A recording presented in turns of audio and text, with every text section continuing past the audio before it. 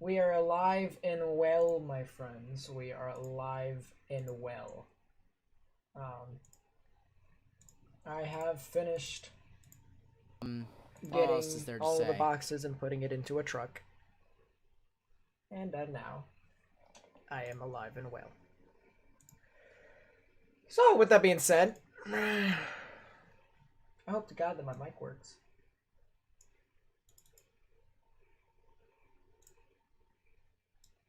Late? Yeah, you're telling me. Let's put it this way. I said that if you took a look at my community post, I said that stuff wouldn't really function correctly. And, well, lo and behold.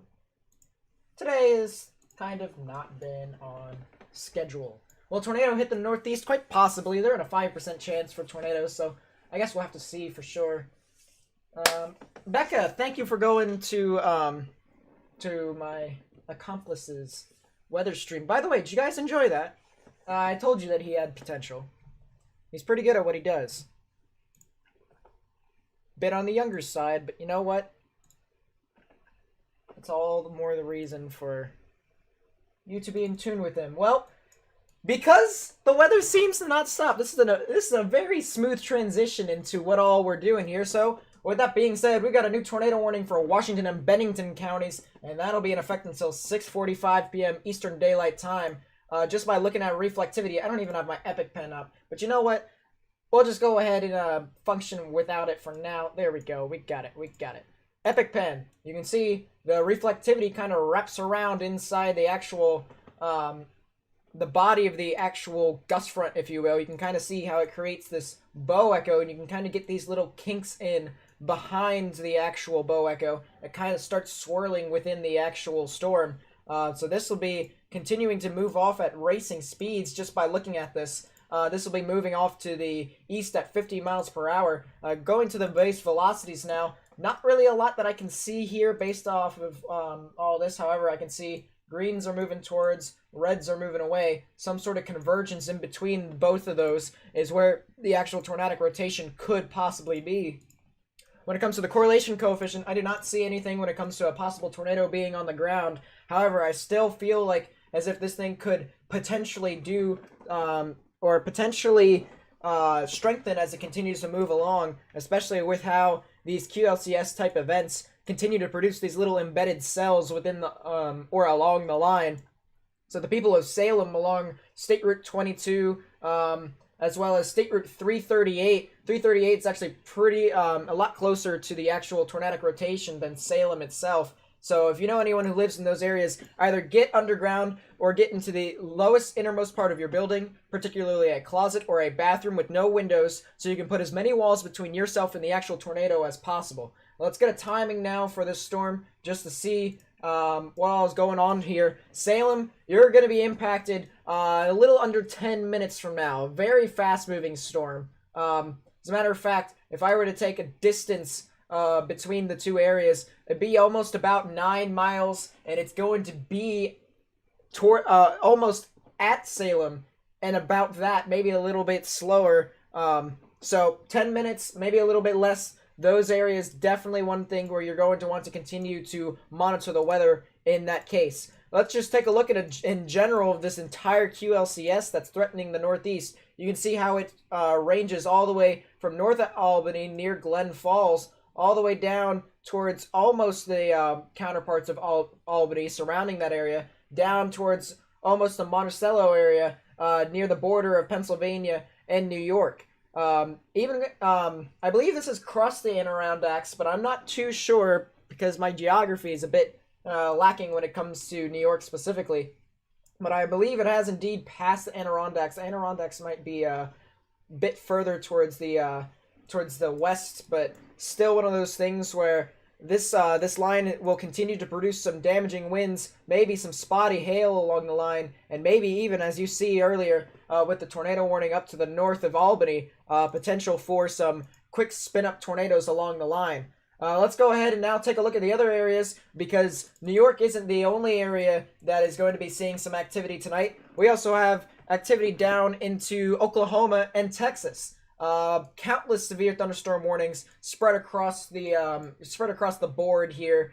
Really, we've got reports of 60 mile per hour, 65 mile per hour wind gusts that have been measured, as well as some hail around an inch. So really one of those things where there's even flooding. Flooding is a major thing with this too. So it's just been all over the board when it comes to the risks that could be, occurring with all these systems here. Granted, this is a completely separate system as to what all is happening in New York. Kind of a similar setup, except lacking in the tornado probabilities, in my honest opinion, which is kind of the reason why New York will probably be a focal point when it comes to the actual tornadic activity. But still, wide variety of areas of maximum expected hail sizes over an inch, which to remind you all that the maximum expected hail size is not it's not an accurate way of describing how large the hail is specifically. It's just the computer basically saying, okay, how large could the hail get? And it's not, it's saying it could go that far. It's not saying that it is that much consistently around. So one of those things where you all need to just keep that in mind, that hail could get up to those numbers, as I've mentioned before. Taking a look back down, let's take a look at Midland for a little bit. There is a couple of severe thunderstorm warnings around those areas. This one is mainly for, let's see, this is for Midland County just in general, so it kind of makes sense because Midland is within its own county. But I believe this warning will probably end relatively soon. It does have the severe thunderstorm warning for the outflow boundary that actually is coming from the storm, which that's a rarity in itself. But some gusty winds with all these storms, and even some maximum expected hail sizes of over 2 inches in some spots, even 2.5. So these storms definitely have the capability of producing hail in upwards of over an inch, maybe even up to 2 inches in some spots, and some really gusty winds, especially as you've seen from the outflow boundary. Not really too easy to determine how fast the outflow boundary is moving, but apparently, according to the National Weather Service here, we could have wind gusts in upwards of almost 70 miles per hour. So it's definitely one of those things where if you are under the warning of any kind when it comes to severe tornado or even flooding, as I've mentioned before, and how there are some reports of even four stalled cars due to how large and massive the flooding event is, you guys need to go ahead and heed those warnings. Whether it's getting underground for tornadoes, getting into shelter for severe parameters in general, or not driving into flooded roadways. There's a reason why they say turn around, don't drown. It's because some of the flooded roadways could alter your perception when it comes to how deep the actual water is. And I would rather you guys not take the risks of putting yourself in danger of all of these storms. Later, we'll be experiencing some severe weather in parts of Nebraska and Colorado. That'll be a bit later tonight due to the actual low and the troughing actually pushing through that specific area. So you'll be able to see some other severe events happening over there. But for now, a large flooding event in Oklahoma and Texas, and a localized QLCS event that is currently happening over in New York. Let's go ahead and take a look at the tornado warning again for Washington and Bennington counties. As I said, this will be in effect until 6:45 p.m. Eastern Daylight Time. On reflectivity, here you can still see the kind of corkscrew type motion where you have a little hook right within the bow echo. You can see the inflow kind of carries in. You can also just see in general the bow echo just start to surge down here. A lot of gusty winds right within here. I wouldn't be surprised if you had gusty winds and upwards of 70 miles per hour in that storm either. There's actually been reports now of trees and wires down. Definitely parameters above severe, above 58 miles per hour, I should say. So where you guys need to go ahead and take these precautions as to how this will continue to go in through the night as a massive wind threat for the Northeast. The velocities for the tornado warning, you can see the kind of reds moving away and the greens moving towards. This always happens to me, doesn't it? it's still approximately the same thing, but the red's moving away. The kind of gray's moving towards the radar. Right in the middle where the convergence may be is where the potential tornadic rotation will reside. Nothing really too much as I take a look at the latest scan. It does seem as if it is kind of losing that rotation a bit as it's heading towards Salem, but nevertheless, people of Salem, as I said, should get into their safe space.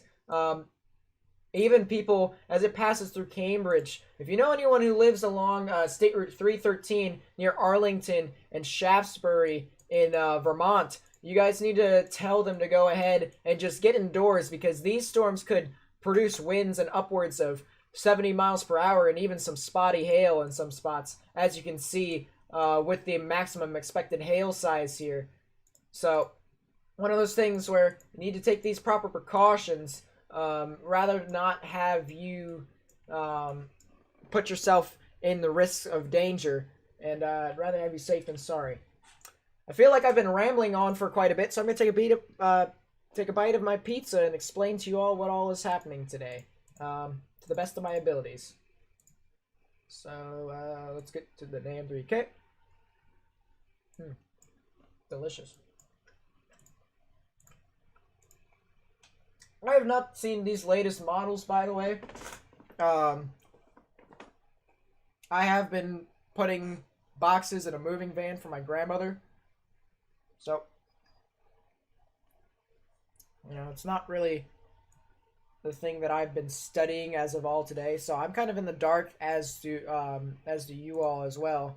So apparently we're gonna have someone else to join the VC too. So we might as well have him get his fame cake. I'm just kidding. Anyways, let's continue to talk about the QLCS that'll be forming and pushing off through the northeast. You can see how the line continues to extend all the way down. You even have some thunderstorms that try to develop out in front of the actual QLCS. But then as that continues to go into the night, this is around 8 o'clock Eastern Daylight Time. You can see that it's trying to push through Albany. This might have been a little bit too... they may have overestimated the actual storm motion, but at the same time, some really gusty winds with all of this that'll be pushing into the general New York City metro area as the night continues. It'll be going out. This is around 11. You can see how Massachusetts, Rhode Island, and eastern parts of Connecticut is kind of spared a little bit. But when it comes to the Hartford area, they will continue to get some gusty winds into the night. So, you know, I guess we'll have to see when it comes to the actual storms that'll push through that area. But looks like as if the threat will kind of die down as it heads towards the New York City metro area, in my honest opinion. When it comes to the threat for Pennsylvania, it does seem as if there is a line of storms that form from parts of maybe even north of Columbus all the way over just to the south of Erie, north of Pittsburgh.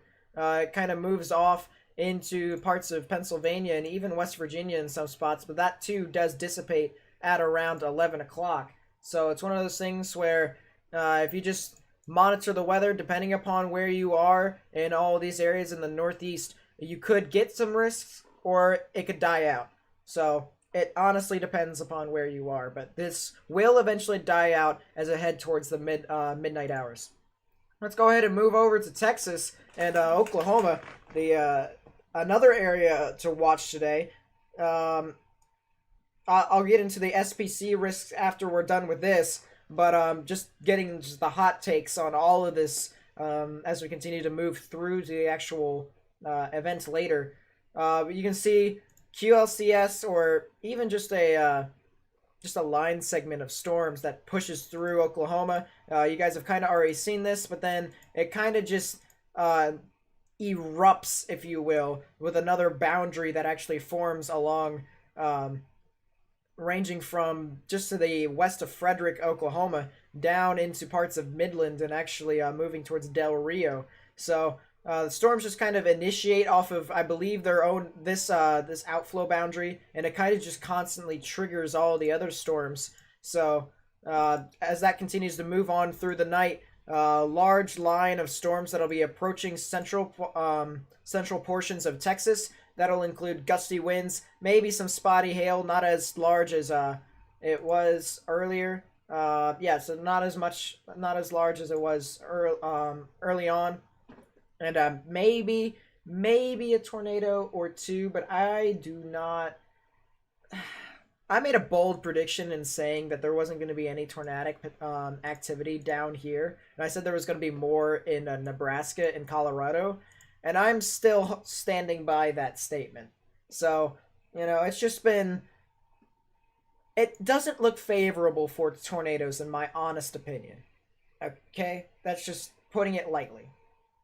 The reasons being, if this holds up, as I said, I haven't seen the models lately.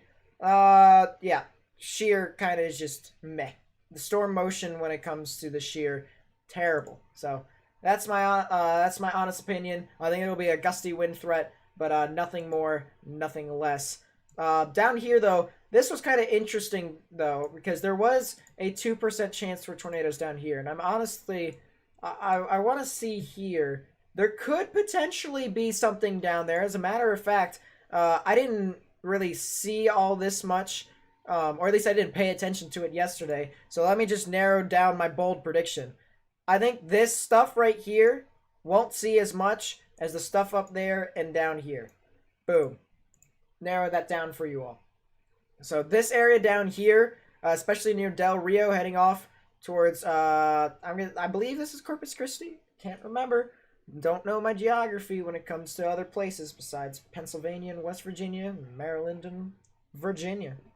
It is what it is. But yeah, that's basically it for the risk down in Texas. Let's go over to Nebraska and Colorado. And you can kind of see the storms just kind of develop along that same line that extends down into Texas. You can't really see the boundary. You just have to know what you're looking for. But the troughing shows that there isn't really, there is, I should say, a line that extends all the way down into parts of Texas. But then you can see how the storms continue to develop. They're all a bit discrete. If I were to take a sounding, I would love to see if my prediction still holds true. And indeed, because the hodograph is quite nice and the shear is actually decent, I do believe that there could be some sort of tornadic potential still up in Nebraska and Colorado. So definitely something to keep an eye on for as that continues to move into the night. So the timing will really be, cells will start to try and develop now. It'll really start to become prevalent right around 7 o'clock Central Daylight Time,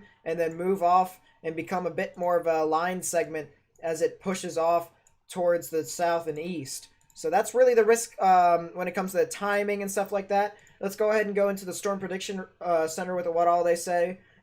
Two enhanced risks today. One in the Northeast, as I mentioned, and then another down in Texas and Oklahoma. All these are mainly for wind. As we will take a look, you can kind of see a 30% chance for gusty winds over 58 miles per hour in the Northeast for parts of Pennsylvania, New York, Vermont, New Hampshire, Massachusetts, and then a little part of Connecticut.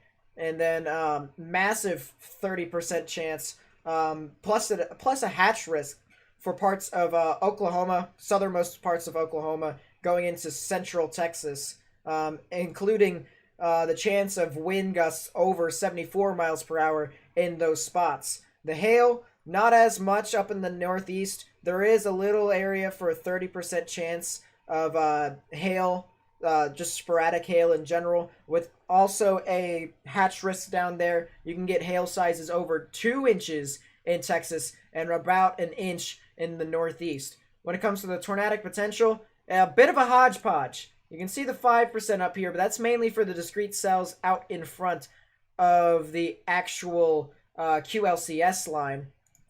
You can kind of see that there are a bunch of 2% risks out here. You can see there's the one that I was talking about earlier with Nebraska, a little bit parts of Kansas and Colorado.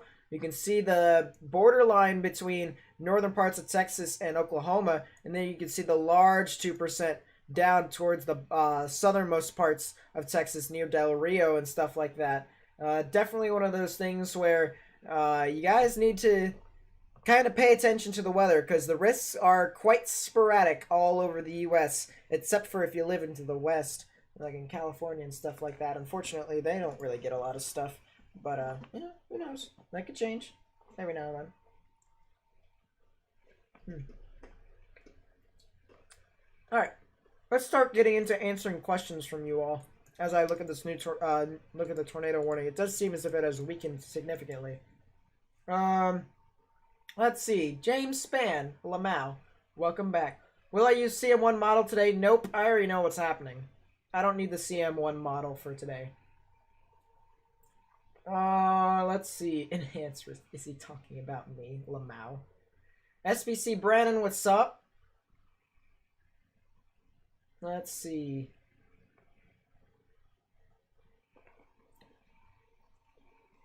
Eating my pizza here. Got sausage pizza.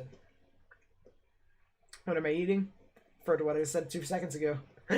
No, I know stream delay is there, but how timing works out.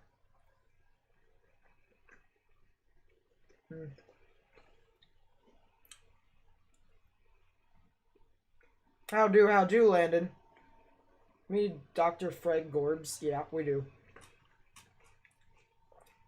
Yeah, I can hear you, Max. Kind of sucks that Boston's radar is down, right?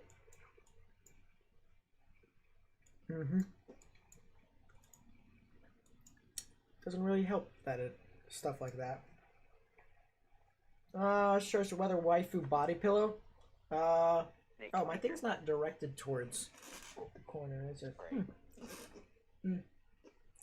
You'll see it eventually. Quite possibly at the end of the end of the stream. Is it Pizza Hut? No, this is Little Caesars. I had to pick up something. So my grandma lives in West Virginia, and I live in PA now. So I had to drive 25, 30 minutes back and forth. I had to pick up pizza and get gas along the way. So I was like,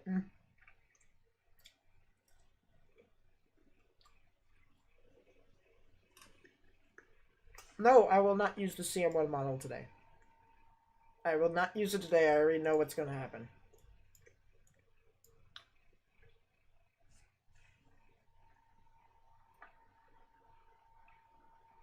Used to live in Albany. Well,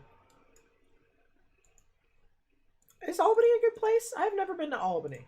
I kind of want to go there. See the Hudson River and stuff like that. It'd be kind of cool. My honest opinion. Why does the NAM always form a line even when it's quite clear that there will not be one? It depends upon the algorithm. So the NAM kind of favors QLCS action a bit. Quite a bit. Quite a bit. Brayden, what's up? Welcome back.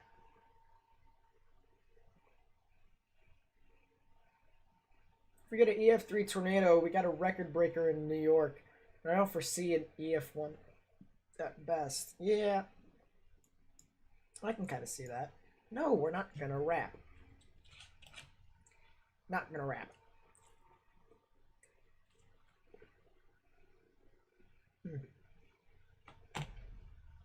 I may go downstairs to just get more pizza. This is delicious.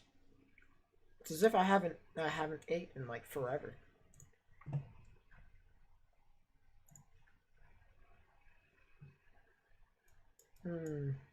Interesting. Thunder Snow. Yeah, it seems legit with the James Spann profile pic.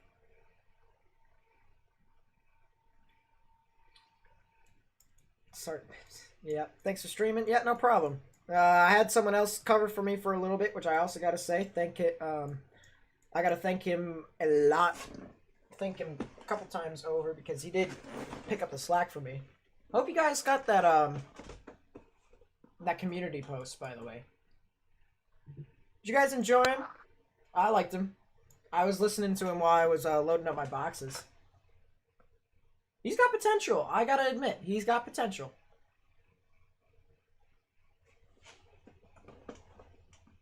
Does the NAM favor QLCS and the HRRR favor Supercells? That kind of sounds about right. HRRR loves to overdo their stuff. So, meh.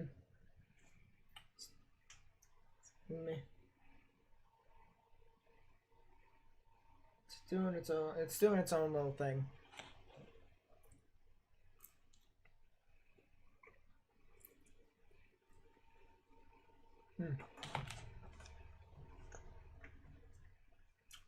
Who was it? If you take a look at my community post, you'll be able to see.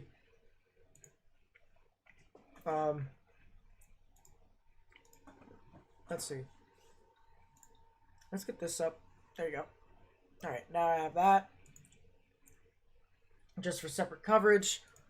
So the dude that I helped out, or that helped me out, I should say, his name was Royal NYR54. He is bloody legend. Gotta say, he helped me out big time today. I found his channel like a couple days ago. I was like, you know what? He's a bit on the young side, but I see potential in this dude. And if he keeps working hard, he could definitely he will definitely go far.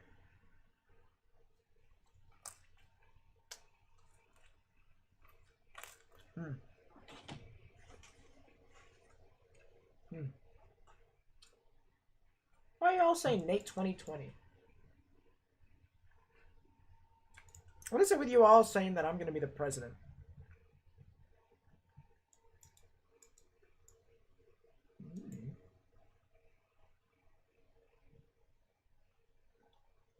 I don't know anymore. A lot of reports of gusty winds and just trees and wires down. 1 foot diameter tree blocking the westbound lanes of Route 67. That is some intense wind gusts right within there. Definitely one of those things where, very much so, relatively intense. Is he younger than I am? Yeah, he's younger than I am. Hockey Boy Innate PA. That needs to be a town. I'm gonna create it.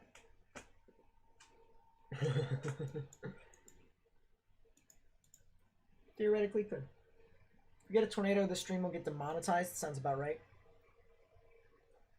I've mentioned tornado like 5,000 times already, so it's just like, oh, banhammer. Something like that. Stream for about 4 hours like a champ. Yeah, the dude is a champ. Do it. Dude. And he knows his stuff, too. He knows his stuff. Don't pay you to do that. Of course, he was... The one time he was talking about velocities, and then he saw that the radar kind of messed up. He's like, whoa, what is this? And I was so tempted to just, like, say that's de-aliasing and just the radar being stupid. But I'm like, you know what? This is quite humorous. I'm going to let him do his own thing.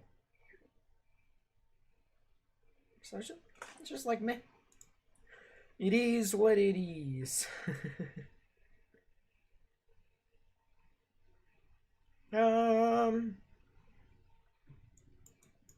Tornado possible with the severe that was just issued? Depends. There's a bunch of severe warnings. A bunch of them across the board. Is there still Tornado Watch? Does anyone know? Yeah, Tornado Watch still is in effect until 10 p.m. Eastern Daylight Time. Which I feel like is kind of...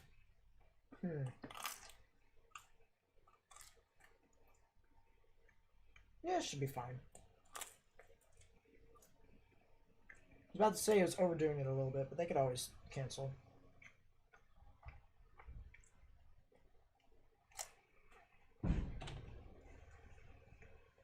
Dream span is amazing. Yep. I agree. Alright, well. Let's take a look at the tropical development.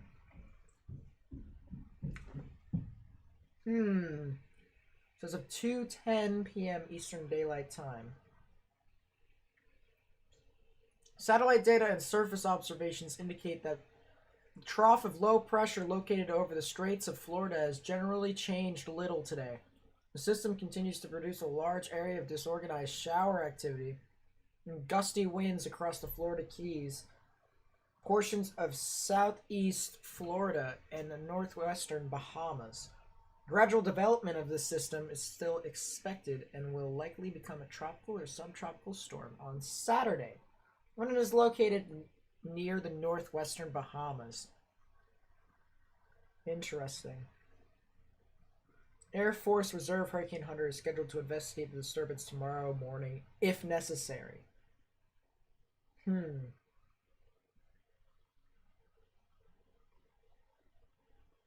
Interesting. 9 p.m. Eastern Daylight Time tonight or earlier if necessary. So if they think that something's going on, then they'll put it out. Basically what they're saying is that nothing's happened.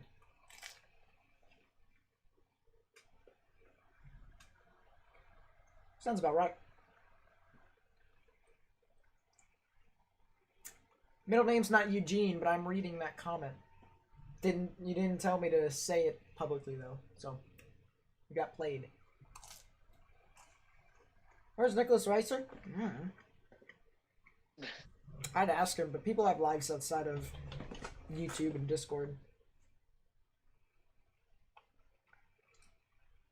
You're gonna get pizza with your mom, so you're gonna get your food? Pretty good, pretty good.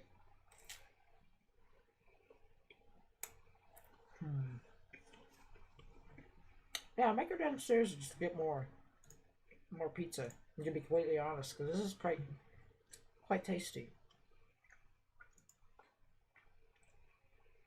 Do I eat the pizza crust? Yeah, I do indeed.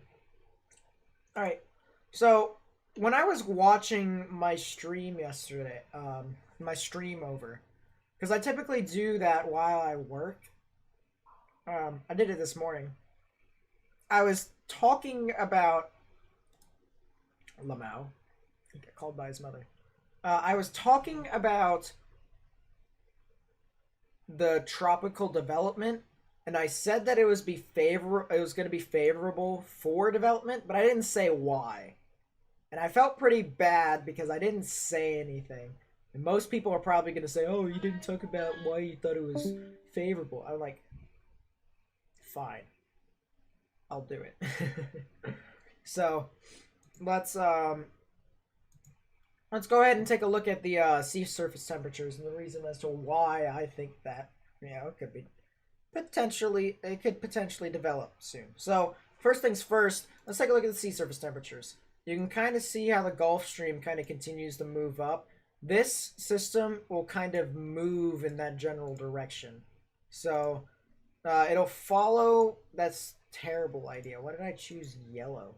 It'll kind of follow along that path until it gets carried up by the Gulf Stream. So the storm, remember, tropical systems typically favor warmer waters. So in this case, because the water is kind of, it's warmer than other areas along this spot, it's going to want to follow along that path.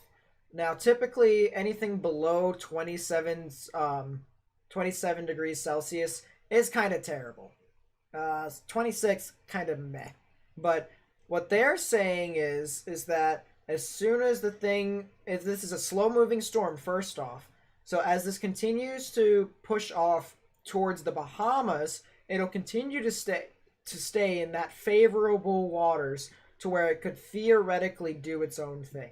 So, granted, right now, if we take a look at the infrared, you can see all the storms, not really too organized as of right now, but there is a general low. If you take a look at the shear, you can see around that area, there actually isn't a lot of shear over the actual thunderstorms, which could provide enough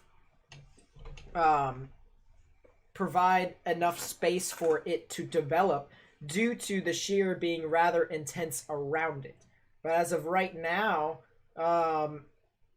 there's plenty of shear around that can kind of just tear the system apart from actually forming. Now, I feel like most people overhype shear completely when it comes to tropical development. So I'm going to explain the real reason why shear is actually not too good for tropical systems. When people typically say, "Oh, when shear gets pretty strong, it'll tear the tropical system apart," they're not wrong, but it's not as quick as everyone assumes, if you know what I mean. Typically, you'd think, okay, well, if something goes wrong, it'll just break down immediately. Yeah, that's not how that works. When it comes to shear just pushes the thunderstorms away. It doesn't really affect a lot when it comes to the eye of the hurricane. I mean, yeah, it does, but it doesn't at the same time.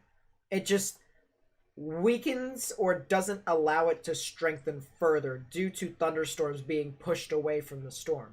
And because over time, less and less thunderstorms are going to be created, there isn't really a lot of thunderstorms around the actual eye of the hurricane or even just the center of low pressure. It doesn't really hinder it. Let's put it this way. I just went off topic for a little bit because I lost my train of thought. It doesn't affect the actual tropical system as much as everyone thinks it does. It's a process. When you have dry air in the actual storm, it's not a process. It kind of dies within a day or two. It's sheer, takes more than a couple of days. It just pushes out the thunderstorms gradually. And I feel like most people, when they talk about shear, they're like, oh, this shear will completely shred it apart. But they imply as if it's going to be immediate. It's not. This stuff, when it comes to shear, is not immediate impacts. So that's something that I wanted to make clear because I feel like it seems to be kind of misleading when it comes to talking about shear. So just wanted to get that out of the way, and I'll continue to reiterate that as we get further and further into tropical season. So any questions for anyone? Anyone? Wrap to the Spider-Man pizza theme? Lamau? No. No.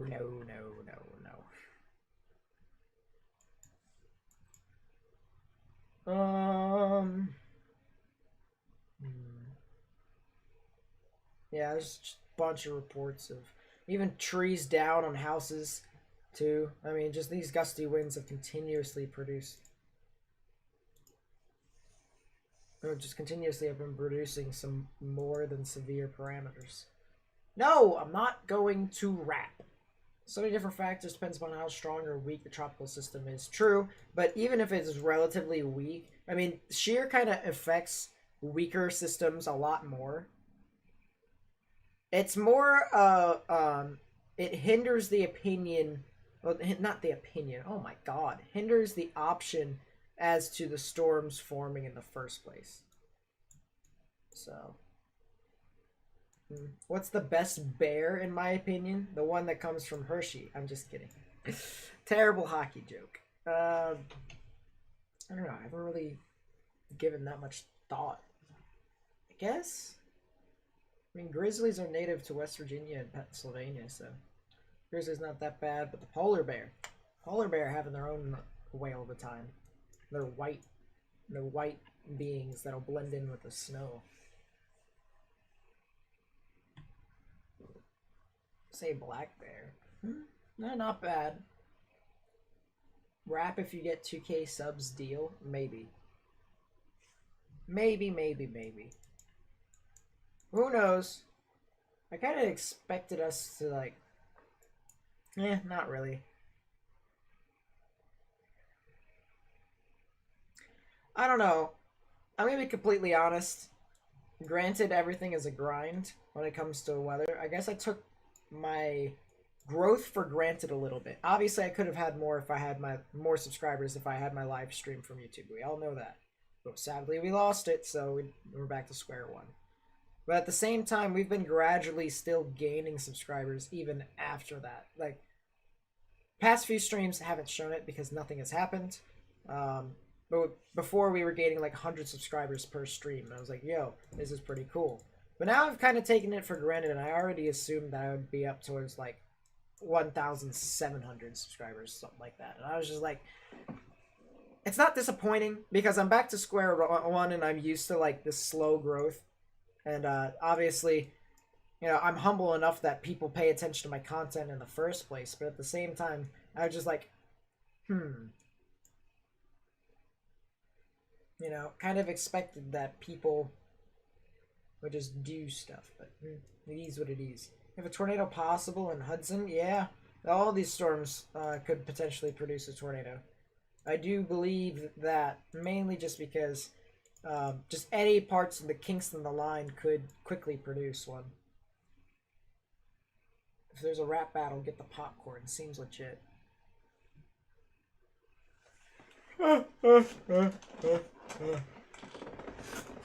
Yeah, it's just been like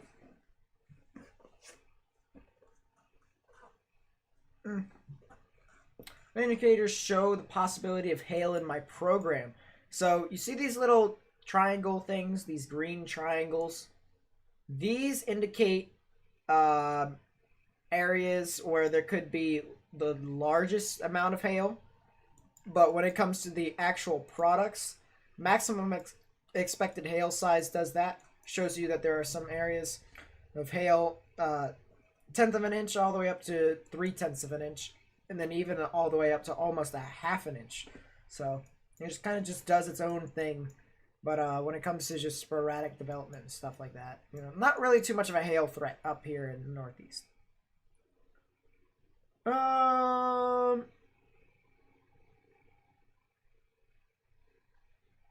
Let's see. Make sure your memory is right. You're the streamer someone dad thought was a girl, right? Yes, it was. I am that streamer. The one person's father thought that I was a female. True facts. I can confirm. Let's tilt this down a little bit so that I can kind of relax on my chair.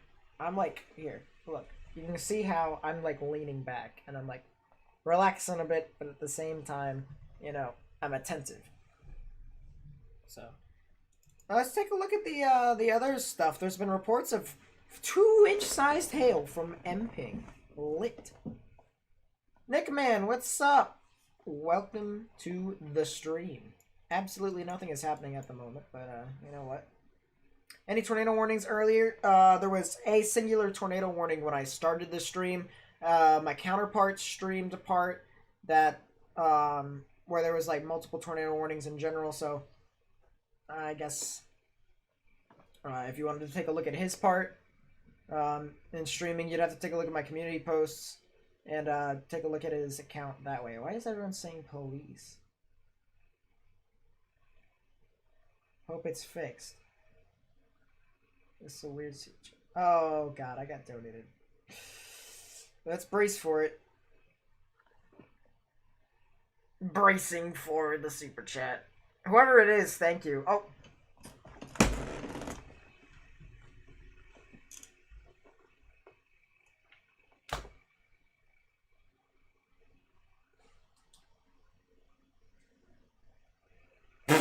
What? Eat your shorts. What do you mean, eat your shorts? KG Invest, though, with the $5 super chat. My guy. Thank you for the $5, my friend. I really appreciate it. Let's see. Eat my shorts. Did I friend you on stream? Yeah, I thought I did.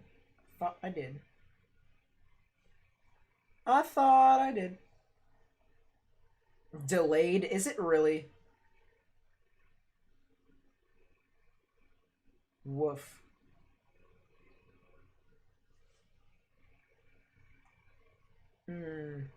I should do gaming streams when there's no severe weather. I probably could. Bring back the fun days. It's so delayed. What is it with this then? I am so confused as to why. Alright, I'll look it up after the stream as to why it doesn't do any. It's just so stupid. I lived near the tornado warnings in Louisiana yesterday. Oh, interesting. There's actually a reported funnel with that. If you wanted to take a look back at the stream from yesterday. We covered that much.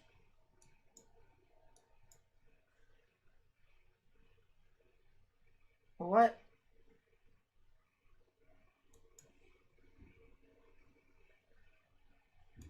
Yes, I thought I friended you on Steam, Gibbon. I thought I did. Create your TNT explosion.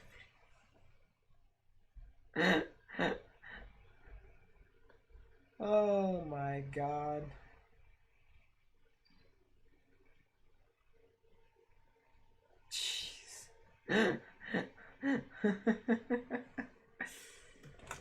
That is hilarious. Possible tornado near Madisonville got reported in the news as well. Oh, okay. So yeah, that was the storm yesterday in Louisiana. I was insane when it kept spinning up. Oh yeah, it just kept going over and over and over again.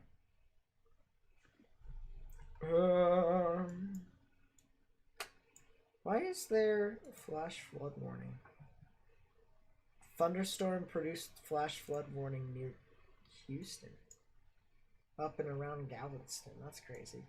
Create a Minecraft fan server. Hot. You're going ahead of me. I'm creating a server that has the tornado mod, but it doesn't have the tornado mod, so that you guys can take part in all this. You know what I mean? Expand like a top. What are you guys talking about? Those storms are coming into your area later tonight. Oof. That makes sense. It was a very unpredictable storm. Okay, if you're talking about Louisiana, yeah. Indeed, indeed. Any tornado warnings? There was in the beginning of the stream. However, it seems as if it has now became more of a gusty wind threat. So, nothing too much in my honest opinion.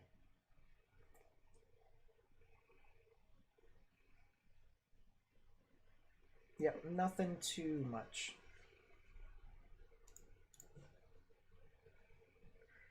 Let's see. I do want to take a look at a couple stuff.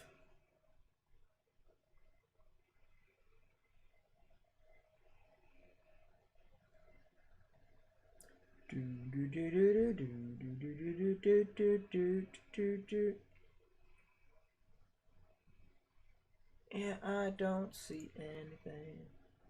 What in the world is this? Oh.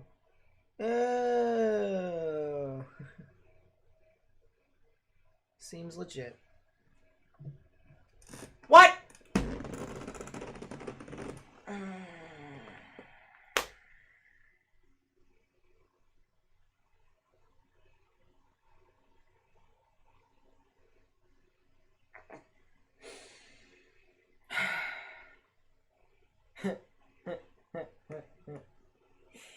The police.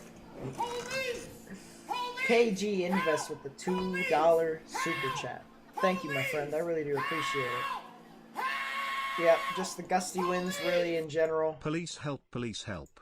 Yeah, just really gusty winds, now that I think about it. Here, let's go storm motion for morning. Oh my god!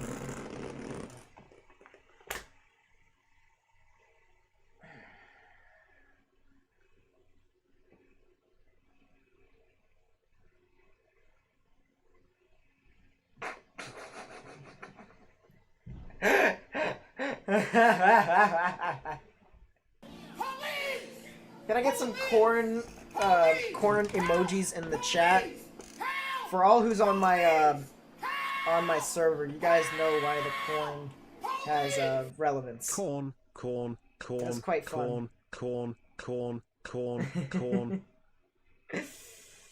Yep, can I get some corns in the chat? That would be great.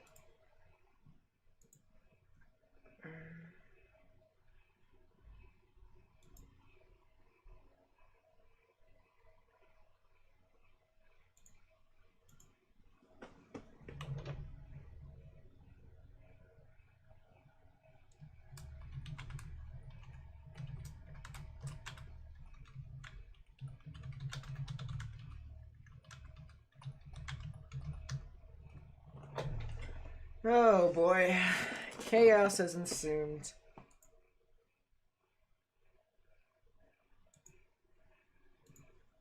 Chaos has indeed ensued. Yeah, a lot of gusty winds through here, so it's just woof, absolutely mental. Really gusty winds though, I gotta say, across the board, there's just real gusty winds that'll be moving through Massachusetts. So. Yeah. Holy god. Oh god. What in the world? Something's definitely wrong. Someone said holy a $10 donation. Better not be for me, I swear. Swear. Better not.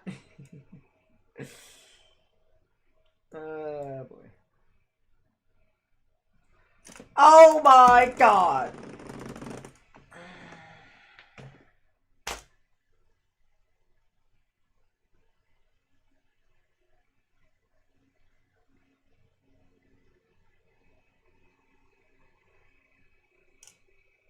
Caitlin, you are an absolute legend. I hope you know that. I can't believe it actually has been a year. Sheesh. Time flies, doesn't it? But anyways, Caitlin, happy 1 year we're thank watching you for together, the Nate. Thanks for streaming. Super chat. I'll continue to do my part, as I've been doing for quite some time. So you stuck around with me for this long. We might as well just continue to, you know, have our fun. It's just doing our own thing. Oh my good lord. Sheesh. $10 super chat. What in the world is wrong with you all? Why is everyone saying the donations keep rolling? Oh yeah, that's probably. If someone donated $100 by the end of the day, that would be a whale of a time. I'd probably be having more than a whale of a time. Oh my god!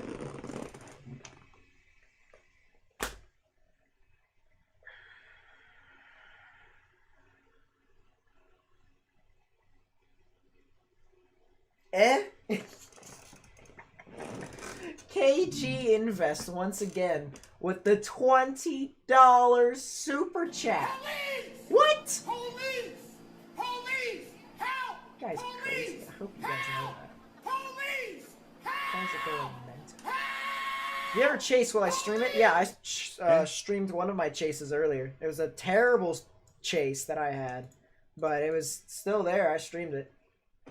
Be streaming it here on White Tea. Baby. Yeah, so these gusty winds have kind of just been pushing off through into your basement's flooded. Well, don't go into your basement then. Just say the lowest innermost part of your building that's above ground level. That would be great. Be preferred. That would be preferred. That's the real strategy there. If you're ever in a tornado warning and a flash flood warning at the same time, that's what you do. You go to the lowest innermost part of your building that is above ground level. But yeah, don't go into the basement. You would go anything above ground level. That'd be great. Remember that time you did 100? Yeah, I do. It's very much so in my brain. I did have a stroke. I had a stroke when the other guy donated $100 too. I really should go get some pizza. I am quite hungry. I haven't really ate a lot today. I've just been working non-stop, trying to get as much done as I can. But you know what? It is what it is.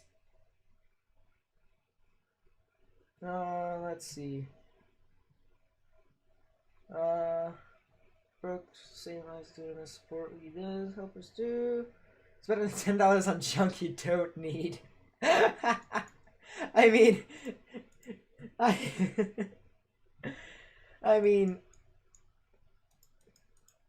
all I can say is thank you, really. That's really all I can say.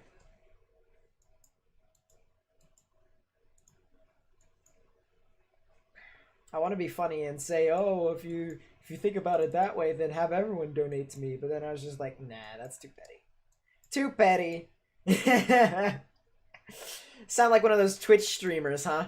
Every Twitch streamer nowadays is just like, oh, give me money, give me subscribers, give me all this. Like, if you don't do it, you're a pleb and you're a disgrace to humanity.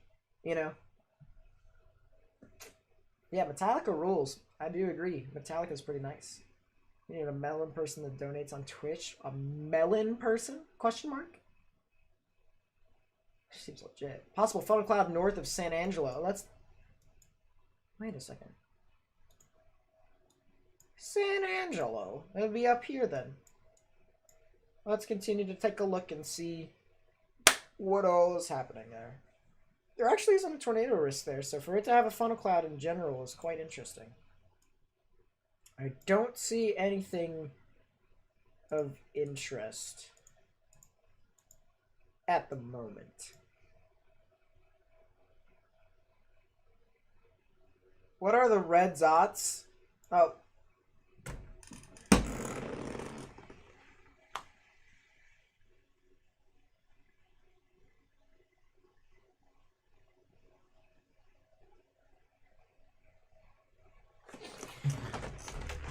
Hold up. Yes, the corn. Steven's weather with the $5 super chat.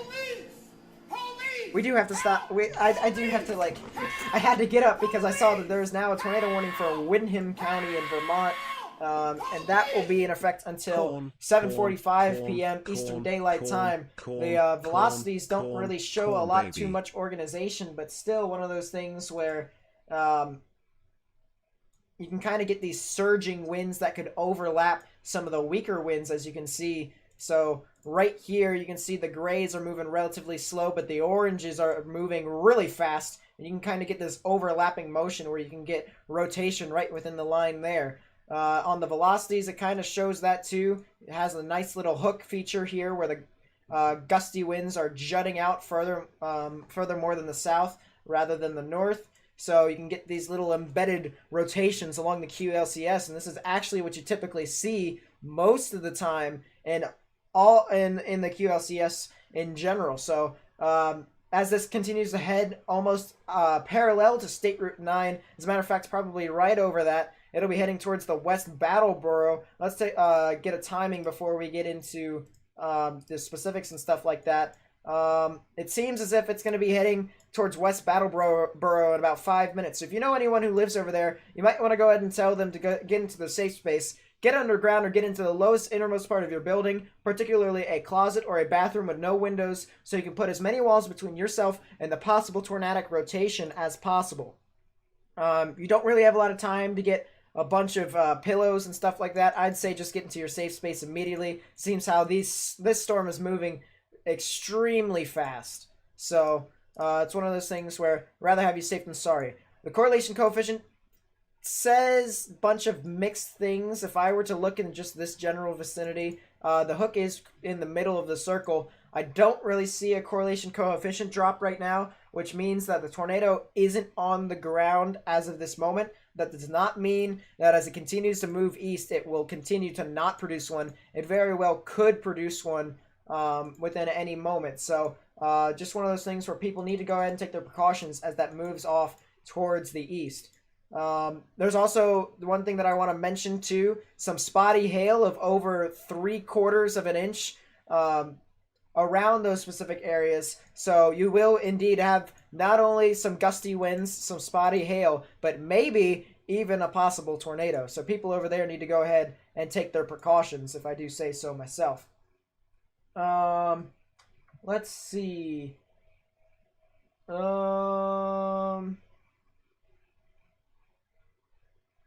in the world is going on in chat?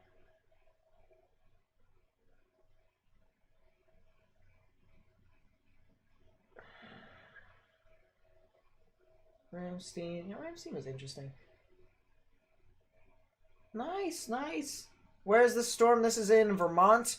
This is in the southern parts of Vermont that's about to cross into New Hampshire, actually. So, yeah, just for reference, but there could be storms along the line moving into parts of the Northeast, even into Massachusetts, in parts of New York at this moment, and even Connecticut. So one of those things where you guys need to go ahead and continue to monitor the weather. If you are under a warning, you need to take those proper precautions. Whether you're a tornado, flash flood, severe, definitely one of those things where you need to go ahead and still, monitor that.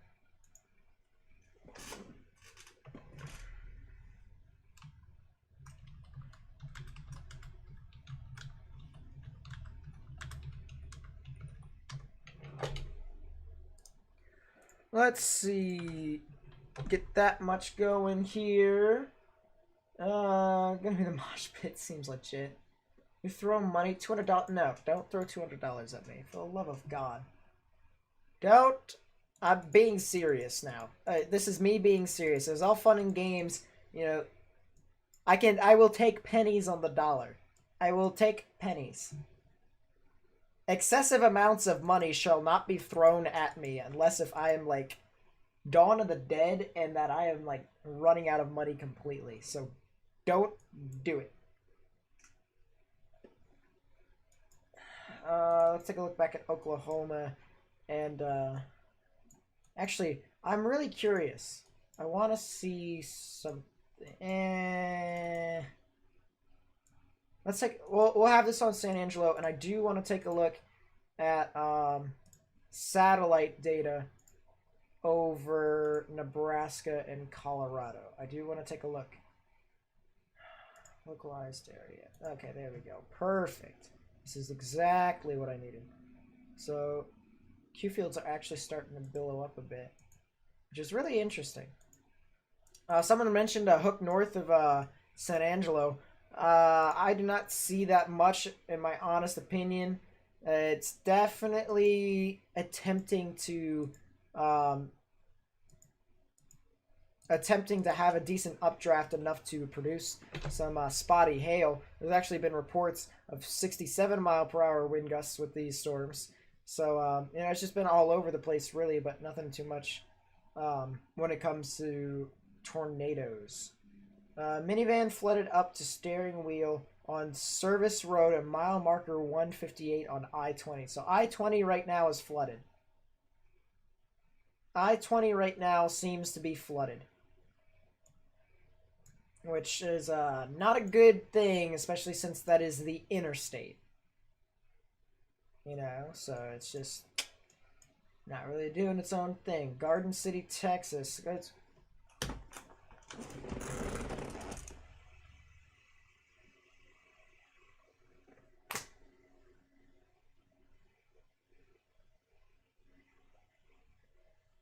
I love how he worded that. He or she. I love how that was worded. Blah, blah, blobbity, blah. I like Gage the best. Thank you for the $2 super chat. Bloody legend. I gotta say, most of you all are legends. Well, actually, you know what? All of you are legends. Blah blah there blah are blah blah. a few bloody legends. Gotta say. The people who just throw money at me.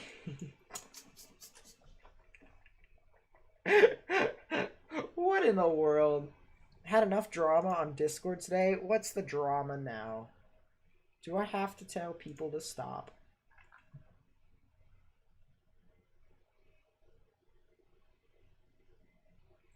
There's a bunch of drama on Discord. I left Torads. Well, I didn't really leave Torads. I just didn't stay there. After the whole situation a week ago, or a week and a half ago, or whatever, I just was like, I'm not gonna deal with it anymore.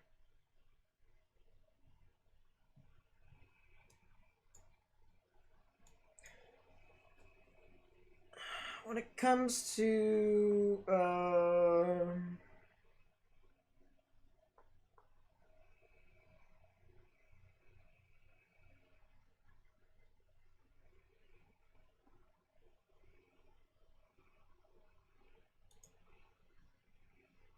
there is an imposter.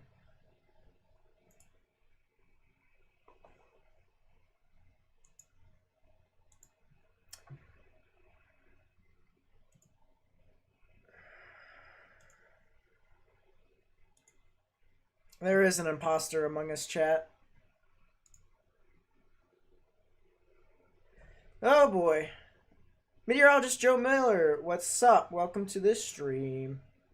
Yeah, apparently there has been some impersonations going about, and I might as well tell my findings to David. There is a person who wants to install drama, isn't there? Goodness gracious. Don't we hate that? Don't we hate that? Nothing really is going on. Stuff is just doing its own little thing. Just Storm Central now? Yeah, that's the only server I'm paired with. Which, by the way, if you guys want to join the server, very nice community that we have here at Storm Central. 219 members, actually. Go down in the description down below. Join the server. Have some fun. Even communicate with some of our analysts. We got some other people who know their stuff in weather. So if you have questions, you can ask them. You know, that goes for the actual streams too. But it is what it is. No, Joe Mama, we're not talking about you. We're talking about the other Joe culture that I hid. The Joe culture that I hid, that was the fake imposter. Alright, took down a bit.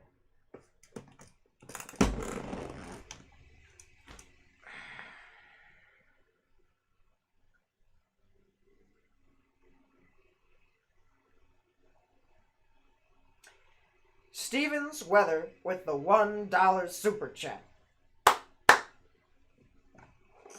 Thank you for the $1 super chat, my friend. Steven, I appreciate it. Police! Help! Police! Help! I really do appreciate the $1 super chat. But see, I'm perfectly fine with these pennies, these pennies that people give. All right, I'm fine with that. Okay, the excessive amounts make me very uncomfortable. New tornado warning in New York. This is for Ulster County, and this will be in effect until 7:45 p.m. Eastern Daylight Time. The velocities here show, well, actually just the reflectivity in general show a bit of a lingering storm along the outflow boundary, but something that is trying to wrap up and around the actual storm. You can see in the velocities, it actually has pretty decent rotation, I'm not going to lie. The green moving towards, the red moving away, right in the middle is where the rotation would be. This is probably one of the most defined rotation I've seen all day. So definitely something that could wrap up relatively soon if it does need to do all of that. So it's one of those things where people need to go ahead and take their precautions, because this does have some really organized rotation. Granted, it is a bit weak. It is quite compact, so it could very well do some interesting things as it moves along the line. So let's go ahead and get some timings out for you guys here. This will be crossing over US 209 in about 5 minutes, and then heading over to I-87 in about 15, maybe a little bit less than that. So people near the Stone Ridge, the High Falls, the Rosendale, the Tilson, the Riften, and the Accord areas, you guys need to go ahead and take your precautions. Definitely go ahead and get into your safe. Oh my God! You're telling me? Jeez!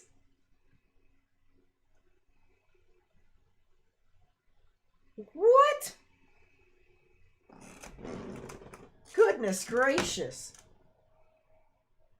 Woof. KG Invest. Excessive amount. With the $50 super chat.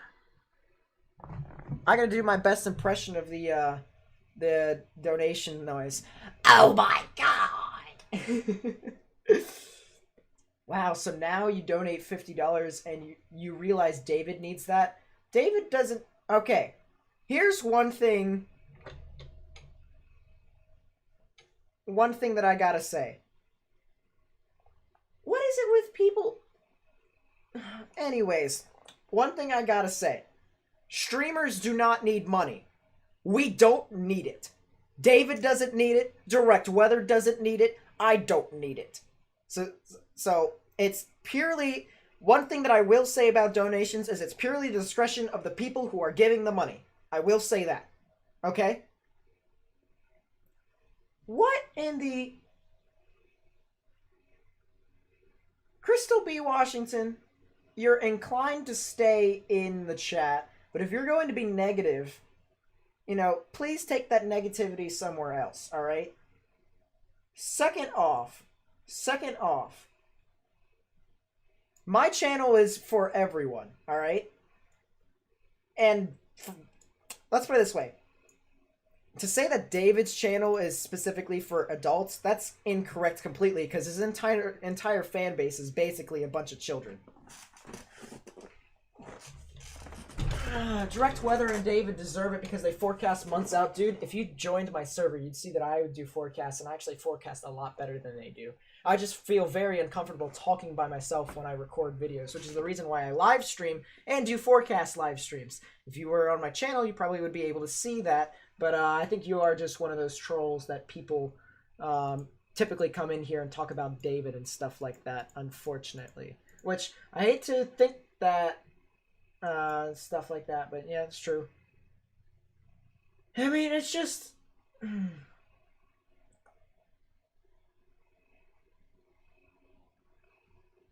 chat, this logic is flawed. Allow me to explain. Actually, you know what? It's unrivaled. Just not to make fun of Crystal here, but this is let me get this straight, okay? I claim that his audience is mostly children, which is true. If you take a look at Discord, practically everyone is around the age of 15.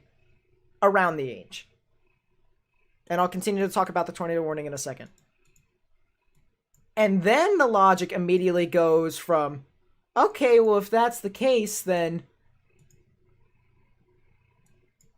David Schlotthauer is a pedophile? Well, if that's the logic, then is Disney a bunch of pedophiles? That's real thoughts right there. Big brain focus right there. Anyways, let's continue on looking at this. I do want to take a 3D of this. The one time I will actually do so, I mean, I'll take a 3D of the actual QLCS line so you guys can see the shelf clouds and stuff like that. But I do want to take a look at this just to see if there's an inflow notch too. Another reason I explained as to why I didn't think that David's stuff when it comes to the 3D was accurate.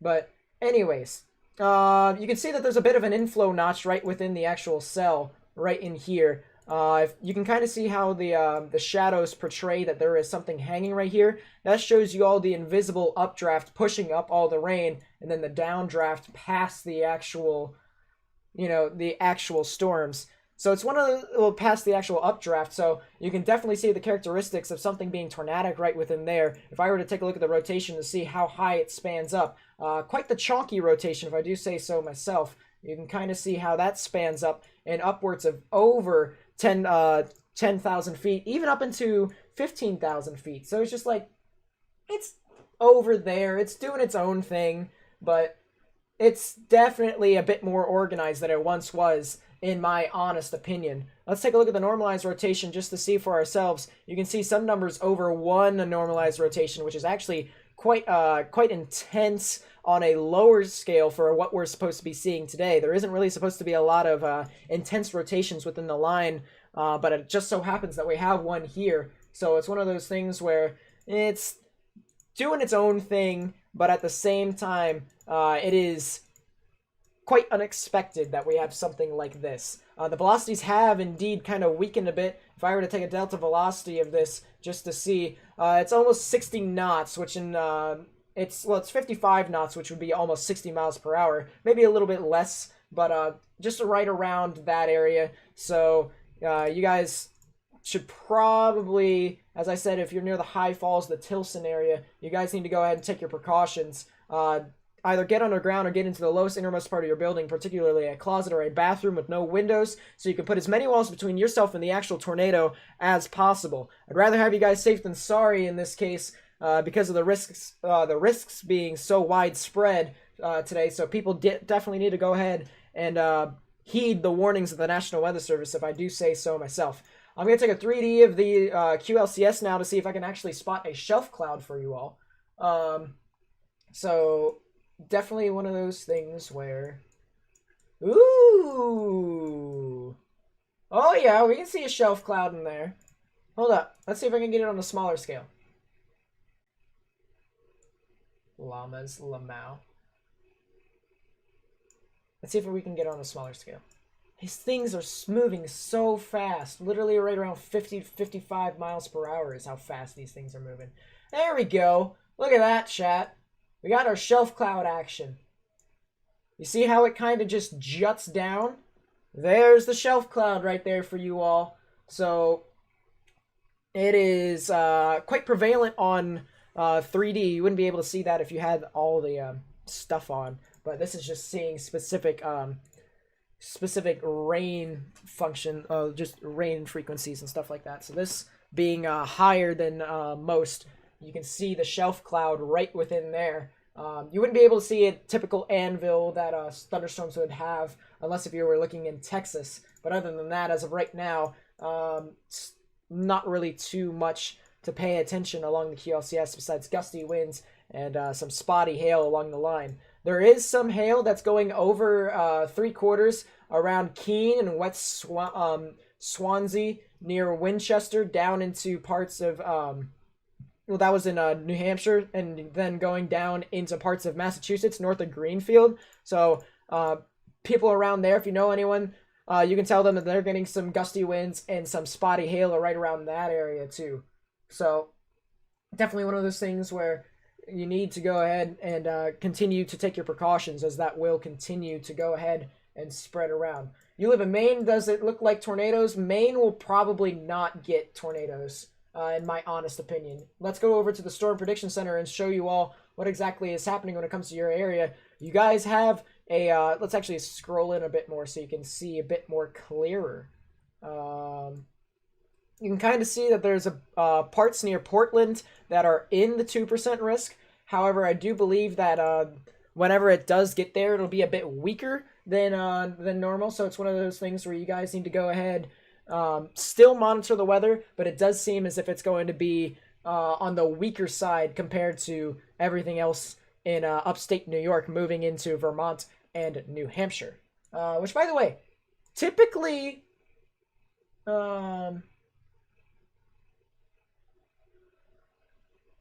Oh, well, let's just do this then. Boom. We just did that. That's the verbal warning there, chat. I gave her a chance, but anyways. By the way, anything that's north of New York City is technically upstate New York. That's what I've been told by some New Yorkers over there. So, really, anything north of New York City is upstate. So we gotta talk like the natives, you know.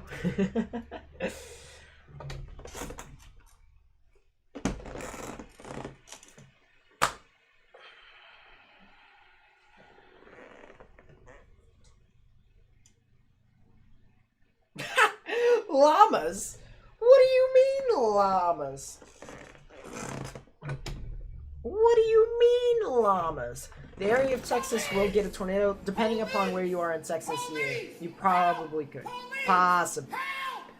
Becca Lynn with the $2 super chat. I really do appreciate that. I really do. To all the people who have super chatted today, there's been so many people who have.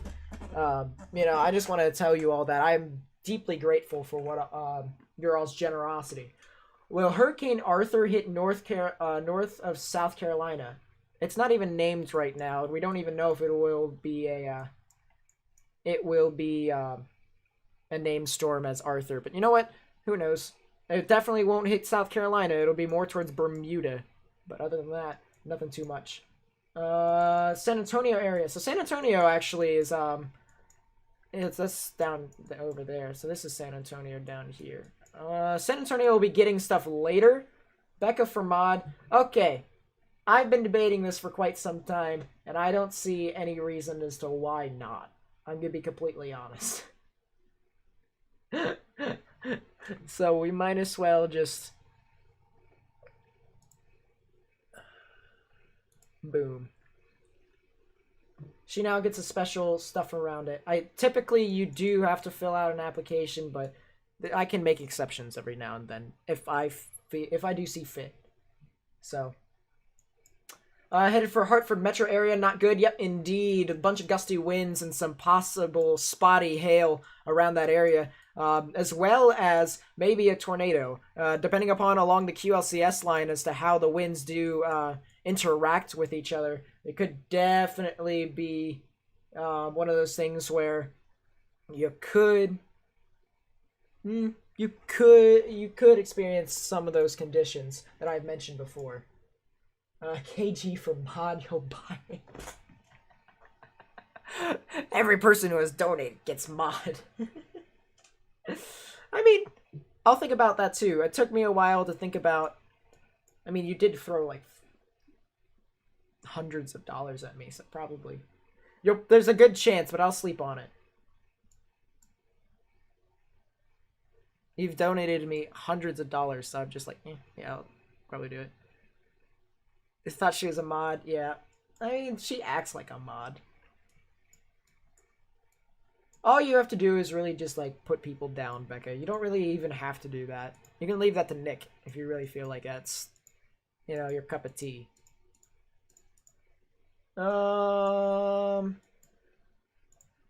Yeah. You can still see some general rotation on the Tornado Warden Storm that is still heading near the town of Tilson and Riften, around I-87. So people over there probably should, you know, just take their precautions. This is, by the way, for anyone who knows the geography of the Northeast around New York and Hartford and Albany. This is just to the south of Kingston and just to the north of Newburgh. So it's more near Kingston, but it's just to the south of Kingston by about, I'd say, 10 to 15 miles. So if you know anyone who lives over there near Tilson, I'd tell them to still go ahead and take their precautions. Either get underground or get into the lowest innermost part of your building, particularly a closet or a bathroom with no windows, so you can put as many walls between yourself and the possible tornadic rotation as possible. You can't join the Discord server. Well, let me create a new link for you all so that chaos doesn't ensue.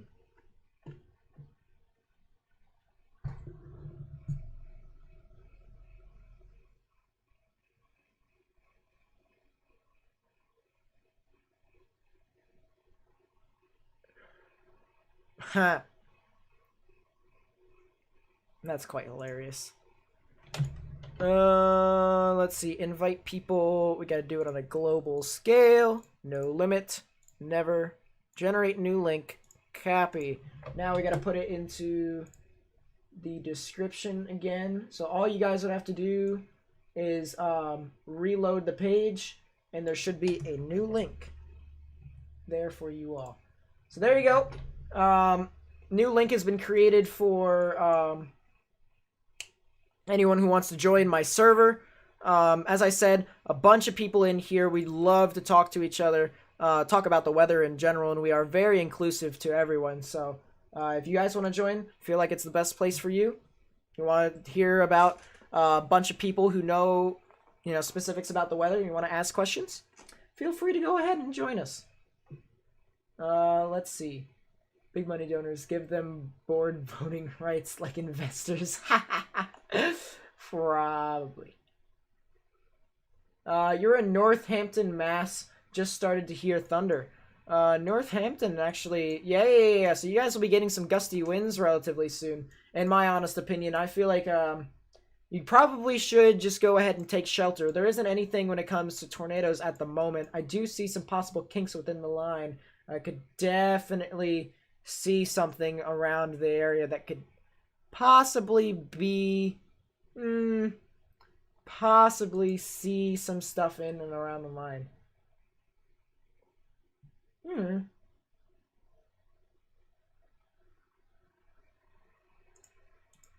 I'm not sure if that's the real David or not, but you're not allowed to self-promote stuff that's happening in there. I don't even see what in the world.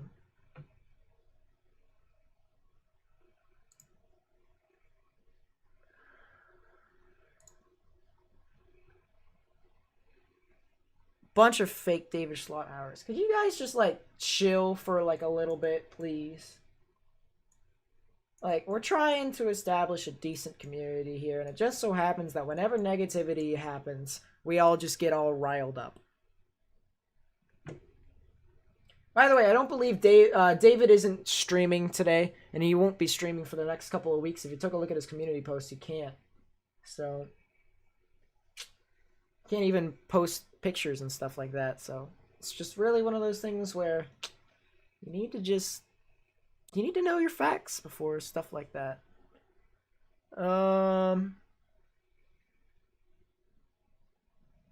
Yeah.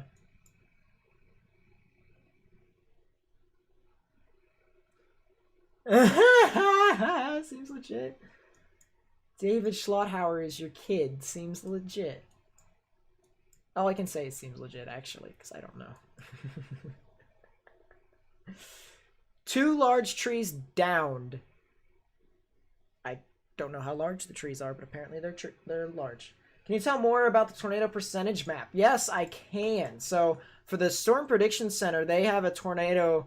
They have a probability map of the chances of you seeing these conditions, and that's the same thing for wind and hail as well.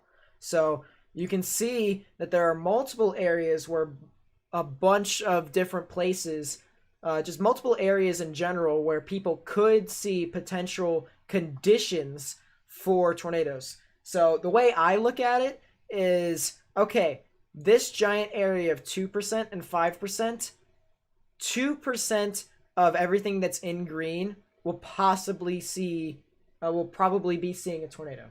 Probably. When it comes to the 5% area, 5% of that circle will probably see tornadoes. So it's like you have a small chance of seeing that stuff within those area.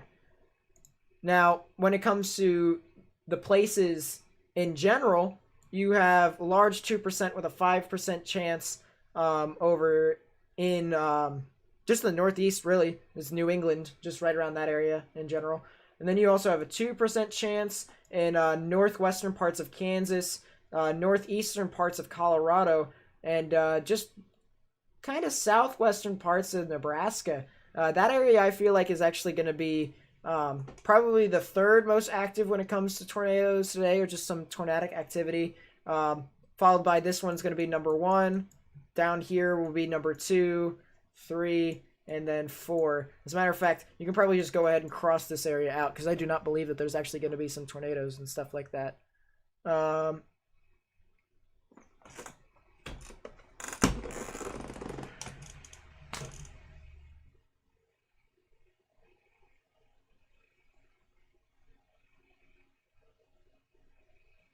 Steven's Weather with the $1 super chat. Oh my god. Steven, thank you for the $1 super chat. I really do appreciate it.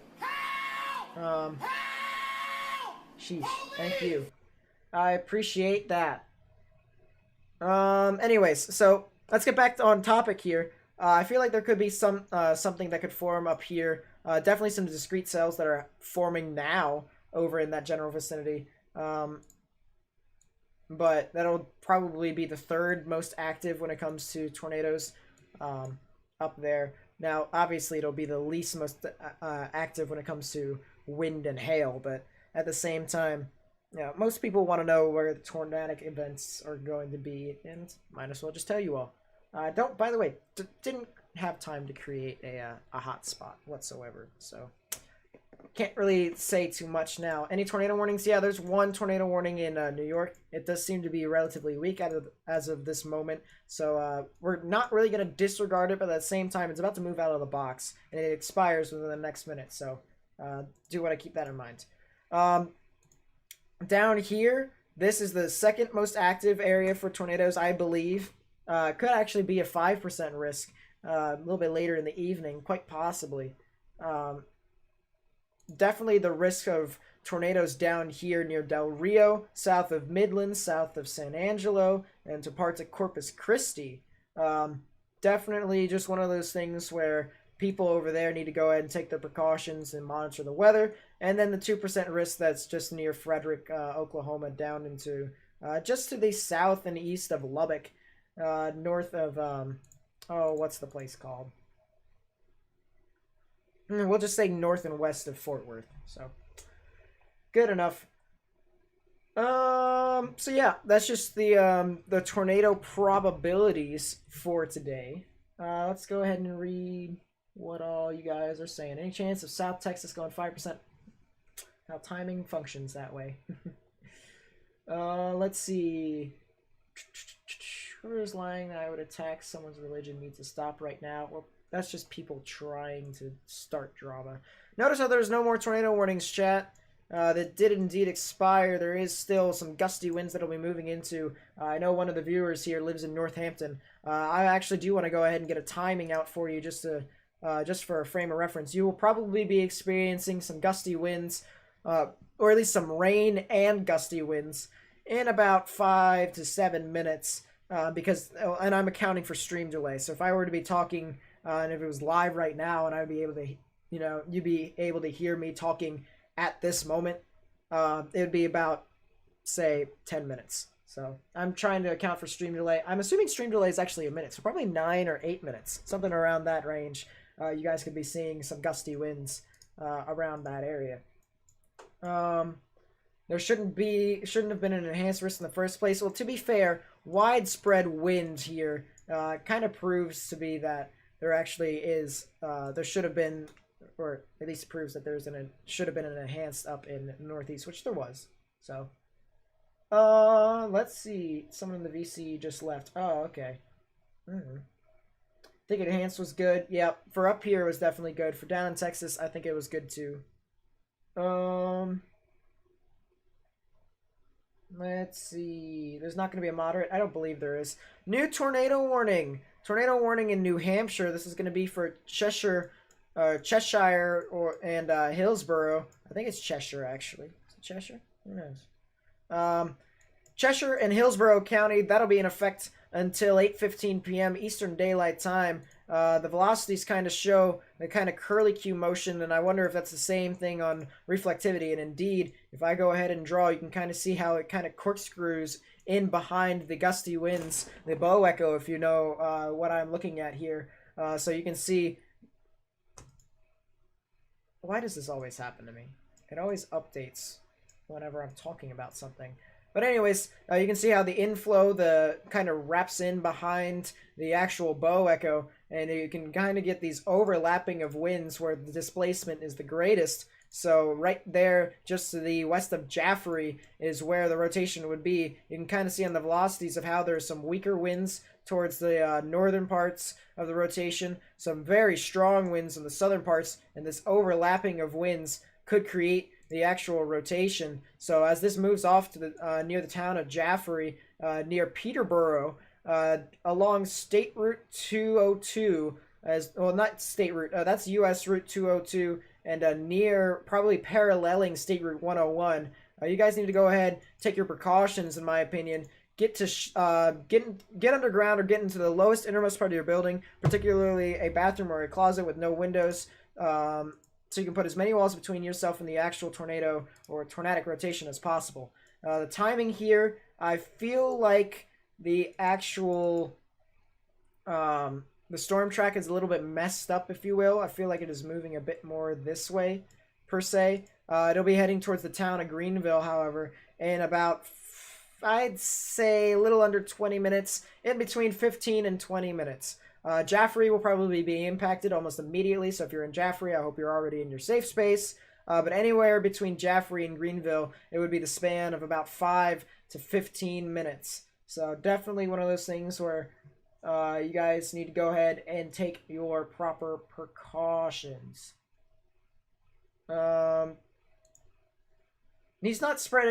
or she's not spreading misinformation or stuff like that. People are entitled to their own opinion. I feel like most people are just like, oh, it could be misinformation if they're not, if they're not agreeing with your point. UCC, correlation coefficient, it's kind of hard to tell because Boston's radar is down right now. And we'd have to be either using this or Portland. And it's very far away. So it's kind of hard to correlation coefficient isn't really going to be able to be used.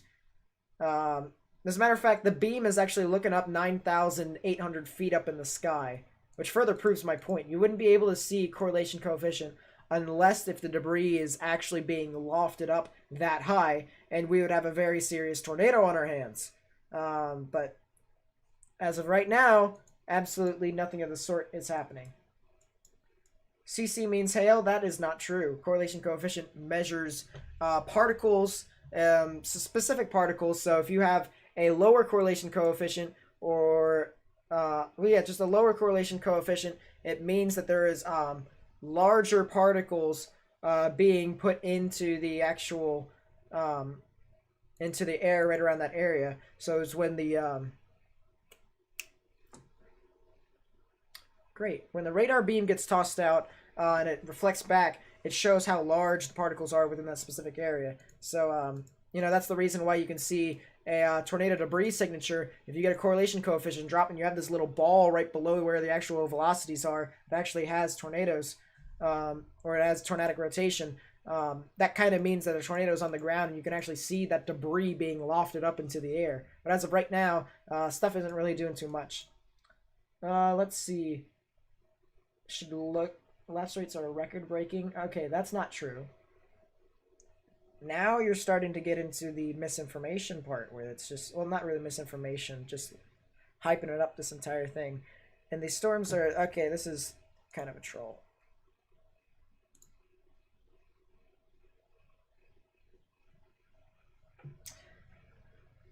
Borderline, they were being borderline. They were playing with my patience. I was allowing them to express their own opinion, but then once he or she started to say, oh, it's because global warming, and oh, it's because all this stuff is correlation coefficients not meant for tornadoes and stuff like that. And other stuff across the board, I started to realize there's probably a troll. Now you can ask questions and say, hey, what is this for? What is that for? But by implying that all this is caused by global warming, that's not true. So, do you have an estimated time before it hits south of Portland? Give me a second as I take a look at the models for you. Yeah, 18Z, so this isn't a new time.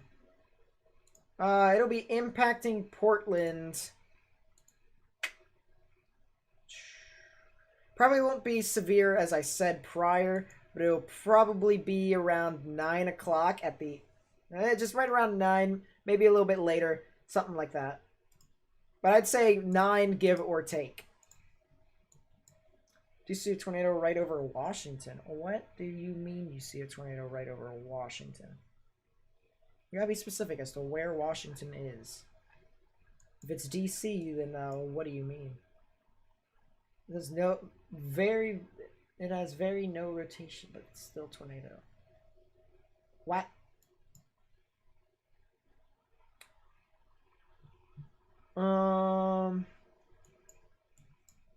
By the way, most people, this is my honest opinion about global warming because people just continue to talk about it. I feel like a lot of people overhype global warming.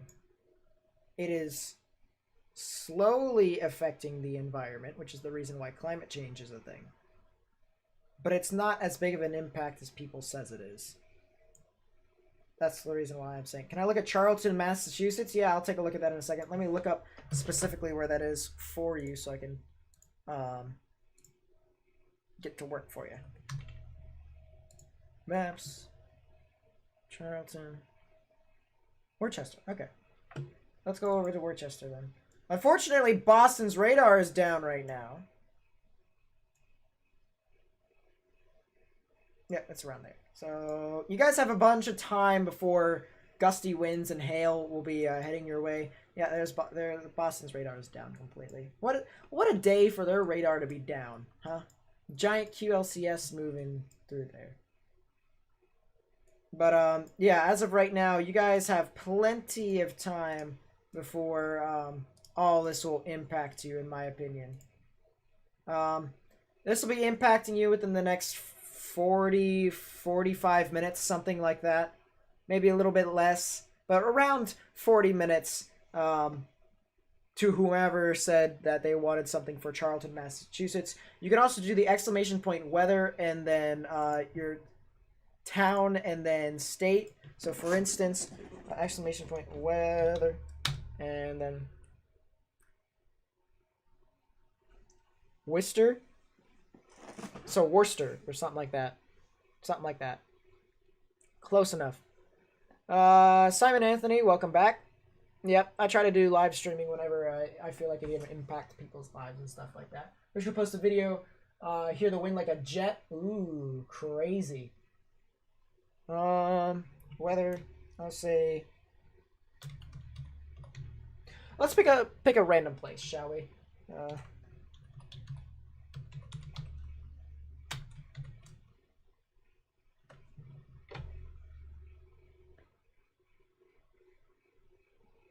Okay, so right now it is 76 degrees over there. The wind blowing at the south at 16 miles per hour. Good thing the humidity isn't that high, though, because that would be, like, nasty. Be crazy. Gotta say, for myself, that would be indeed interesting. How's Hauppauge, New York going to be? 2 seconds, my friend, as I figure out where that is. By the way, I remember you from from a while back. I remember that profile picture. Ah, you're on the island. So I see. As of right now, they're probably going to make out of this one alive. If I take a look at the models, you guys will probably not see all too much. You won't see a lot of severe thunderstorms until most likely after midnight, and even then, most of them probably won't even be severe. So people around the New York City metro will probably get out of this event unscathed. Maybe a couple, thunderstorms every now and then, but otherwise nothing really to the capabilities of what its counterparts to the north.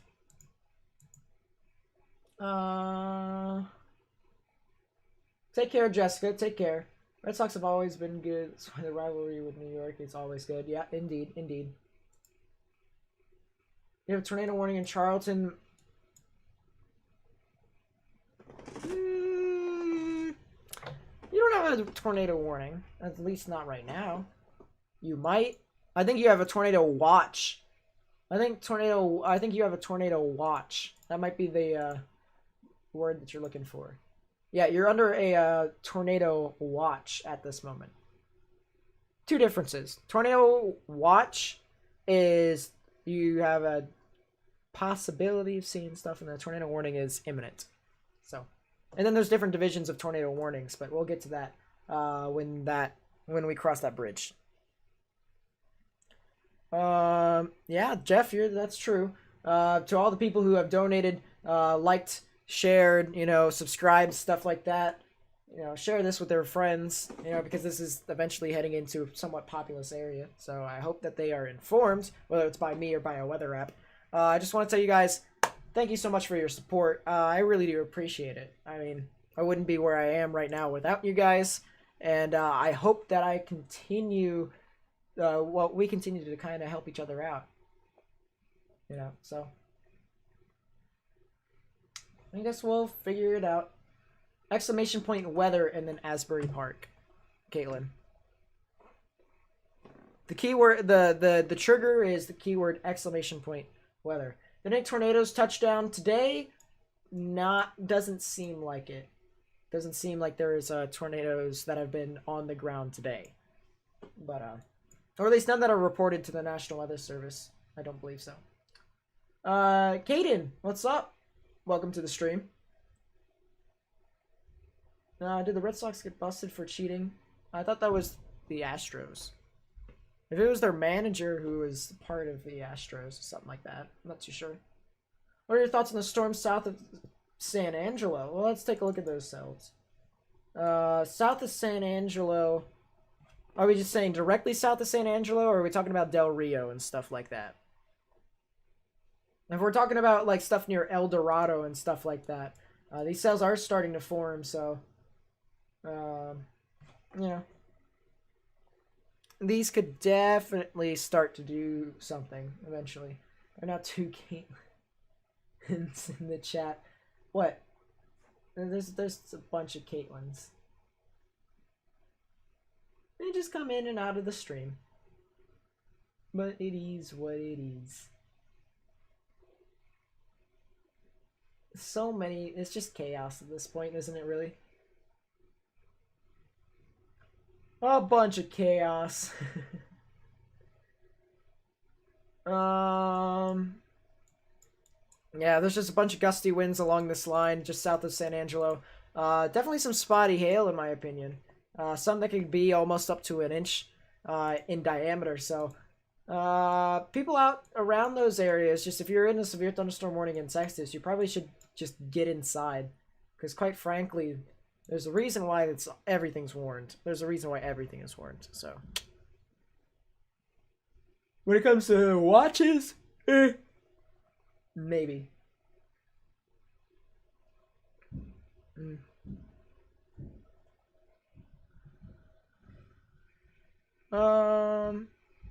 You know, like baseball.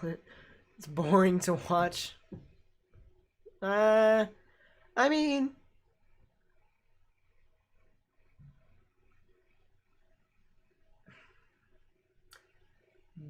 baseball is okay. I enjoy sports in general. It's not if I check my DMs. God, I have so many DMs. What in the world is this?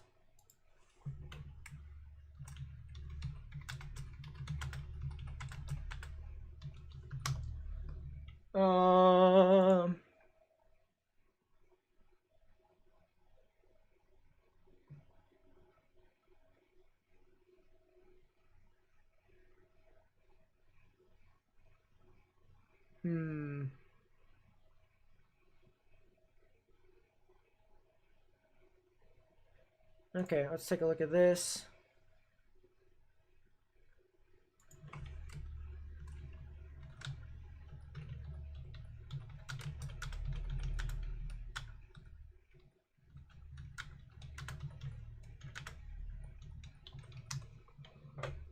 Alright, we did that.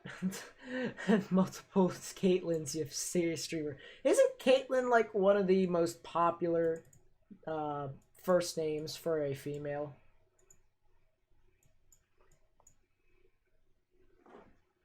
Isn't that true facts? What did you miss in the last 10 minutes? Absolutely nothing. This tornado warning isn't really doing anything. It's kind of weakened completely, and it's just tore itself apart. So, it's just... It is what it is. It's doing its own little thing. Do have to say that myself.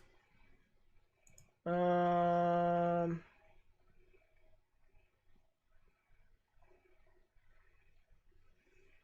nothing's... If you get 7 inches of rain next week, you're gonna lose. Seems legit. Yeah, it does seem as if the New York metro area is actually gonna be spared from this. It's mainly just gonna be Boston and stuff. New England, I should say.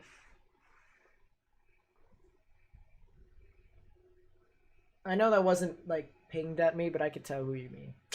So thank you, Joe Mama. I appreciate it. I appreciate those kind words.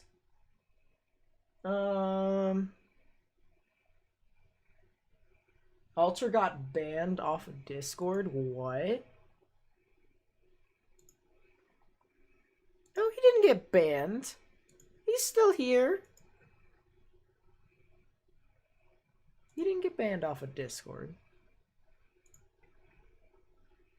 He's having a whale of a time. Alter's fine.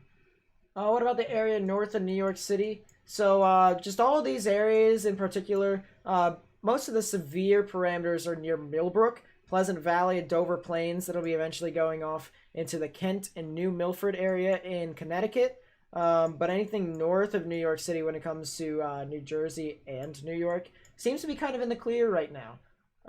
Which, for people who want to see severe weather around your area, I know you guys typically don't get a lot. And whenever you guys even want stuff, it doesn't even happen. So, you know, that's unfortunate. So, seems as if that's what's going to be happening here. Yeah, we judge the success based off of how many Caitlins are in the stream. we say that now, and then we have the people who are, you know, the oh God, what is it? The fast food restaurants. They start like creating like Caitlyn L and like Caitlyn I and like Caitlyn G and stuff like that. We have like 10 Caitlyns all over the place, you know. Will there be any severe weather Sunday in Louisiana? I don't believe so. Wait, Nick, is that your alternate account? The Nick Man person? If that's your alternate account, I'll give that one mod too, but otherwise... Probably should have actually asked that in DMs. Now that I think about it. If that is the real you, DM me. And I'll get you. I'll get you. Don't leave Jess. Becca's gonna ban Hammer like Captain America. Oh boy. We will reign supreme. Sounds like it. Sounds about right. Lifting hates Thor Hammer. Seems legit. Is the Texas storm moving slow? I don't want to be getting flooded with just a bunch of stuff over you for 5 hours. Yeah, it is moving extraordinarily slow. That's the reason why I was saying the flooding threat is kind of really interesting in particular. It very well could start reflooding. Which is the reason why there actually is flash flood warnings over here. There was also even reports of massive flooding on I-20, so there's that too. Not the Nick you're thinking of. Okay, well then at least you were honest. Imagine a $500 donation. I don't want to imagine that, please. I've already told you guys my opinions on donations. I've already told you guys.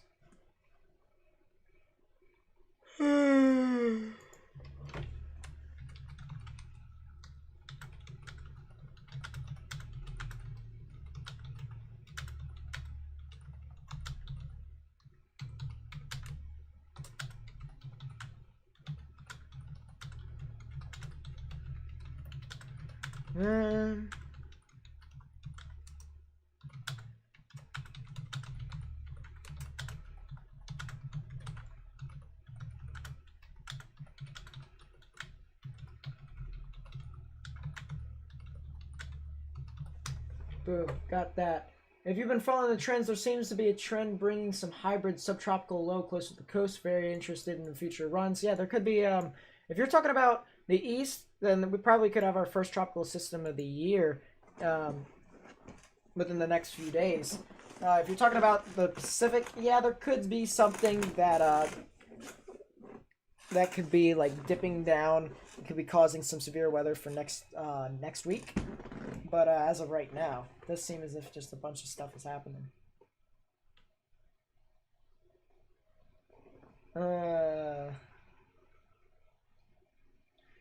Let's see.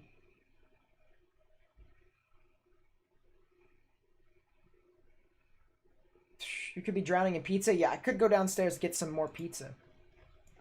That's the real thought process there. I should probably like run downstairs, quickly get a piece of pizza, and then run back up.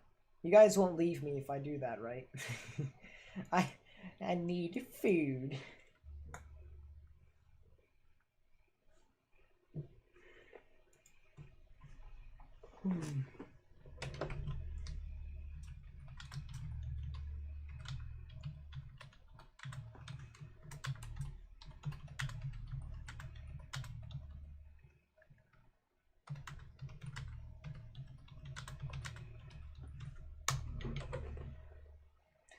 Let's see. We got that much.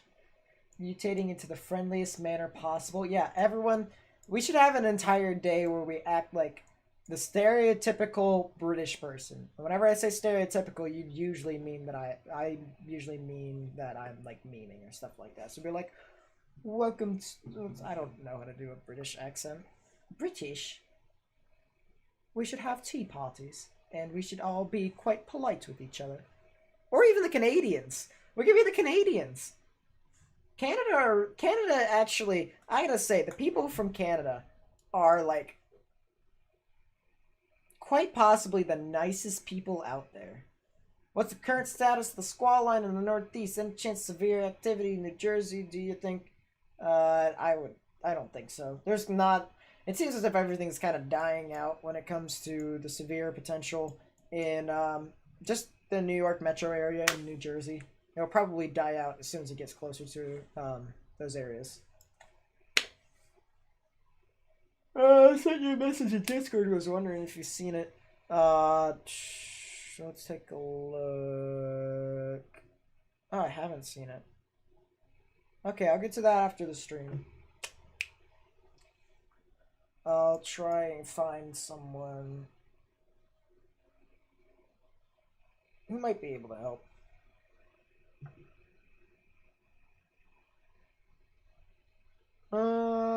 Let's see.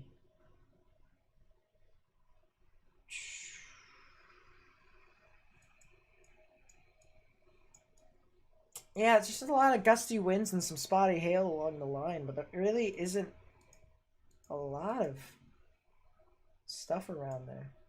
The team alarm. Yeah, stuff seems to be kind of dying out when it comes to New York metro area, north of that, into parts of Connecticut. Even though it's severe now, it seems to be dying out a bit. It seems to be just Massachusetts that are going to be seeing stuff. Told me when the Bucks won the home neighborhood went insane, shot off fireworks the 4th of July. Sounds like Philadelphia almost.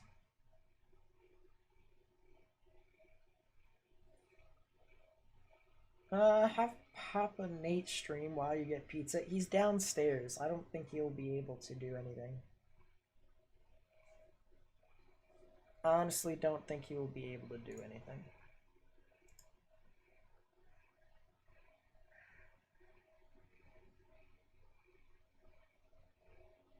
Oh boy. Well, I'll talk about it eventually.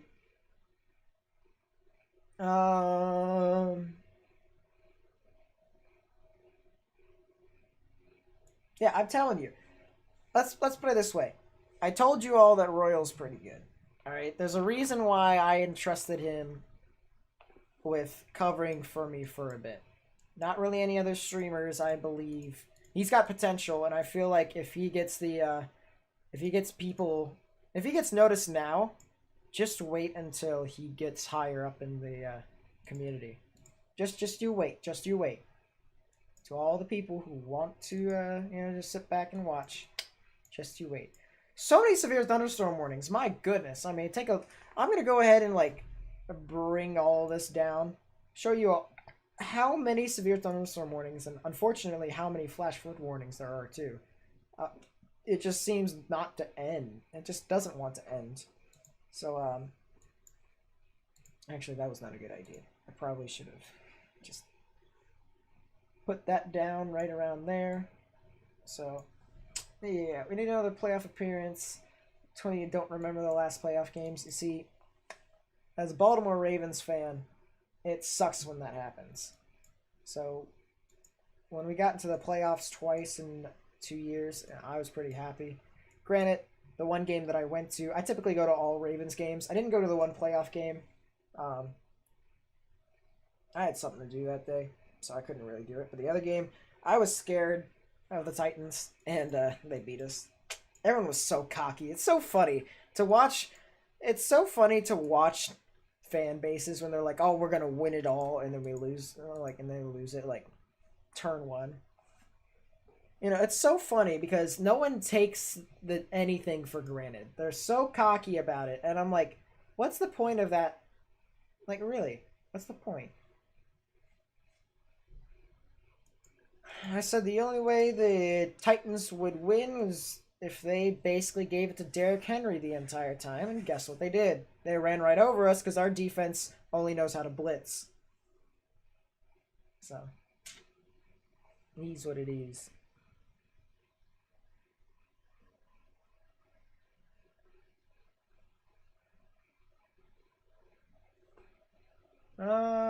Before Nate streams where I'd watch direct weather play a loop of radar. Oh my god. I hate let's put it this way. I've got no respect for people who just do that the entire time because it's just asking for free views. People look and they see, oh, cool, it's a radar.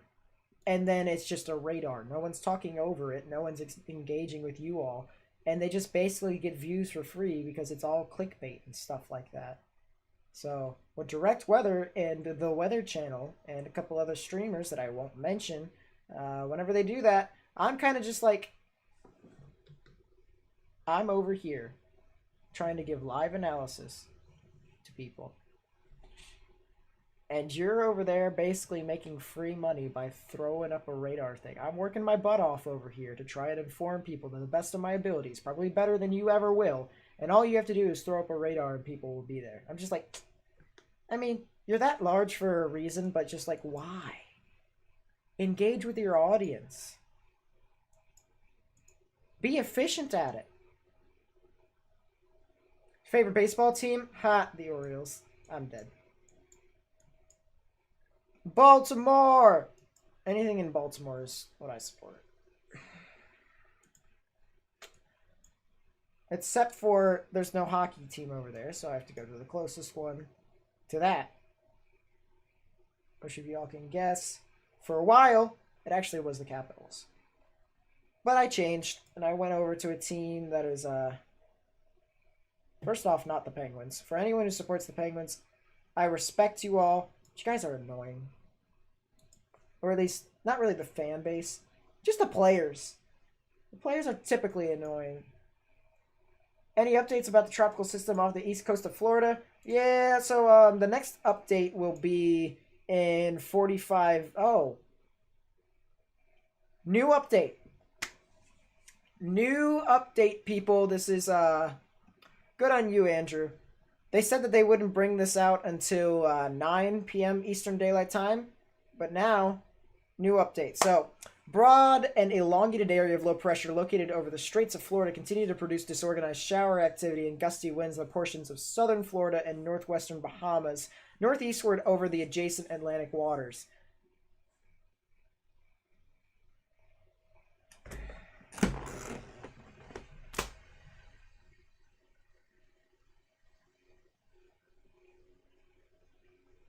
Steven, again, with the $1 super chat. My God! What are you guys doing? Police! Basically throwing money at me. But thank you, Steven, for the $1 super chat, I gotta say. Thank you for the support, dude. I really appreciate it. Let's go ahead and continue. Yeah, I kind of forgot that you were a Pens fan, but at the same time, you could admit that the players are kind of annoying, alright? And it's in a good way for you all, a bad way for us. Mainly just because Crosby is too good. Crosby Malkin is a thug. But anyways, let's see. Later in the weekend and early next week, system is expected to move generally northeastward over the Atlantic, east of the Carolinas. Regardless of the development, the disturbance will continue to bring heavy rainfall and gusty winds to parts of Florida. An Air Force Reserve Hurricane Hunter aircraft is scheduled to investigate the disturbance tomorrow morning if necessary. Next tropical weather outlook on the system will be issued at 3 a.m. Saturday morning. So, woof. Basically meaning that it's slowly attempting to organize,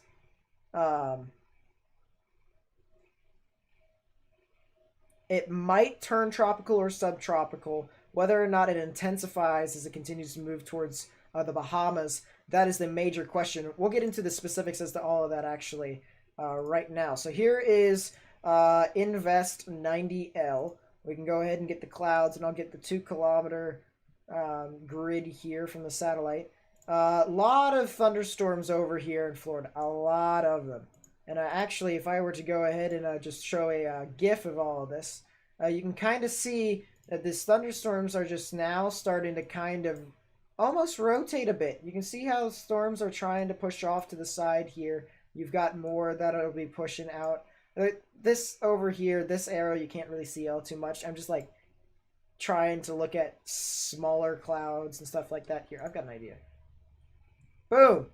elongate it for everyone, make it larger. You can kind of see how right where my cursor is, there's little clouds that are like moving this way. You can't really see all too much of it, but you know they're moving that way. So you have a broad area of low pressure that is developing around the southern parts of Florida, around the Keys. Now, when it comes to the actual intensity, actually, you know what? Let's kind of go in order here almost. So we'll turn off the animation and we'll go into the sea surface temperatures. As I mentioned before, anything below 27 degrees Celsius is kind of terrible. So, and you don't really want to get into these greens or these blues, or else the tropical systems won't really function all too much. So, where it is over right now, it is kind of in the okay areas for tropical development, in the 28 degrees Celsius area, which is around low 80s, right around there, low to mid 80s. I'd say right around there. So it's kind of, it's there. It's doing its own little thing, and it's in decently decent temps, decent water temperatures. So it's those parameters are fine. The shear, actually, as it updates, it seems as if the wind shear is kind of dying out a bit more in the Bahamas. These greens represent good wind shear, favorable wind shear for thunderstorms and tropical systems to develop. The yellow is the borderline. It's like hit or miss. It could hinder it or it could benefit it. And then the red, obviously, is just unfavorable in general. So, you know, when you see these red lines and then this white line right here shows you the direction of the shear in which it's moving. So the shear is moving to the north and east within those specific areas at about 25 to 30 knots. So anything that's over 25 knot, really just 20 knot to 25 knots, is kind of a bit unfavorable. But as of right now, it's kind of sitting in an area where there isn't a lot of wind shear. It's in lower wind shear, actually, so it could theoretically develop if it gets over the warmer water. So if it stays along this track here and tries to ride up the coast, it could theoretically develop within the next few days. And we might even get our first named storm of the year as it continues to move up the coast towards Bermuda. So, keep in mind, this is the live analysis, right? As of, this seems to be 2234Z for the sea surface temperatures. So this was right around 6:34 p.m. Eastern Daylight Time for the sea surface temperatures. Wind shear was 6 Eastern, and then everything else is in its own respective accords. But as of right now, it does seem as if it is quite favorable for this thing to develop. It's just whether or not thunderstorms will continue to initiate and the low will close itself and become a tropical disturbance. So I guess we will have to see as the days continue to move along. Let's go ahead and take a look back at the storms in New York, Connecticut, and Massachusetts, shall we? We can go ahead and see that there is still gusty winds that will be moving into the Boston metro area. Let's actually get a timing for Boston specifically. They will be impacted in about 30 minutes. So people around the metro area, you're going to expect to see some stuff in around 15 to 30 minutes, in my honest opinion, when it comes to these severe storms. You can bet almost certainly, without a doubt, see some gusty winds and some spotty hail, and maybe even a chance for a tornado. I kind of doubt it at this point, but at the same time, definitely some gusty winds that you all could definitely see around those areas. Hartford, you guys are in a severe thunderstorm warning, but I honestly believe that there really isn't a lot that's going to be heading your general direction. Storm relative velocities show that there is some gusty winds that could go up to 45 miles per hour, but other than that, really nothing too much to pay attention to. Caitlin, see you later. Thanks for coming out. Appreciate that much. How are those storms around Newburgh, New York? Newburgh is about to see some sort of gusty winds. This might actually turn severe if it tries. It's just gonna surge a bit more and have more forcing. But other than that, Newburgh will probably get some gusty winds and upwards of probably 50 miles per hour. I don't believe you guys will see any spotty hail. You might, but definitely not really something that will be too sporadic. So, everything else really is just gusty winds, other than what all is happening in Texas and eventually into parts of Colorado, which I do want to take a look at that severe thunderstorm warning. Granted, it's a lone severe thunderstorm warning, but I did say that something up in there will have higher tornado potential than the border here of Oklahoma and Texas. Shoo, that's kind of interesting. Some general area of rotation here. You've got greens moving towards, the reds moving away, and right in the middle is where the rotation would be. You can see that in the reflectivity too. You can kind of see the little kink in the line. Not sure if this was on purpose, if the storm is actually showing this, or if this is just a abnormality in the storm structure. But it does seem as if this thing does have signs of possible rotation. So it doesn't. It even has an outflow boundary. So that is something to make note of too. That I'm starting to believe that this thing could turn tornadic if it gets its act together. So people along, let's see, US Route 183. You guys are going to want to go ahead and take your precautions as it continues to move out towards the east or even the north and east. Yeah, it does seem to be just the north and east. So one of those things where you guys want to take your precautions. It may even be moving directly east, but one of those things where take your precautions, please. Dennis did nothing wrong.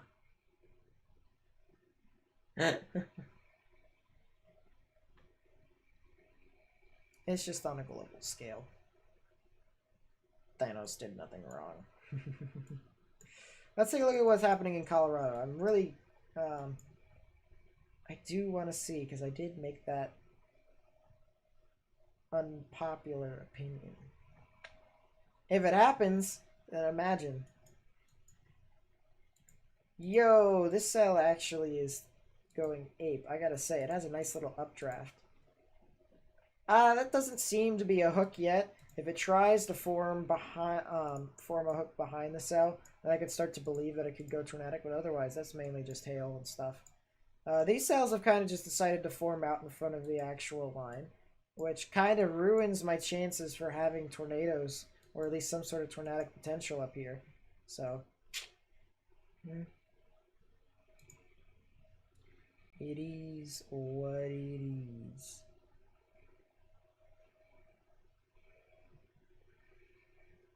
I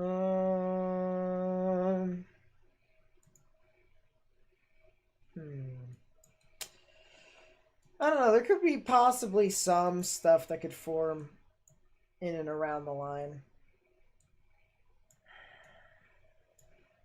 Yeah, some gusty winds. Nothing really too organized there. This thing, however, has caught my eye. It has indeed caught my eye, and I do want to investigate that further. Yeah, poor Colorado. Colorado typically sees a lot more stuff in the summer, so it's not really too bad. But this has caught my eye. Take a look at that, chat. Does that look classic to you? Does that look like a stereotypical thunderstorm? Granted, the echo tops aren't supposed to be that high all day. It still looks relatively interesting. Almost 40,000 feet with this thing. Yeah, this definitely could turn tornadic. Honestly believe so.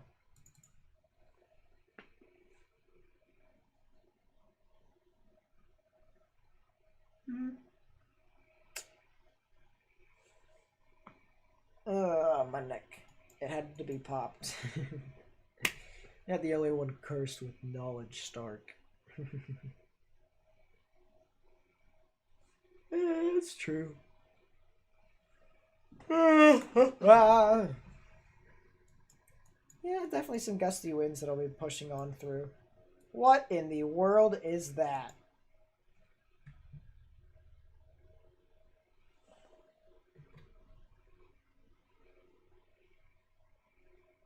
What?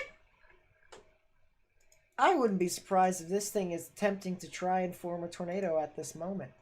Granted, it's looking up 15,000 feet up in the sky. This thing is a chonky boy. Oh my good lord. I actually want to see what the conditions are down there. Hello, Coop. Hello, hello. I want to know, what are the conditions down in Mexico? Okay, so it's just strong enough to sustain its own updraft, nothing tornadic. But oh my god, the equilibrium level is so high up in the sky. It literally is going space shuttle status. The shear is terrible, I agree. But it's still just like mental. What state is it in? It's not in any state. It's actually in Mexico. Mexico's having a whale of a time. Mexico just wants to die. And that one going towards San Antonio? No, San Antonio is a bit further north. This is probably heading towards Laredo and then into the Corpus Christi area. So, yeah. There are some storms that could be eventually heading off towards San Antonio that could have hail and upwards of probably maybe an inch. But other than that, maybe even gusty winds, but nothing really tornadic. If Nate's yoga work is as intense as his storm tracking and bicep work. I don't work on my biceps though. It's just muscle memory from the time, the good old days of ice hockey. And I know I'm showing off my armpit hair, but meh. It is what it is.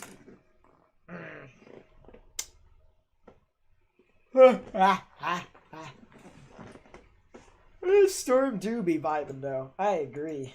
Good lord. It's honestly having a whale of a time. I want to see, actually, if I can do this. Okay.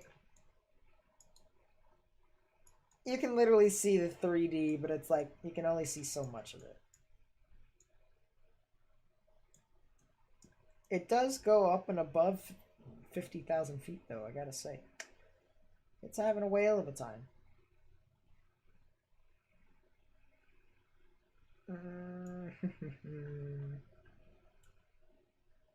Yeah, it's doing its own thing. That's pretty interesting, I gotta say. Do you think San Antonio would get a tornado? And am I staying up all night? I don't think San Antonio will get a tornado per se. I mean, they might. I think they're in a risk. But I don't believe that they're probably going to get something. And am I staying up all night? I'm not going to be staying up all night because I got to get up early tomorrow and drive to North and South Carolina from South Central PA. Which takes about 6 hours. Something like that. 7 hours. And then I got to drive back. So yeah, that'll be fun. What kind of time do whales have? A whale of a time. Storm in Mexico going across the border and enter Texas. Yeah, it'll be probably heading off near Laredo. Yeah, that boy's having a whale of a time.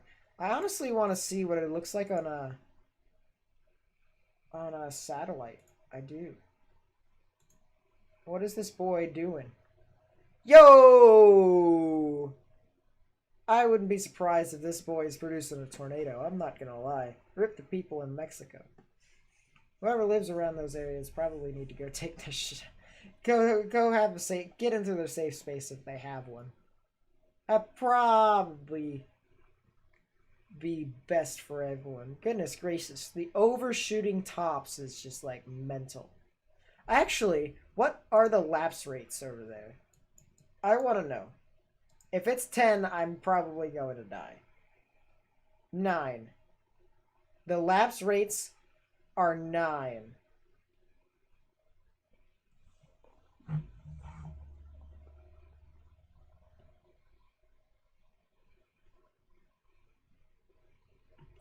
Let's tell it to go back to its country.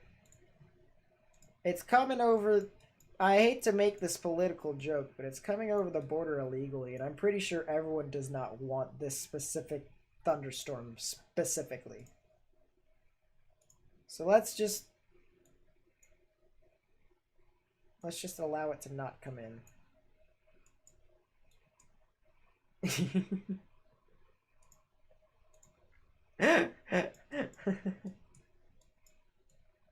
Oh boy. What is a lapse rate? A lapse rate measures how measures the just basically the updraft potential. It measures how strong the differential between well, just the vorticity moving up into a storm in that general area. So basically, how strong the updrafts are going to be. And if it's anything above 7.5, it usually means you're going to get some decent sized tail. So 9 is mental. 9 is mental. The heck? Okay, I'm very concerned. I think this is actually producing a tornado. Granted, it's in the middle of nowhere. It's probably producing a tornado. That is one feature you need to do an informative video on. Start a weather model information series. Yeah, I'm probably going to create a series. I was talking about it last night where it was like, what is the weather? Or something like that. Or do twist of fate. You know, something like that. Something along there where I could be like, what is the weather? And then like describe different stuff. So like, what is the weather? Episode 1, basics. Episode 2, you know, radar interpretation. Episode 3, you know, stuff like that. I feel like it'd be beneficial to everyone. And it would be something interesting. The only thing is that, you know, the videos would probably be like in upwards of almost 45 minutes. And I'd actually have to write a script.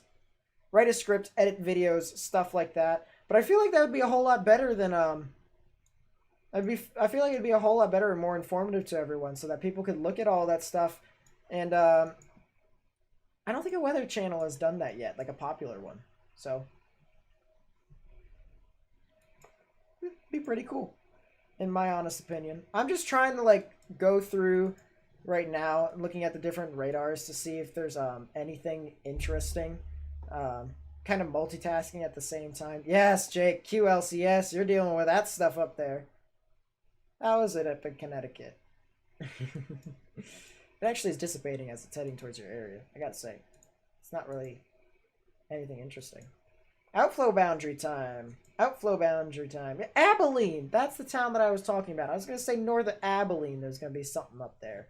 But then I was like, it's doing its own thing. You like the live streams? Well, if I were to, like, create recorded videos and edit and stuff like that, then I would probably incorporate my own twist, something similar to a review type person, like the Cosmonaut guy, whatever his name is, but the Cosmonaut series, he's pretty funny, I gotta say. I'll probably derive something based off of that, because him and I have quite similar personalities. When the squall formed in front of a squall, I wish it was in front of a squall. That actually happened on Easter. The entire Easter outbreak was based off of that. It was a squall in front of a squall in front of a squall. And it just so happens that the squall, the first squall, ended up not really dissipating per se, but it was just like the morning convection that just was like, we're not going to do that much. And then the second squall decided to do something, and then in front of that squall produced the 2 EF4s and a couple of EF3s. And then the one behind it actually merged with the other one. So it was just like, you should grow your Instagram more.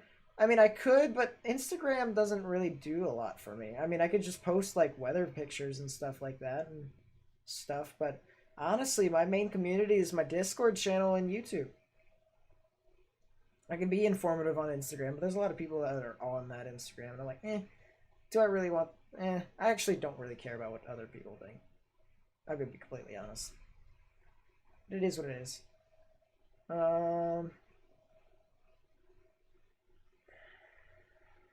Yeah. It is having a whale of a time. Check the storm in Mexico. What is it? As soon as I show this chonky boy, you guys are like, oh yeah, Mexico is dead. Let's take a look and see what Mexico is having. Oh my god!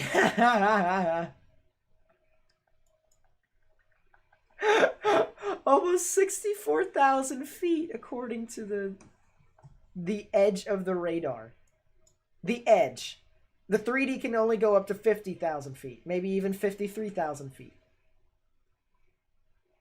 63.7 thousand feet is mental. Is there anything else that's closer? No, it's just so happens that the one near not El, it's Del Rio is the closest one. That storm is something to watch. There's actually now a maximum expected hail size of over 2.5, almost 2.5 inches, which is actually quite concerning. I do believe that there probably is a tornado on the ground with this thing. I'm going to be completely honest. This is moving east-southeast. Oh, okay. Well, then it should be moving in the general vicinity of the Corpus Christi area. Near Laredo, as I said. That makes sense. Sheesh. Let's see.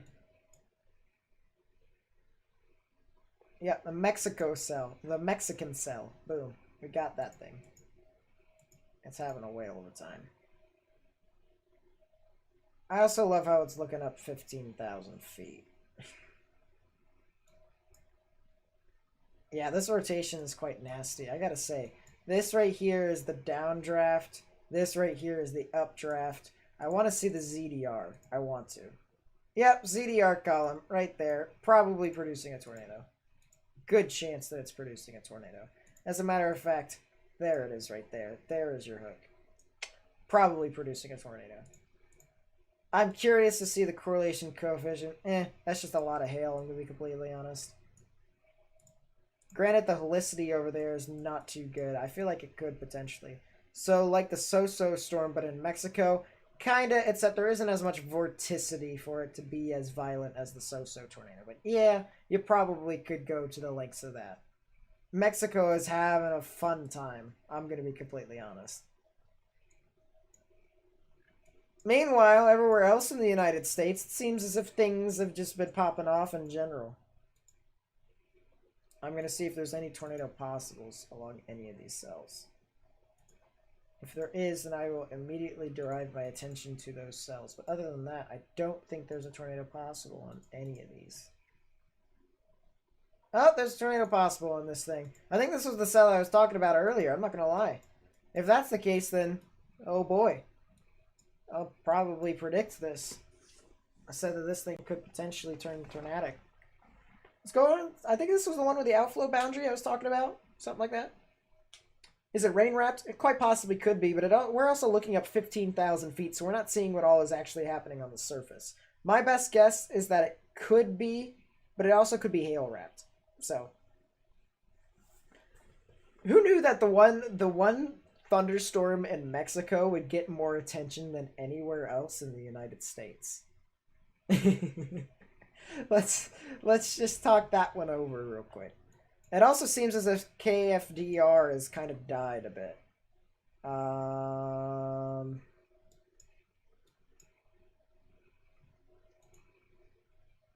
It hasn't died yet. Whoa, what is this? Okay, buddy, you're gonna need to calm down now. Actually, there's some decent rotation. It's just the only thing is that the downdraft is kind of bleh. It is very much so bleh.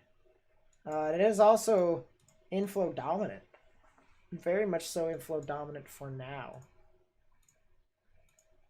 It's something that we'll definitely continue to look at. So wait, it's dying down? The entire evening, yes, the stuff in the US is dying down. The main risk was up in New York because no cells developed out in front of the actual QLCS. Nothing really did anything.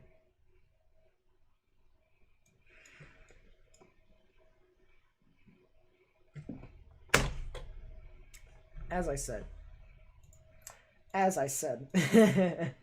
Tornado warning for Archer, Baylor, Wichita, and Wilbarger counties. That'll be in effect until 8:15 p.m. Central Daylight Time. You can take a look as I described about before. The hook wrapping around on reflectivity. You can see the rear flank downdraft being pulled around, and then the inflow. You can actually see the inflow notch quite open. for tornadic development right within that area. So right within there, just to the south and west of Electra, just to the south of Harold, that will be where the tornadic rotation would quite possibly be. As I take a look as well, before we get into the actual specifics of a tornado, I do want to say that there is also some spotty hail all along this line here too, so that you could not only be seeing stuff along with the tornado, but maybe even some spotty hail too. When it comes to the actual rotation here, the base velocities show intense inflow winds and not so strong outflow winds. One of those things where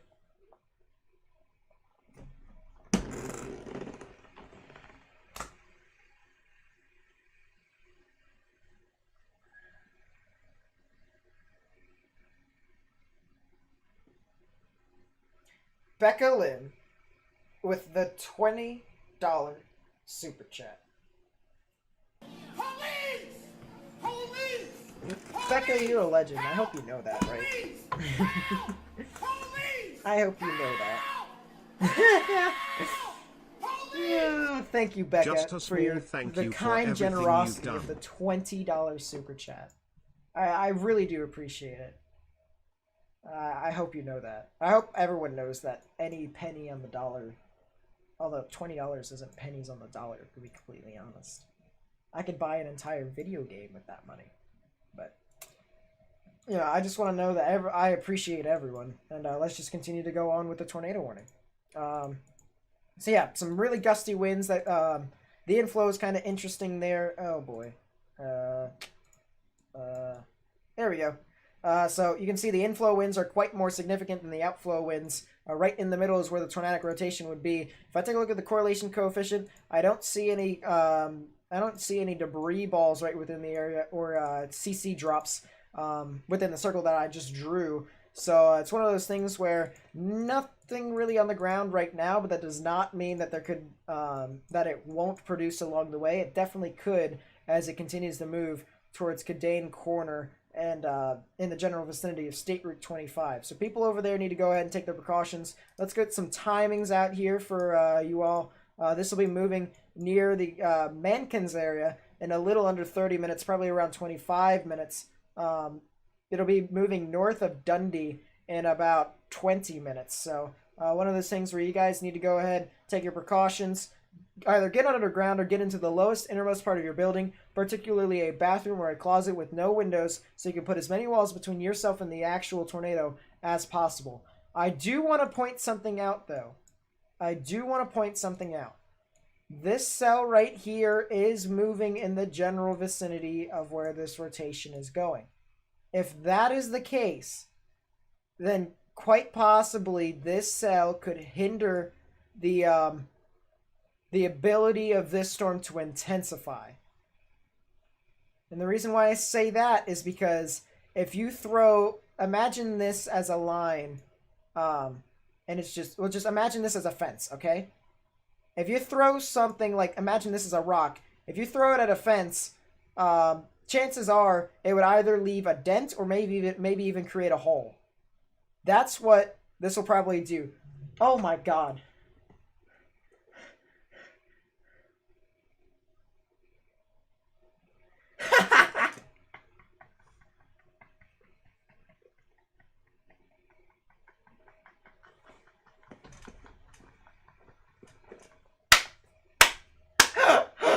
I've been waiting for so long for that to happen.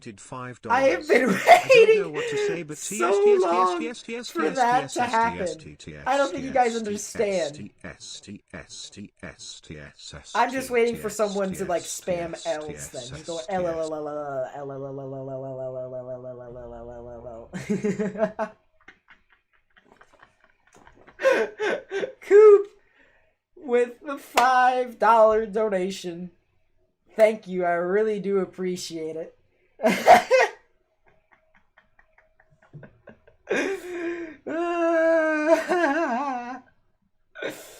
That's what it feels like. Oh my god. That's quite hilarious.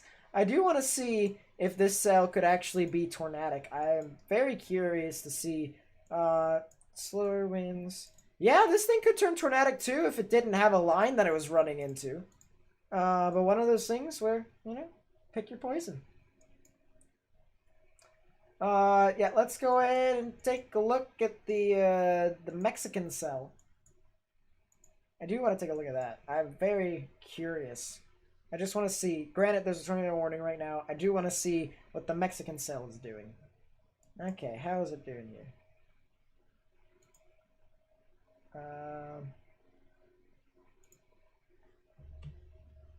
Still seems to be having a whale of a time. Gonna be completely honest.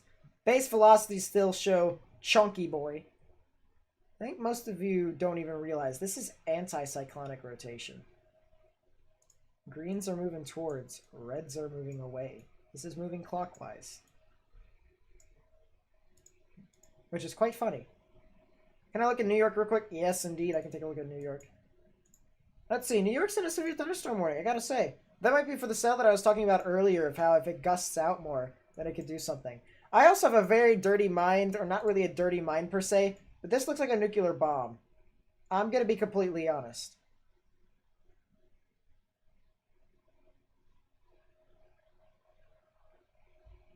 Does it not look like a nuclear bomb? Or some sort of bomb? I don't know. My imagination is kind of just, you know, doing all sorts of things. But this looks like a bomb. It's playing Pictionary with me. Gotta say. Yeah, it's all crazy. Gotta say. Yeah, it's just having a whale team. A-bomb gonna hit me? Yeah, probably.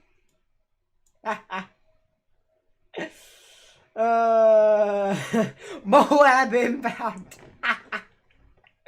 For all the people who play Balloon Tower Defense. That is great. Looks like a whale. It does kind of look like a whale. I can see that. This being the fin, this being the whale. If you were looking straight down at it.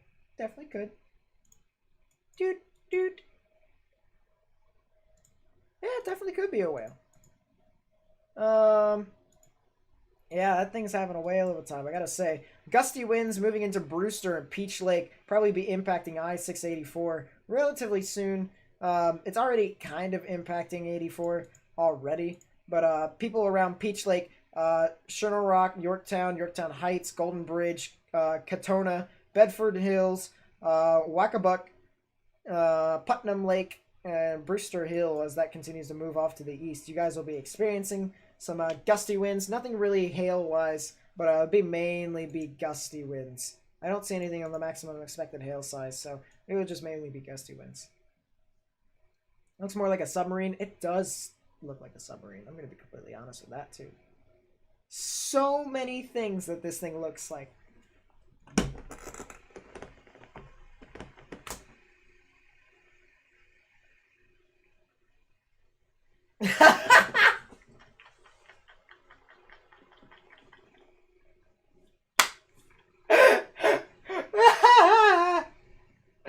Now you guys see what I mean by how the Coop thing is hilarious 2168 donated. It's just whenever, like, say it's just like That a storm in random Mexico donation is or kinda something like that chunky in Super also. Chat, and all of a sudden someone does, like, spams the letter L. Which, by the way, I need, that's something on my bucket list. If someone could, like, donate to me, not now, but, like, later, and, like, have it be, like, L, something like that, you know, that's on my bucket list for whatever happens on the streaming community. I need to see that at least once. I need to. It's the greatest thing in the world. Coop with another $5 donation. I really do appreciate it, my friend. As I said, you know, you guys are typically amazing anyways. So, but, you know, when you guys throw bits and bobs, you know, I really do appreciate all the support. So, thank you, and I will continue to do my best when it comes to live streaming the weather. We need to see if the Mexico storm will go into the U.S. so we can actually see how big the boy gets. And it's going to the U.S. It's just kind of not moving that fast.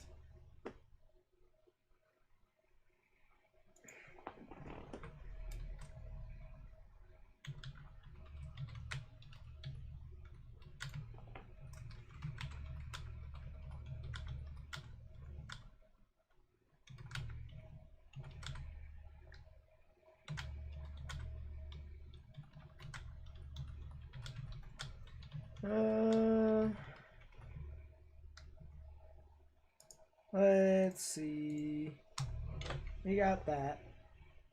What's the stream donation up to tonight? I've got no clue. I'm gonna be completely honest. Please read your last message. Yep, I will. I'm looking through to see if I can find it. Can you look at the last message? Oh, well then apparently I missed it. How do I get your GR2 Analyst to look like this? So there's different color tables specifically when it comes to, you know, different products. So this is a color table. This is a different one that my friend created for me. The base velocity. This one was kind of based off of radar scope. I felt like I needed more colors, so I was like, hey, radar scope typically has this, so let's get it on velocities too. Storm relative velocity is default. Everything else is actually default. I'm gonna be completely honest. You know, and then when it comes to smoothing and stuff like that, there's a special program for that. I like smoothing for reflectivity because it's more appealing to the eye rather than this. I'm used to this, but it's more appealing if I just smoothen it out. However, for correlation coefficient, let's be completely honest here. This looks terrible. This looks absolutely garbage, and it doesn't help me whatsoever if I'm trying to find, you know, correlation coefficients. Because say they look at this here, and I'm trying to determine if this has a tornado. If I see this little pixel, I can determine that that is like something is going on there. If I turn on smoothing, barely anything shows up. How am I supposed to interpret if that is actual, you know, actually a part of the tornado or not? I can't. That's why the smoothing is terrible for that. As for the echo tops, it's even worse. In my opinion, that looks ugly. It looks so bad that I gotta turn it off. I gotta turn it off. And then spectrum width, I also think it looks terrible. I'm gonna be completely honest. Too much yellow, too much bright colors for the spectrum width to have smoothing and stuff like that. It just doesn't look nice. What program to smoothen it out? It's just a little, it's up here called smoothing. It's like a little black gradient bar thingamabobber. Something that is up there. Virtually integrated liquid, you could do that too, but I just don't like it. I don't. ZDR, you can do it too, but I also don't like that either. Most of the smoothing, I only use smoothing for base reflectivity. That's it. I recommend that you only use it for base reflectivity. If you use it for anything else, you're basically asking for a headache. It's just my honest opinion.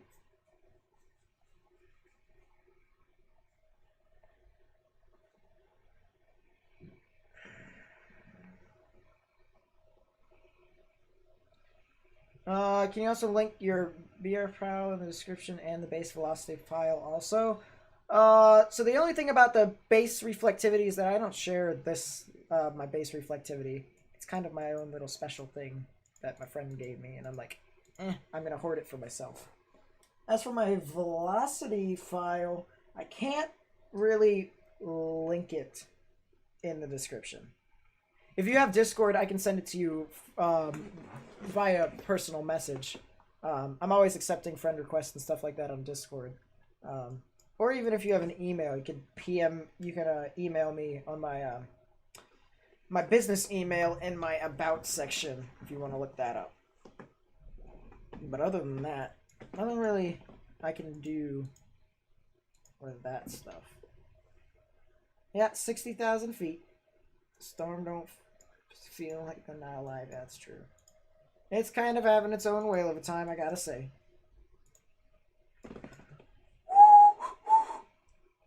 I met children. Wish I had GR2 still. Yeah, if you save up to it, save up for it. Unlike WSV3, if you buy it once, you have it forever. Similar to GR level 3 too. GR level 3 is for,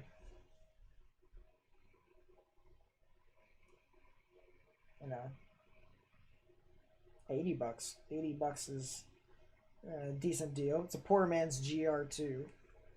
Far east will these storms truck? Maybe to Louisiana or even the stretch of Mississippi? Nope, I don't believe so. I think these storms will probably die out as they move into there.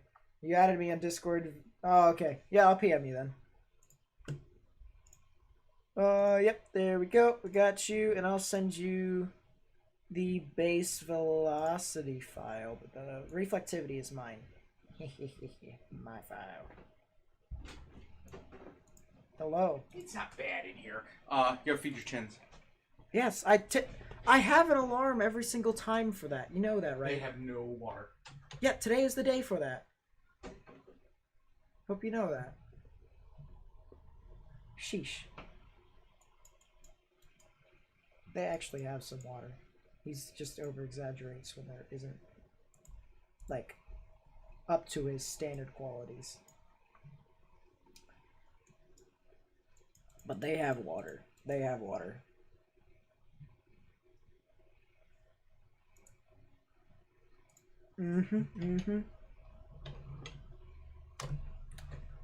Let's see. We got that. Radar scope's quite nice. I enjoy radar scope because it's a you can get it on your phone for $10, and all storm chasers use it. So it's really nice. Great product to use. When it's on the computer, it's kind of half and half. You could buy it. I mean, it is $30, but do you really need it though? You can just basically do it on your phone. Still learning responsibility. Well, no, I have an alarm for it. I literally have an alarm. Whenever you guys hear the alarm, it's always set at 11 o'clock and just goes do do do do do every single time, every single stream that I have that goes past 11 Eastern. So that's what that's for. Plastic bags considered debris. I don't think the radar can see that as debris, but yeah, quite possibly. Imagine smooth velocities? No. I think I would just want to die. Don't have the pro version. I have tier 1. I have tier 1 on my phone. I feel like tier 2 is unnecessary. I'm gonna be completely honest. I feel like tier 1 is the best. Honest opinion right there, and probably will not change ever. Unless if I get more money. Then I might just throw money at things just to have more products.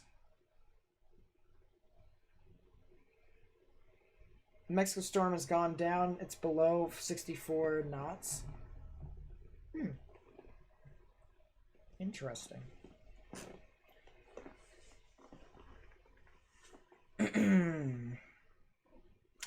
Yeah, that is indeed interesting. Well, I did tell you guys that the storm would kind of impede the tornadic development. And it seems as if it is now congealed with each other and it's trying to figure out if it can actually rotate. You still have the winds moving away. You have winds moving towards. Right in the middle of this general area of rotation. Very broad.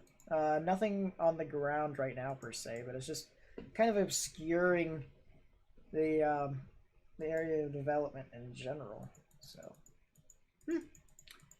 very interesting. Be too cool to be chasing that hurricane if it hit your birthday. Interesting.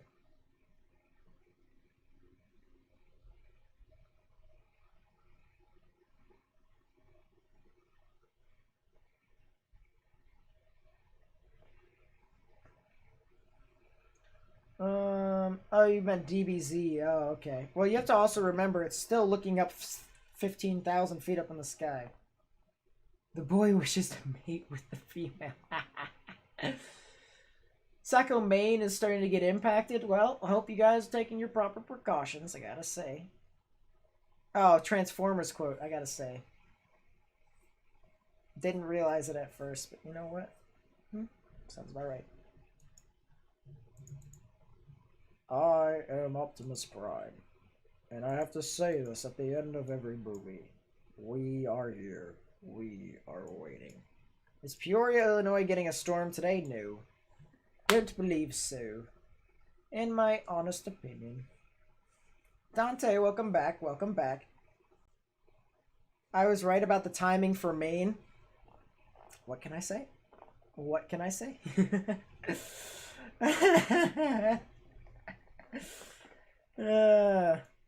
You see, it kind of proves my point that if you pay attention to my channel, my forecasts are actually pretty good. Kind of proves that other person's point invalid. The person that was coming in here, that crystal person, saying, oh, their channel's better because they do long-range forecasts. Should I start doing that? Should I start recording videos and do long-range forecasts so I can be like everyone else?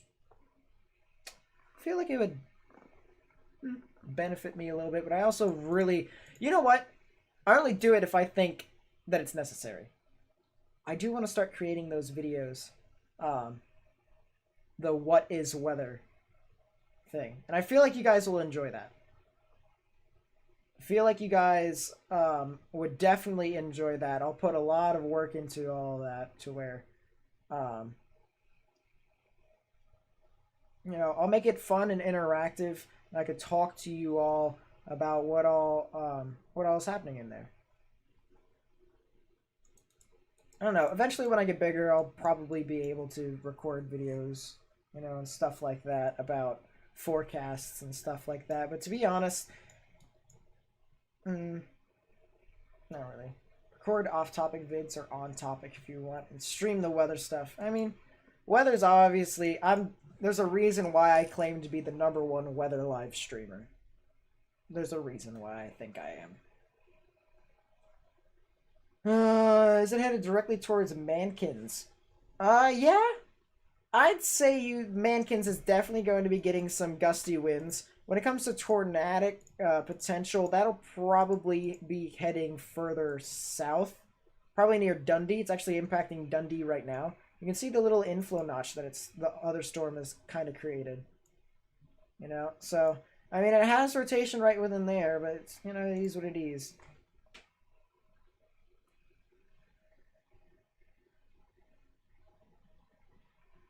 You guys from Canada did not think there would be any tornado today? Oh, okay. Yeah, today there's just been some bits and bobs in general. Can earthquakes affect storms? Depends upon the magnitude of the earthquake. And what I mean by that is that the earthquake has to either create mountains or flatten them. Like, completely flatten them. If it alters the geography in any way on a larger scale, then yes. It just depends. But if it's just a normal earthquake, like, you know, say a 2.0 magnitude earthquake, no, it probably won't. But if anything impacts the geography of the actual landmass, then yes. It might be slight, but yes. Yeah, this thing could potentially attempt to form a tornado soon. This is actually starting to become pretty interesting. I wouldn't be surprised if it attempts to start to try and form some sort of tornadic rotation. New tornado warning for Archer County. That's going to be in effect until 8:45 p.m. Central Daylight Time. So, you know, it's just kind of doing its own thing. Did you miss any tornadoes? Not really. There's a bunch of tornado warnings and severe thunderstorm warnings. But other than that, not really. Chuck, I'll see you later. Thanks for coming out. Because the person said he could do his best for a channel. I mean, I was kind of memeing that a little bit.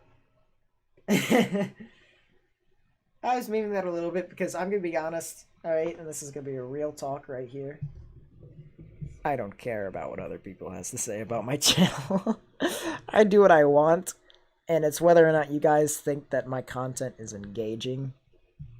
I mean, it's going to sound like I don't care a lot, but here's my honest opinion. Okay, I do what I want, and there's nothing that anyone can tell me otherwise. I'm gonna have as much fun as I want to. Whether or not I have to be professional, that's my opinion. If people want to say, oh, you have to be a bit more professional, that's not how it's supposed to go. I be professional whenever I want to. I can be professional when stuff hits the fan. In situations like we had earlier, or even yesterday, doesn't even have to be. My honest opinion.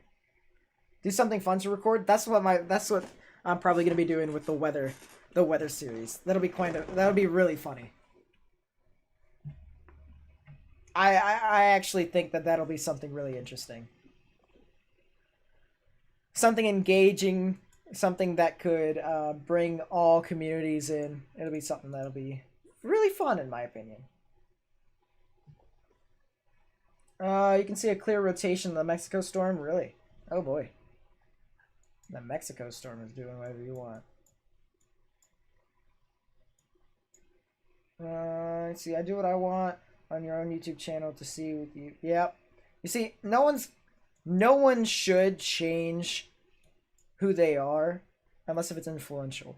But other than that, really is just there's nothing really that anyone should be able to do to influence. I mean, you can obviously have people that can influence your actions, but it shouldn't be anything negative that should influence your actions unless if you feel like it is criticism. If it's criticism that you think it's actually good, then you should obviously work around that criticism. But if it's just like complete nonsense and stuff like that, get out of town.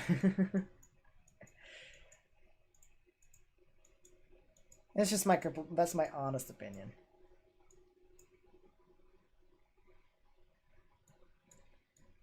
Let's see. Jessica, welcome back. Welcome back. Not really missing a lot, although there is some general rotation near Dundee. I will say that. Whether or not it produced a tornado, quite possibly did. In my honest opinion, it was intense enough to actually be producing something, but you couldn't really see it on the correlation coefficient because there's a lot of issues when it comes to the radar at the moment. But it definitely could. Nate is laying down now. What is it with weather geeks and saying that saying yes has whenever lightning strikes? What? Weather geeks and saying yes. I'm very confused. I'm gonna be completely honest. I mean, if you're talking about like specific lightning strikes, like positive and negative lightning. By the way, if that was a joke, it completely went over my head. I'm gonna be completely honest. But if it was if it's a positive lightning strike, then that's showing signs of strengthening, negative, weakening. Words from The Office. Yeah. Yeah, that's quite funny. I don't see anything right now. This could re-intensify though, chat. I wouldn't be surprised if people around State Route 29 could be impacted. Mexico storm. You guys love the Mexico storm, don't you? It is starting to get outside of the radar coverage. I will say that. For the enhanced echo tops, it's starting to lose its coverage a bit. But I will say it is above 61,000 feet. So yeah. It's doing its own thing. But yeah, this is in the tornado warning is currently in Texas. It's just to the south, or just the south and west of Wichita Falls, for anyone who knows their geography. So yeah, potentially tornadic storm here that could be either producing or could potentially produce a tornado within the next 5 minutes. If it continues to get its act together. Because notice how all the thunderstorms that passed by has now went north of the actual hook. Which means that it could basically eat up all the inflow that was impeded earlier. Now granted, these cells might have took all of that, but all this stuff out here could just be like going in. So, guess we'll have to see. From Hawaii, thanks for your hard work and thanks so much, mods. Keep enjoying life. Hawaii would welcome my brother. Thank you. I really do appreciate it. I feel like you're gonna be pretty excited whenever I create some videos on the tropical systems that might be impacting Hawaii and stuff like that. So stay tuned for that later. Be your friend on Discord. Oh, so many friend requests on Discord. Gotta say, yes, I will indeed do that.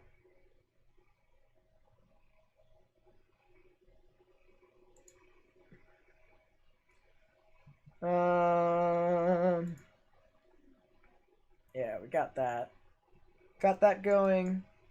You have a cousin in Archer City right now, Yoinkers, bro. Well, tell him to... Let me time this out for him. Archer City will probably be impacted within the next 20 minutes. Maybe 25. But I'll say 20 minutes because stream delay. With that being said, he has time to take precautions. Like getting helmets and getting shoes on and stuff like that before he can get into his safe space. Which, by the way, if you do live along State Route 25, you should get into your safe space, get underground, and just get underground or get into the lowest innermost part of your building, particularly a bathroom or a closet with no windows, so you can put as many walls between yourself and the actual tornado as possible. As I've mentioned prior, this is located just to the south and west of Wichita Falls. This will be heading towards Archer City in about 20 minutes. So, if you know anyone who lives along State Route 25 and State Route 79 near the intersection into the town of Archer City, feel free to let them know that they have a tornadic cell that could be producing a tornado relatively soon. So yeah, someone told me to zoom out, so I'm doing so now. There's Oklahoma. Here's Texas. Terrible drawings, but you get my point. There's the stuffs. There's a bunch of warnings right now. Actually, I'm tempted to turn off the flash flood warnings for a little bit. It's actually kind of interesting, too.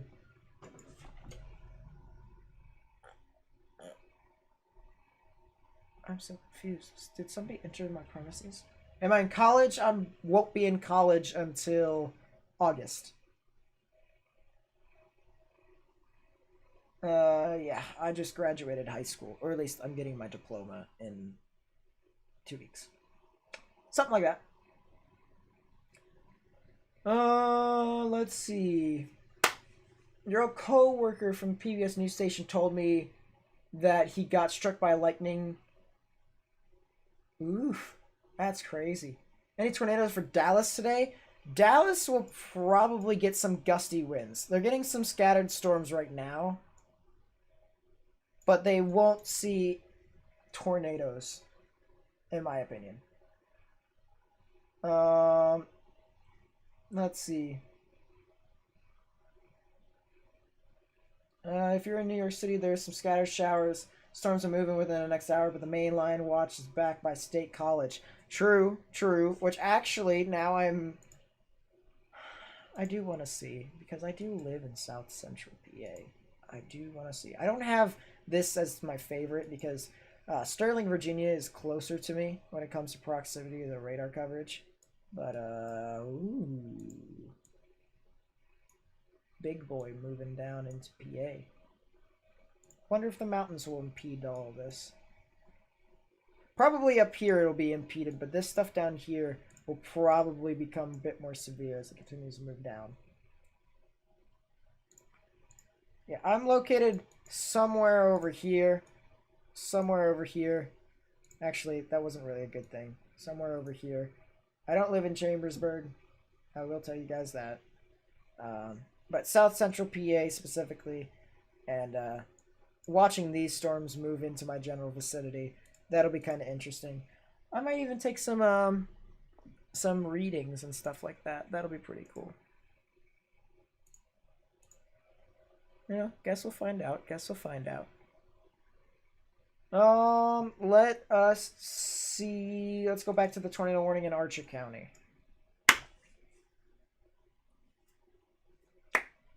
Fort Worth tornado. What? There's none today, my friend. Didn't realize it was on your other account in your bed, DG Lamau. That's okay. What about New Jersey? New Jersey is probably not going to see anything. I'm going to be completely honest. I'm going to go over to the New York radar real quickly, but it looks like New Jersey probably won't see a lot. It'll just be scattered storms like usual. Nothing too severe. You know, it's kind of interesting, but it'll be something like that. Finally, a meteorologist that doesn't live in California besides Adrian. Oh, here's the thing, alright? I don't call myself a meteorologist yet because I don't have the degree. And most other weather analysts should do that. But they don't because they love to try and get a piece of their own fame cake. My famous saying is, you can't be who you claim to be unless if you have the degree. So I claim to be a weather enthusiast, and whenever I'm in college, I'll be claiming to be a meteorologist in training. So, but more specifically, a weather enthusiast. Yeah, so New Jersey probably won't be able to see anything. You'll be seeing some scattered storms, maybe some gusty winds, no hail whatsoever, no tornadoes. Should be fine theoretically. Theoretically. Let's go back to the tornado warning in Archer County, as I said. Hey, chat, any tornadoes at all? Not confirmed by the National Weather Service, but this might turn chonky boy soon. Not gonna lie. It's trying to redevelop again. It became linear, and now it's trying to jut out again. Which is very interesting.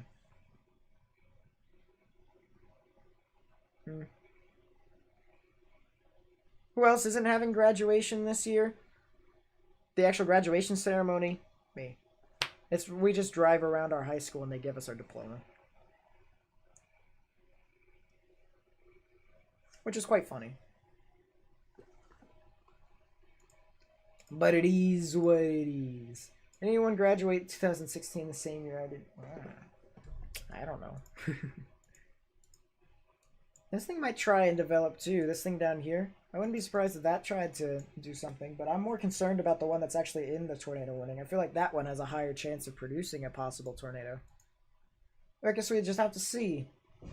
Class of 2020? Yeah, indeed. Class of 2020, absolutely the worst year to graduate.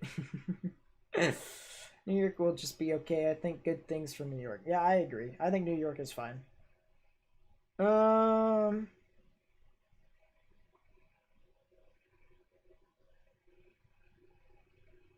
Class of 2023. That's not bad.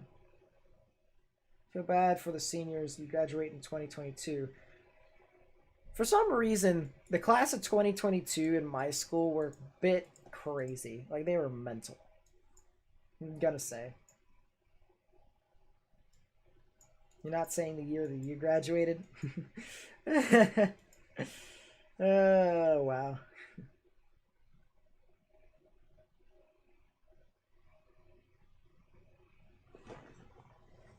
Oh, 2004. Not bad.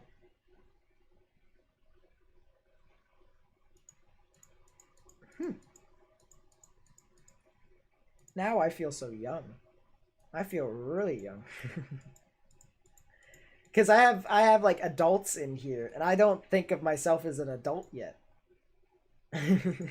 Like, even though I'm 18, you know, and the classic title is adult whenever you're 18, I don't think of myself as an adult.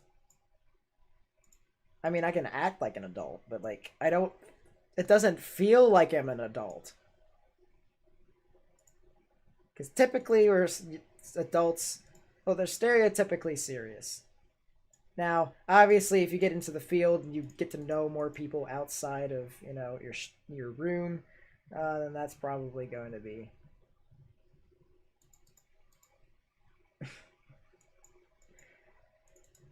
You know, thanks, Nate. Yeah, no problem, Caitlin. But it's true, though. I don't actually feel like an adult. I don't. Like, it's not immature of me to think that I am not an adult yet, because I was just like, you know, doesn't. I guess what I'm saying is I would have thought that being an adult, you'd feel something, and it's just like, it's not. You're always expecting the change to happen. You're supposed to, you know, be a new person, but in general, you're just not. 1984. Ooh. Interesting. 1980 something. You're the old guy here. Wow. Class of 3333 seems legit. Adulting is boring. Eh. I guess I'll have to experience it. somehow. You're making me feel old. I mean, there's nothing wrong with feeling old or young. Stuff like that. In my honest opinion, and it's starting to get controversial now, life is just a roller coaster. And I'm simply along for the ride. I just basically, just sit around, try and plot. Like, it's me going to an amusement park, alright? I've got a bunch of selections out in front of me. And I choose the different rides, alright? Some, for some reason, are complete garbage. Some are pretty good. Some are in between. Alright? And when you make those decisions and you're along for the ride, you have to face, your decision, or consequences in this case. And, my entire point with that entire diagram is that the older you get, the more rides you've been on. And there's nothing wrong with that, in my opinion. Granted,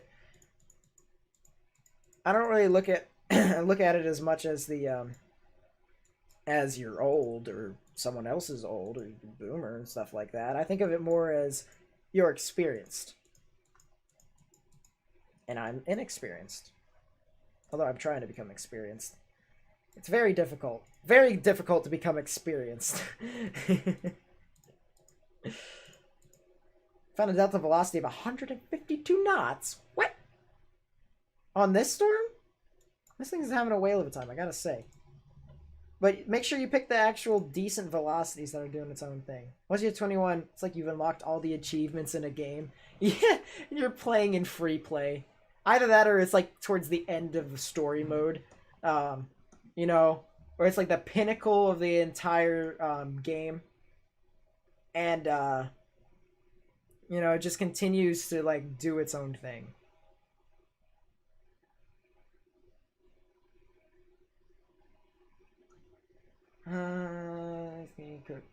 Not to impede in someone's conversation or anything, but I actually like cooking. Cooking is fun. Mainly because I can pretend to be Gordon Ramsay. I'm not going to lie. Okay? Seasoning stuff and making food taste great is satisfying. Extremely satisfying. So... This is probably the delta velocity that he was talking about. I'm not gonna lie. Yeah, 153. So you gotta make sure that it's within the actual couplet. Could just be a passing by storm. Like the one that just went through. But you know what? It is what it is. 150 is here for 20 minutes. Everyone else your age is watching videos trying to learn how to make a van into a house. I mean, if you put it like that, then yeah. Definitely ahead of the curve. You only cook waffles in a waffle maker? Well, it seems legit.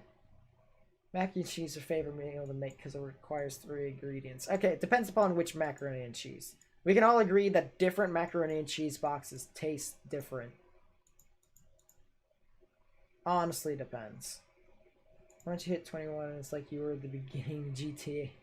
You were beginning GTA Online. Yeah, that's true. From what I've heard, it basically is.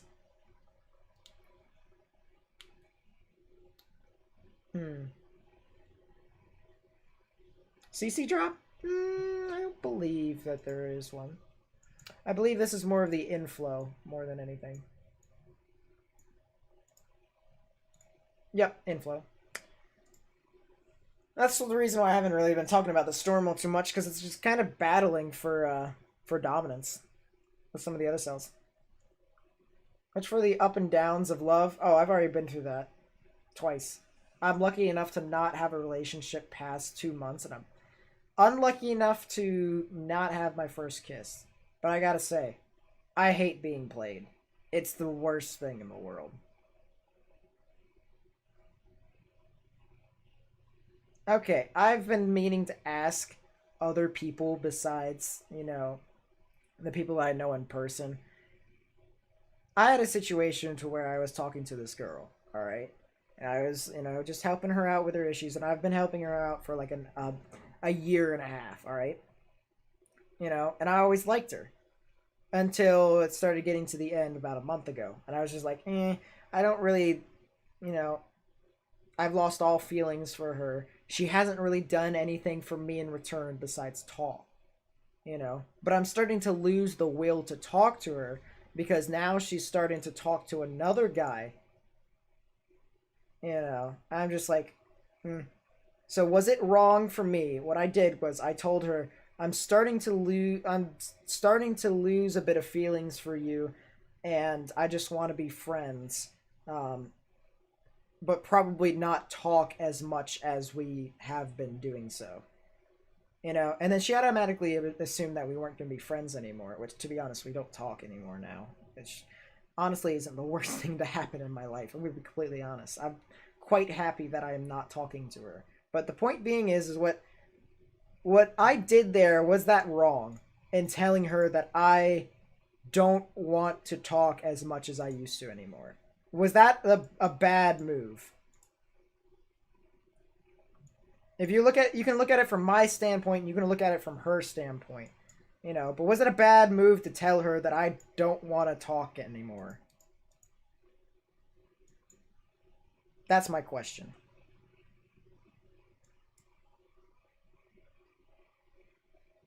You don't have to contract to talk to anyone. Yeah, but I don't want to put her down, Is the line getting weaker? I mean, not really. A bunch of gusty winds and stuff like that. Dude got friend zoned. Yeah, dude, I've been getting friend zoned for basically my entire life. The funny thing is, though, is that as a person who has been residing in West Virginia, it's not my fault. It just so happens that I have been in West Virginia for practically my entire life, and no one really wants to pay attention to a person who not only plays ice hockey, but enjoys the weather. Could somebody tell me, if that's a great formula for attraction in West Virginia in general? I mean, I can basically claim that I am the weirdest West Virginian to ever reside there. I could basically claim that. You'll both survive? Okay, well, but I don't want to, put her down. Oh my...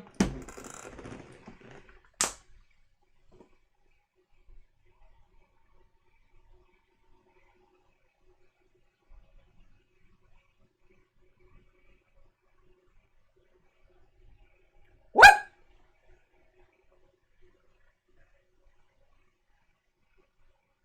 Police! Police! JTX Help! Police! with the $20 donation. Police! Help! And some true facts. He is spitting some amazing facts right Jake's there. 105 donated In this $20. situation, you do have to You just poor sit soul. around. Most and, guys basically understand talk to your closest pain. friends. Just enjoy your time with your Yeah. closest friends. So that is absolute true facts. JTX, thank you for the $20 donation. My God. Guys are crazy. I swear to God. That's the point. We can't match up with everyone, so we have to friend zone most people. Yep, that's true. That's true. Trevion, what's up? You're gonna have to adopt a horse. What? That's true. That is true. For West Virginia, I probably would have to. That's the perfect person. Just be you. But I'm talking about okay, granted, I may think that I have the perfect personality. If someone were to talk to me, I feel like they'd not only be entertained for life, but I feel like I'd be a good person to get to hang around with. However, most people kind of think that enjoying the weather and playing ice hockey in West Virginia is kind of weird, which is the reason why I've not really, didn't really climb the public ladder, if you will. Dutch Wolf, what's up? Welcome to the stream. Welcome to the stream. So you'll end up with people eventually. Water sinks. I mean, that's the reason why Discord has been a thing for me. Because there's a bunch of people that enjoy the weather, and I just talk to them. It's pretty cool. Pretty cool to hang around with people that are similar interests, I should say, to yourself. So it's just it's doing its own thing.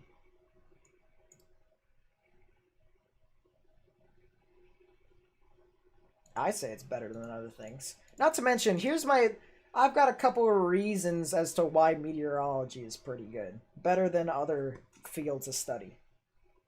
Number one, there is still some things that we don't know about the weather, and for that is a great motivator to people going into the field, so that you can try and explore the unknown, kind of sounding like some sort of Ghostbusters movie.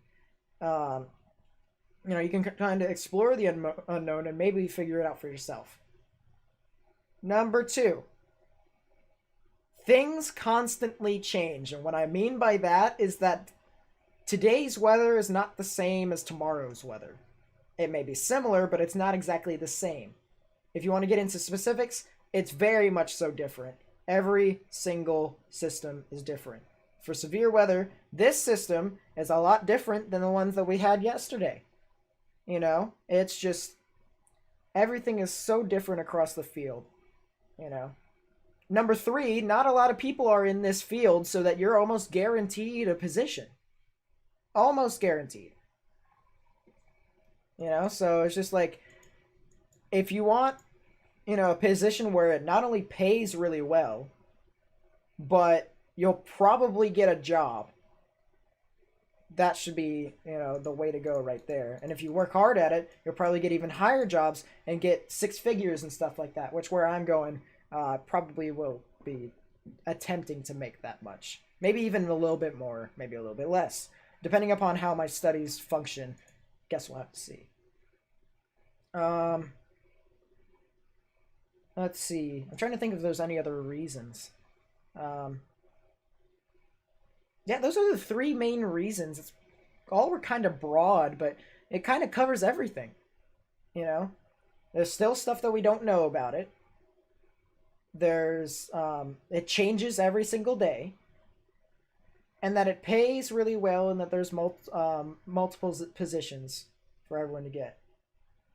My position is hard, isn't it? Smart, you're just talking about my position of where I want to go. I'd have to know my stuff.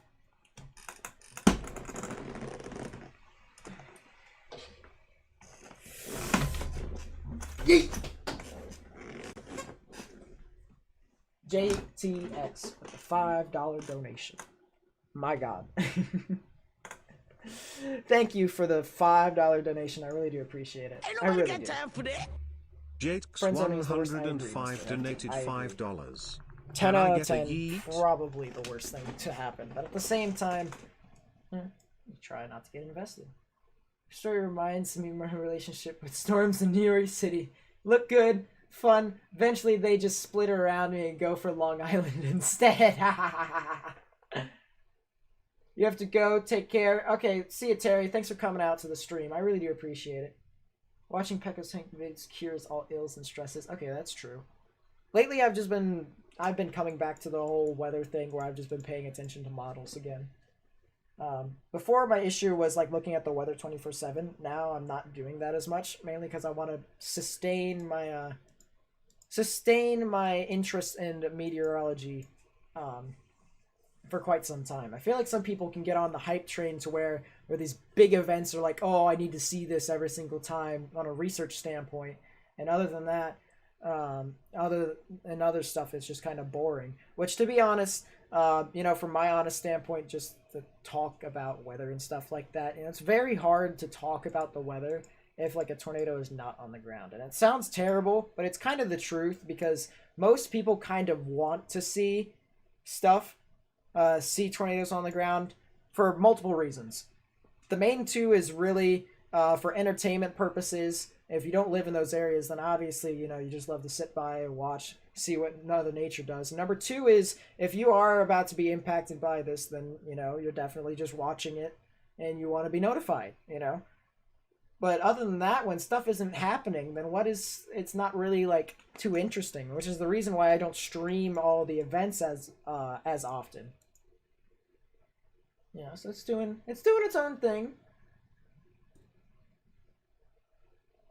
Let's see. Same goes for girls being friend zoned. It really just isn't fun for them. You're better off. Yeah. But let's put it this way. As soon as I said that I didn't want to be a part of that, I was I felt so much better when I told her that I didn't want to talk anymore. And after me not talking to her for so long, I haven't thought about her for so long, and it feels so nice. Okay? It's no disrespect to her whatsoever, but an actual weight has been lofted off of my back and into the fire. And it just feels so good. I absolutely love it. Mexico has turned too far from the radar, but it's still mental. Okay, that makes sense. Dumbed down the Mexico marble. Okay, let's take a look at the Mexico thingamabobber. Mexico! What is it doing? Stereo, I'll see you later. Thanks for coming out. I appreciate it. I appreciate that. What's happening in Amsterdam, Ohio? Nothing really is happening in Ohio at the moment. You guys will be getting some scattered thunderstorms. I remember that much. But other than that, not really too much. Let's see what the cell is doing. When it comes to echo tops, yes, it has went out of the thing. But when it comes to reflectivity and velocities and stuff like that, nothing much has happened. We'll say that much.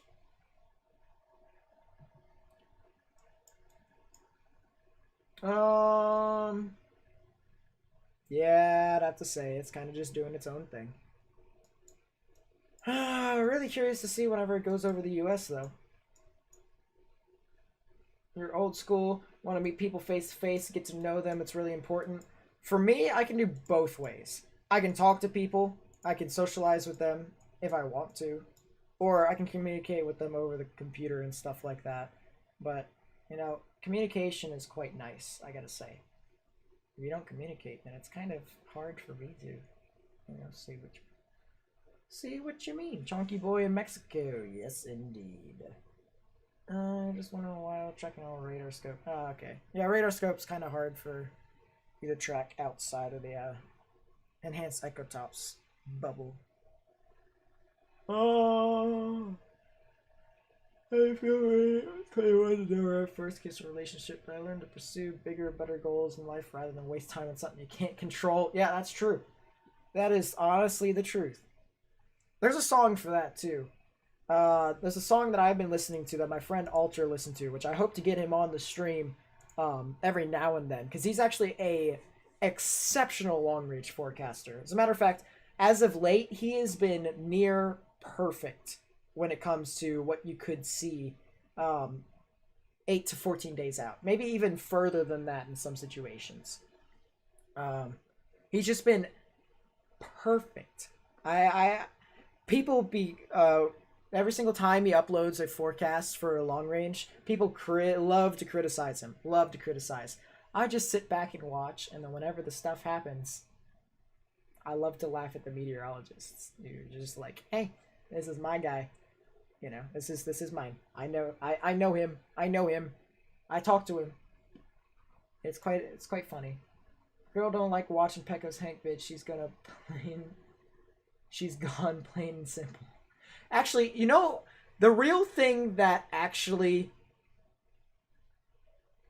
told me that she was a pleb. Not really a pleb per se, but a pleb. Was that she watched Reed Timmer's stuff and never heard of Pecco Sank. And I'm like,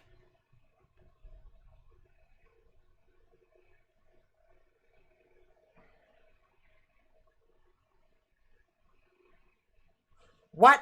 What do you mean? What does mesoscale analysis do?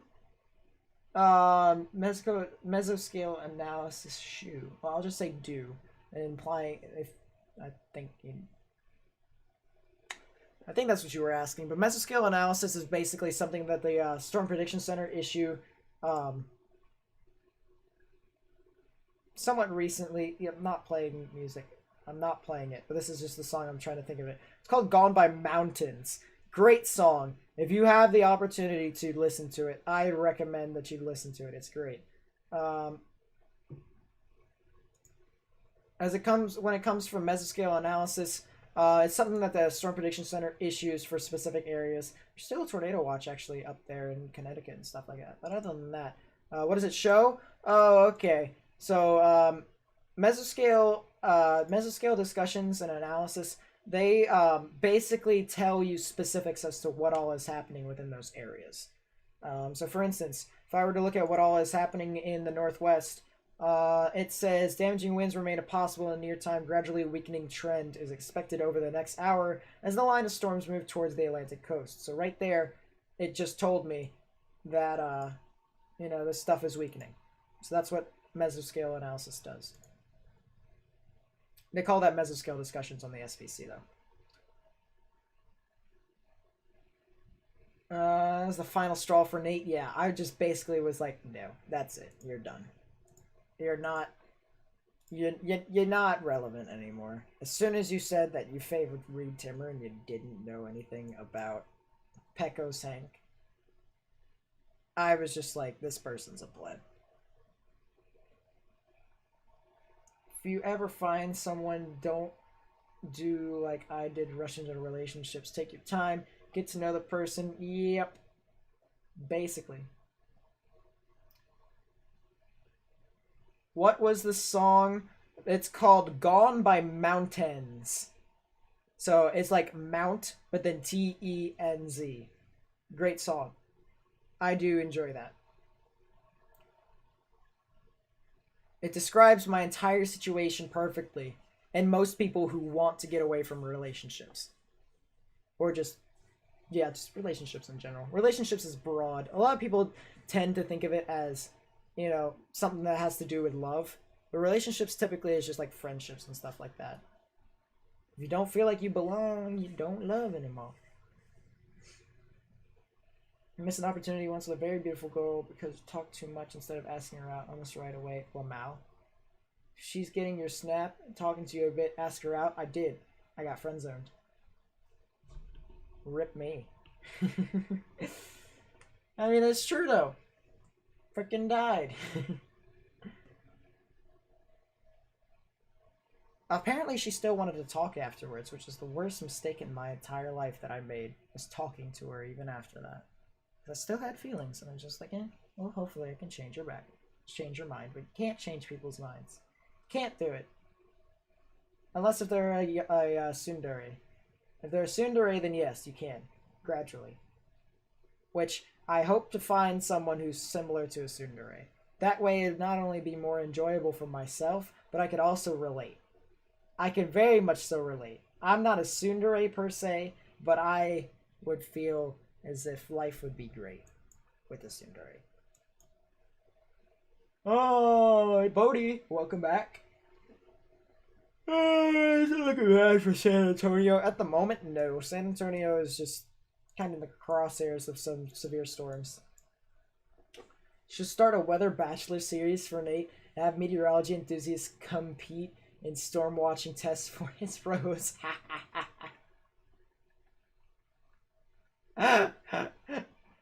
Oh boy. They have to be a tsundere then. They have to. They don't even have to like weather, honestly. I can teach them. They just have to be a tsundere and someone who I can kind of, do the thing. Something like that. Embrace your nerdiness. The right one will come along. Did for me. Well, I hope to God that happens to me. I've been embracing my nerdiness for a while. For God's sakes, I even have... Hold up. You can't see it, but in the corner over there is an anime body pillow. If you don't think that I don't embrace my nerdiness, which I probably... You guys already assume that I do. I even have a WWE title belt. Yesterday, I even had a face mask that was a literal sloth. I'm not a furry, by the way. I hope you guys understand that much. I swear to God I'm not a furry. Okay. I will say that. Nothing against furries or anything, but I will say I'm not one. It's just... Funny thing where I was, I went out on the ice hockey rink, and I literally put it over my helmet, and so it looked like a giant sloth was playing hockey, which was kind of fun. I did that with the shark, too. The shark was kind of funny as well. But, yeah, guess we'll have to see. We're gonna have to stay up and check the weather, waiting for a tornado just to happen. In my honest opinion, you guys probably won't see tornadic activity, but I'd still want to monitor the weather around that area. Texas storm looking pretty good. Would you say that there's some straight line winds with it? Yes, I would indeed say so. There'd even be some hail up and upwards of almost an inch too. In some spots, it would be over an inch and a half in the maximum expected hail size. So, I mean, you definitely could. Want to the university surrounding storm rotation. Seems legit. Going to Penn State, baby. That's me. I'm really excited for Penn State. Really excited for that. Oh my god.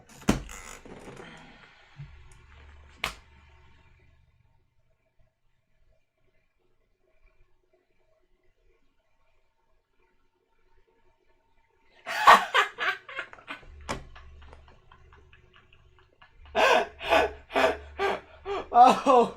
Ain't nobody got time for that. Jake's105 donated $5. It'll be gone now, take it easy. Also, my girlfriend says to take it easy when talking to girls. Ironically, that's what I've been doing for the Basically, past just 2 watch weeks. anime. Now I can watch anime to my heart's content because I don't have to do schoolwork anymore. But JTX with another $5 donation.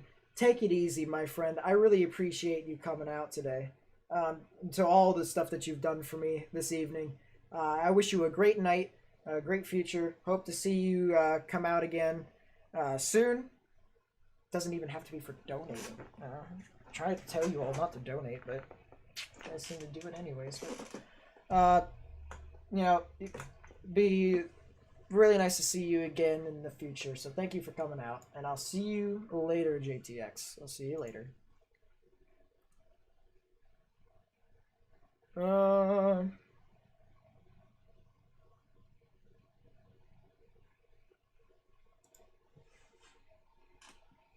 Yeah, that sounds about right.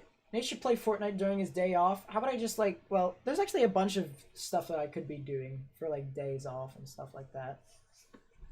But I just been, it's been doing all of its own thing. Yeah, there really isn't a lot happening right now per se.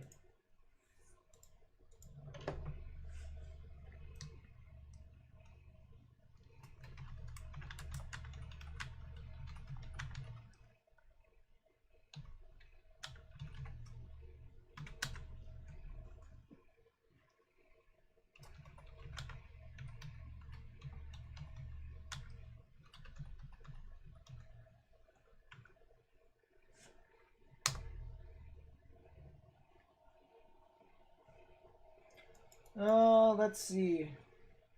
Stream kinda is dying, but it's not at the same time. There's still like potential for severe weather. We'll say that much.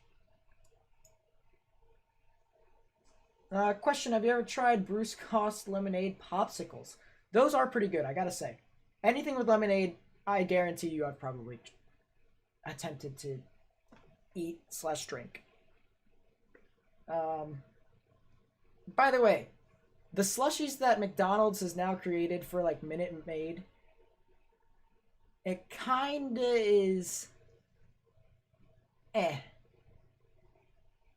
I tried the pink lemonade one and it didn't taste like pink lemonade. It tasted like some sort of orange high C, which don't get me wrong, there's nothing wrong with high C whatsoever, but it didn't taste like lemonade. And I was very disappointed because I was expecting to get lemonade, the lemonade slushy, and it wasn't to my liking. Very upset. Are the storms in Texas? These storms are in Colorado. The other ones are in Texas. Actually just extending all the way down from Texas down. It's actually from Oklahoma down into parts of Texas and even into parts of Mexico. Nevada magnitude 6.5. Woof. That's crazy. You're an amateur meteorologist / storm watcher, but you are also an amateur seismologist and geologist. I've accurately predicted the time periods for large quake events, including yesterday's 6.5. Okay, that makes sense. I mean, those are relatively interesting to try and forecast slash predict, but it'd be pretty cool. That's pretty cool, I gotta say. Indeed.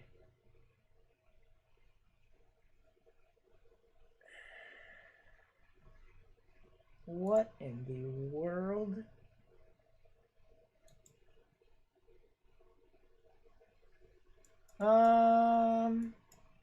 Taking a track towards Brownsville, but depends. It holds up that the question. Yeah.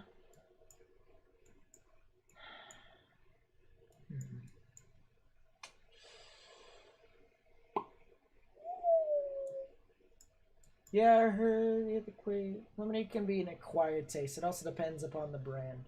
Homemade is typically the best, I have to say. It depends upon... Let's put it this way. It depends upon the homemade lemonade. It's, as you said, an acquired taste, but you also have the specifics as to what you like in a lemonade. You're going to have more lemon, you're going to have more sweet, you're going to have it more sour, you know? Stuff like that. Off and on, very crazy cloud ground lightning and very loud thunder here in Carlton, Texas. Yeah, you guys are getting some really weird storms around Dallas and Fort Worth, I gotta say.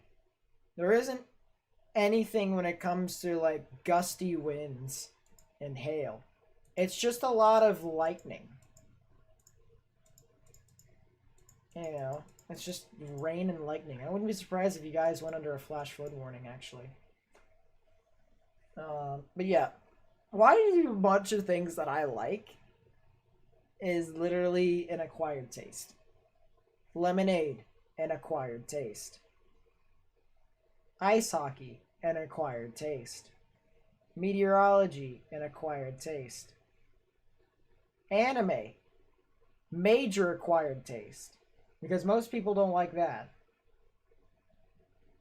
Most people actually think that people who watch anime is like really weird. But to be honest, if you look at it from a perspective of the people who are younger, they grew up with cartoons and they're just basically watching adult cartoons that are realistic. Or at least teenage cartoons. Older teenage to adult cartoons. Basically. We're trying to reminisce in the what could haves in high school, the theoreticals and stuff like that. It is what it is. Carlton.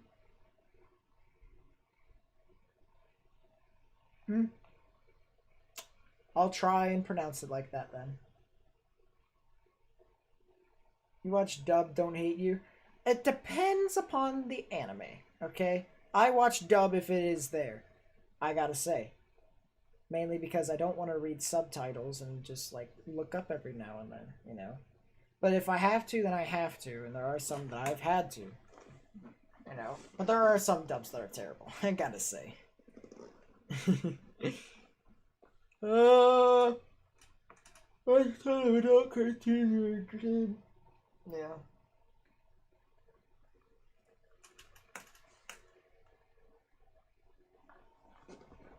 Animated Western TV, yet it's probably 80% keyframes. That's true. Sailor Moon was your jam when you were a kid. I don't know if that counts as anime. It kind of does. Anything that's cartoon is technically anime. Avatar: The Last Airbender is the best anime. Don't at me. I mean, it may not have a lot of love in it, but the best anime series is probably that. The way the story functioned the entire time, it basically was just... It was perfect. Quite possibly one of the best animes of all time.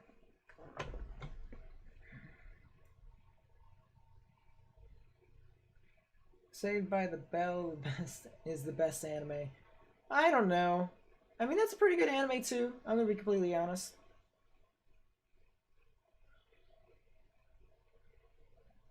I don't know. I mentioned yesterday that you need a good balance. Naruto's pretty good too, but I feel like I still hold fast with my my Avatar statement. I feel like for anime, for me now, it's you need to have a balance, and it basically should be you need to have a bit of the romance, whether it's like gimmicky romance or whether it's like tsundere romance, and you need to have a bit of plot too, like decent plot that doesn't have anything to do with, oh, you accidentally ran into a person while they were changing, you know, because that happens every single anime. True facts. And if anyone wants to dispute that, then literally look at every single anime created. And at one point in time in any anime, there will be something like that.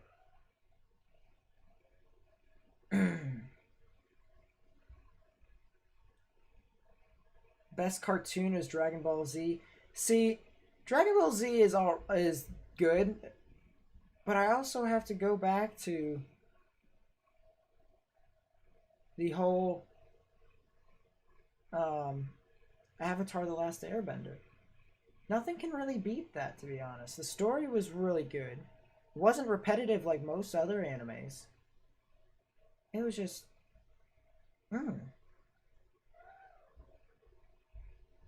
Now, when it comes to the animation, yeah, it kind of is pretty good. But other than that, Avatar has a beat, I have to say. Ever seen the Berserk movies? No, I have not actually. You're going to the Corpus Christi for the soap? Come in. Mom left you some underwear. Do you mind? And here's a cat. She said no. She also wants to leave. Do you want to leave? Do you want to get out? Loves you, kitty.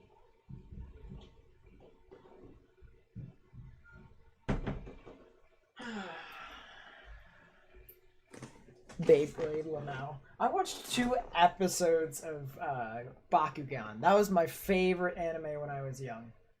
Bakugan. I watched 2 episodes probably like 5 days ago, just to like reminisce, like just for the nostalgia. It was great.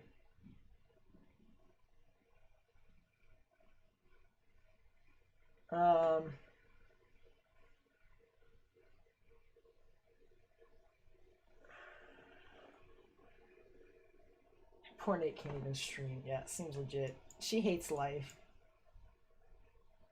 Freaking cat. Crazy in the House, legitimately the best anime. Yeah, that's pretty good anime too. Yu-Gi-Oh! Is pretty good too. If we're gonna get into those territories, then technically this is true. Pokemon's an anime as well. Pokemon's an anime. I gotta start thinking of more. God, Bakugan. I'm just reminiscing the old days of Bakugan. Bakugan was amazing. It's close to a tornado, but it's not on the ground. Where is Laredo? Oh, Laredo. Yeah, that stuff over there is having a way all the time. Not watched every Pokemon series. What I can remember is the OG Advanced Generation, Diamond and Pearl, XY are some of the shows you watch. XY was great. XY and then XY and Z, quite possibly best ones out of the entire series. They've been getting better as they've gone along until they went to Sun and Moon. Then they got really lazy.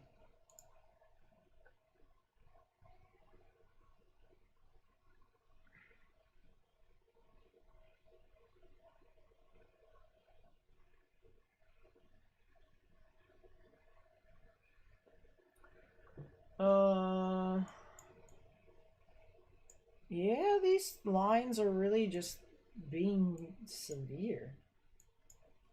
Nothing really too tornadic, gonna be completely honest with you.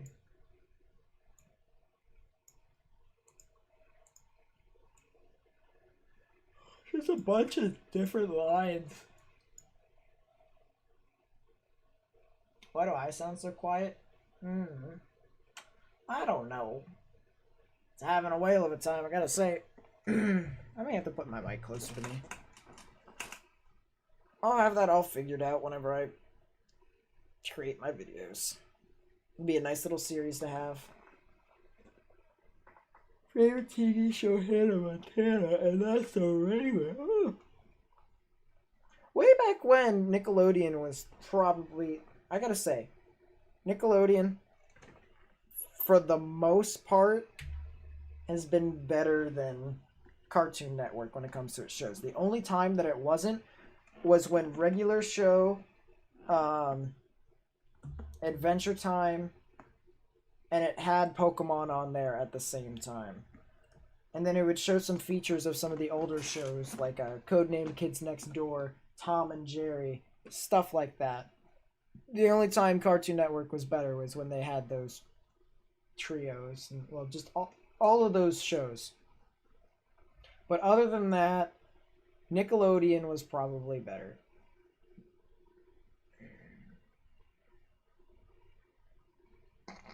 The Avengers. I gotta say, Marvel does create good movies. Pretty nice.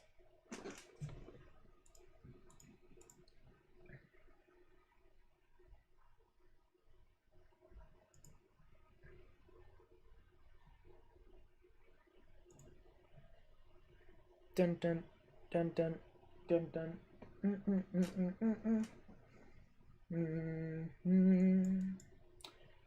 isn't really a lot to do here, to be completely honest. Zoe 101 until she got pregnant. True. You go forget, maybe come back soon. Stream might be over when you come back. I'm not gonna lie. Just be sitting on my chair watching anime for a little bit and then go to bed because I gotta wake up at like 4:30 in the morning. True facts.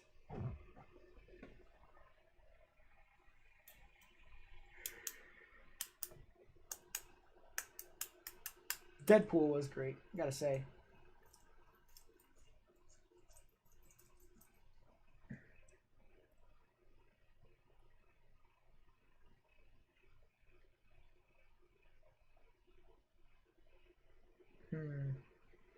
Yep, it'd be kind of interesting, but most of this stuff is just gusty winds, and I don't, as I said, I didn't really foresee anything to happen up here.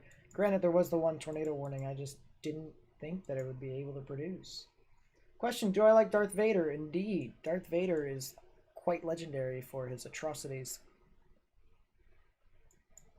across the galaxy. For some reason, most people are gonna hate me for this. You know, most people are gonna hate me, but I've always enjoyed.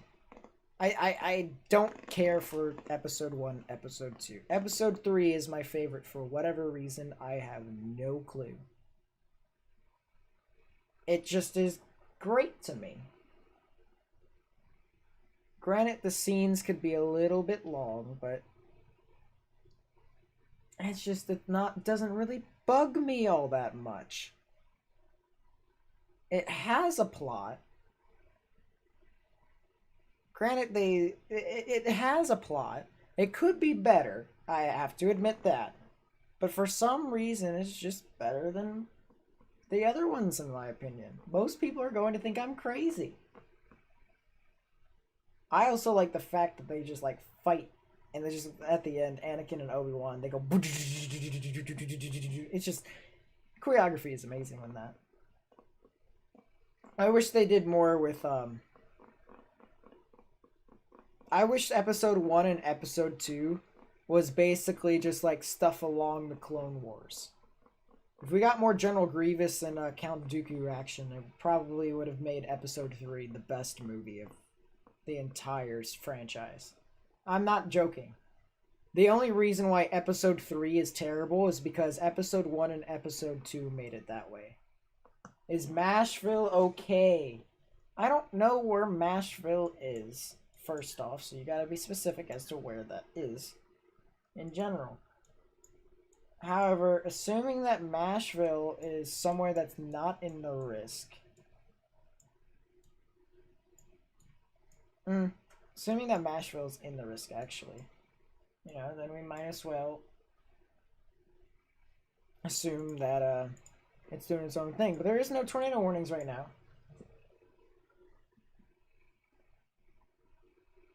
Episode 1 has no plot, I gotta say. That's the only reason why I despise.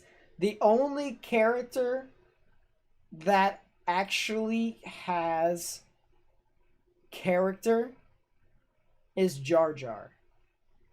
And most people say that if you took Jar Jar Binks out, the movie would be so much better, but I say au contraire.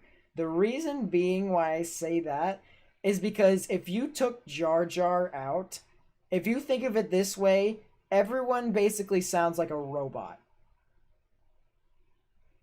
I'm not joking.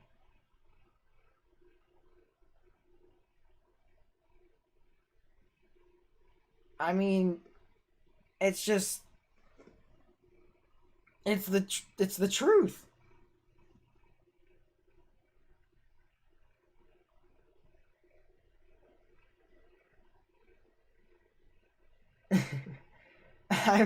I'm not joking. Everyone would the movie would probably be the most boring thing on planet Earth if Jar Jar wasn't in it.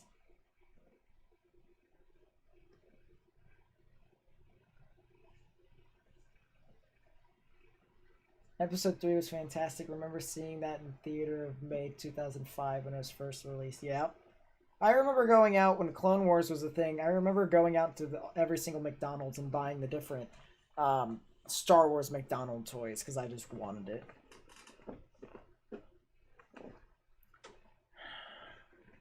I also love how most people are shaming Disney for like merchandising the Star Wars, the new Star Wars trilogy.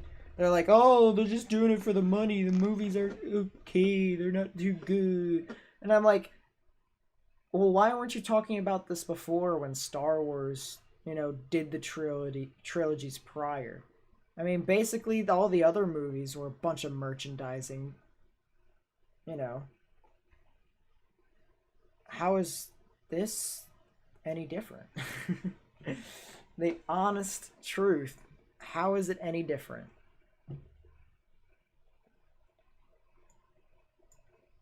I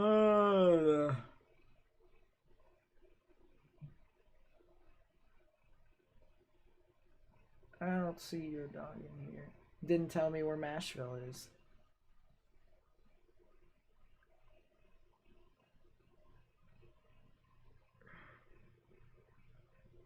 Who would dislike this art? I don't know.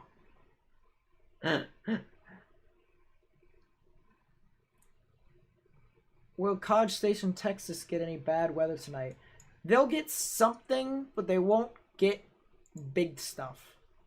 Let's take a look at the models. Show you all what I'm talking about. College Station is somewhere around here. They'll be getting some gusty winds, but it won't be like it won't be hail. It won't be hail in my opinion.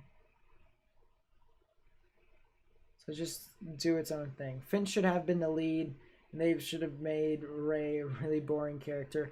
I think it wasn't that bad of an idea to have Rey a character, but the second movie basically based the entire movie off of Finn, and a character that we've never seen outside of either of the movies prior or afterwards. They basically created the second movie for the new one as a filler. It was just terrible. Honestly, it was just terrible.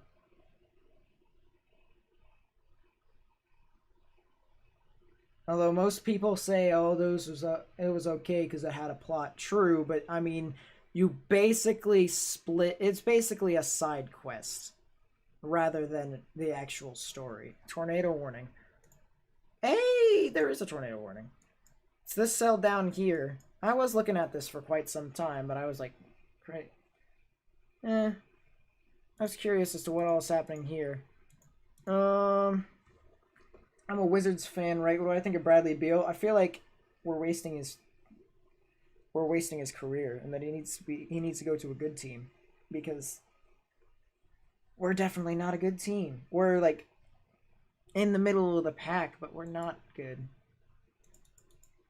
Well, anyways, tornado warning for Zavala County, and that'll be in effect until 9:30 p.m. Central Daylight Time. I am very confused as to where this exactly is. I'm going to be completely honest. I honestly have no clue where the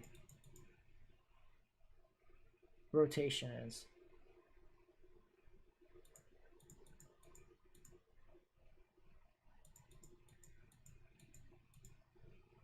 There's where the rotation would be, in my opinion. It'd be right here. What's the point of this box?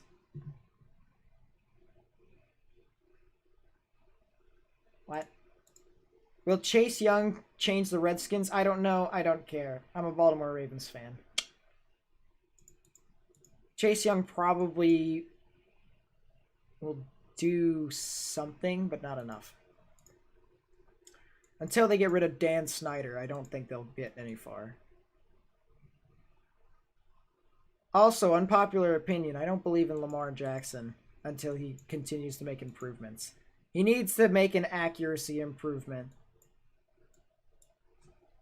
from year 2 to year 3. He did it for year 1 to year 2 for the beginning to the middle parts of the season. He started to get inaccurate as the season went along, and that was an issue to me. There isn't really any consistency, and people were starting to figure out that all he does is he lofts just balls out. Where's RG3 at? RG3's in Baltimore. He's the backup. True facts.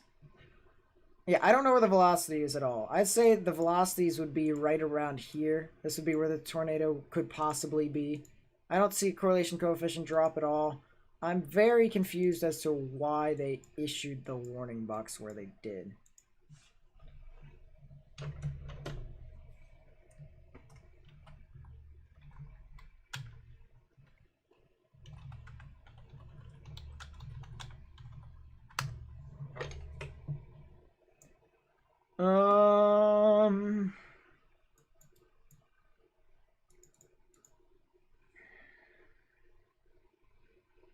Ron Rivera is changing things at defensive coordinator, dude. Here's the thing. He may be. But you honestly have to take a look at what he did in Carolina. He didn't do much. Granted, he got them to a Super Bowl. They basically relied on Cam Newton and Luke Kuechly to carry them to the Super Bowl. Everyone else was pretty much garbage. You can theoretically say Chase Young is that role on the defense. But do you really have anyone on offense that could compensate? Granted, Dwayne Haskins is still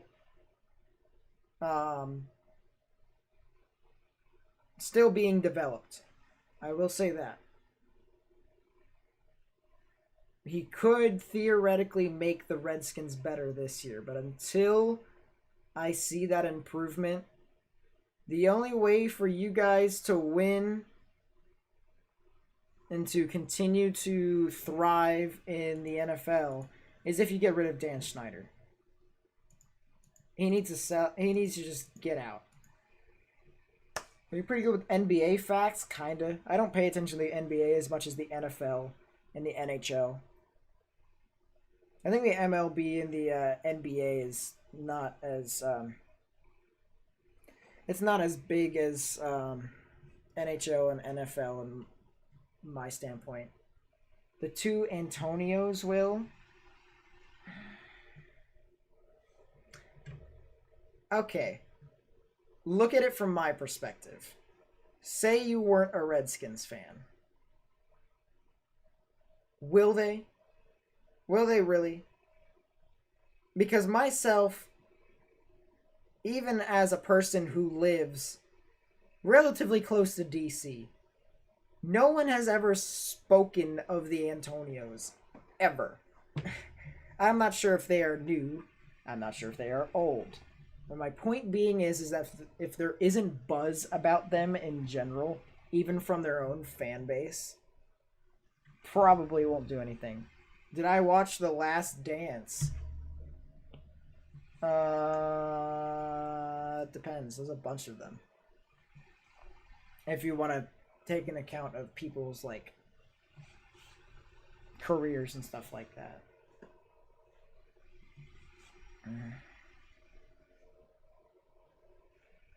The only way the Ravens are going to win the Super Bowl is if our defense carries us or if Lamar Jackson becomes more accurate. Our defense is good on its own because we've bolstered it up to the point where we're back to early 2010 form. We're bullies again. And that's what I love about the Ravens is that we're bullies. We're thugs, all right? We're thugs. And it's not anything bad. You know, I love my team because we are thugs. I love to beat the hell out of teams physically. Just demoralize them completely. What do you think about Giannis Antetokounmpo getting hacked? It happens to a lot of people, but I mean, I guess it's really unfortunate. It seems how he's basically going to be the MVP again. Granted, you could make the case for LeBron and trying to carry on the legacy for Kobe, and he probably could have been the MVP if the season continued, but Giannis, too consistent, man. He's too consistent. If you look at the entire year, LeBron started popping off a little bit after the beginning of the season. He got stumped by Kawhi, got shut out completely, and then he started to get on a roll after that. Not as big of a roll, though, because he had Anthony Davis, which is the reason why I'm leaning towards Giannis being MVP. Again. Check the college highlights, their game. They got NFL skills as college kids. True. I can assume that most people out of college are pretty good, but at the same time, I'll have to check their... All right, let me ask you this: what position do they play? Thoughts on the Houston Rockets? One-hit wonders, or actually, not really one-hit wonders. They make a lot of noise before stuff gets real. That's just been them their entire existence, and that's nothing against the Houston Rockets because I feel like James Harden is a highlight reel. I just feel like he's basically Clayton Kershaw. Or at least the team is basically Clayton Kershaw. I also felt as if the Baltimore Ravens are starting to turn into Clayton Kershaw, which is the reason why I'm saying that we need to get our insane defense back. Which was also the reason why I'm saying there's only two ways we win this. Is if we have a big boy defense like we have been known to have, or if we make Lamar Jackson consistent. I'm going to see a tornado today? Maybe. It's doing its own thing. I'm going to be completely honest. You'll be at all the stores now. I mean, it's just doing its own thing. This warning does have rotation, I will say that. Storms are starting to develop along the outflow boundary, but that might make this entire line inferior.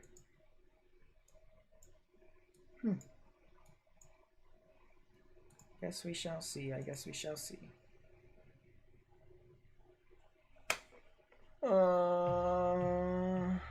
Finish the lyrics with them not exactly YouTube friendly. True facts, true facts. Russ, Harden, Covington, and Tucker House Jr. off the bench. Rivers. Yep. Pretty good. Pretty good on paper. but can they do it consistently? They probably could have been the top team in the West. And granted, I know that may be blasphemy because of the Clippers and the Lakers, but hear me out. If you go one-on-one with them, just team versus team, Rockets have so much more talent than both of those teams. If you even take the All-Stars from them, it's about the same. Rockets are just that good talent-wise. Might be a major security breach on YouTube right now. If you see anybody in your comments saying want to be friends, could be hacked, don't respond. That actually isn't correct. Those are bots. Those are just bots in general. I try not to respond to them anyways because it's kind of pointless. Andrew, what's up? Welcome back. Gavin, I'll see you later. Thanks for coming out. Appreciate it. Not likely long track, but if there is a tornado, quite possibly be short-lived. Yeah, probably.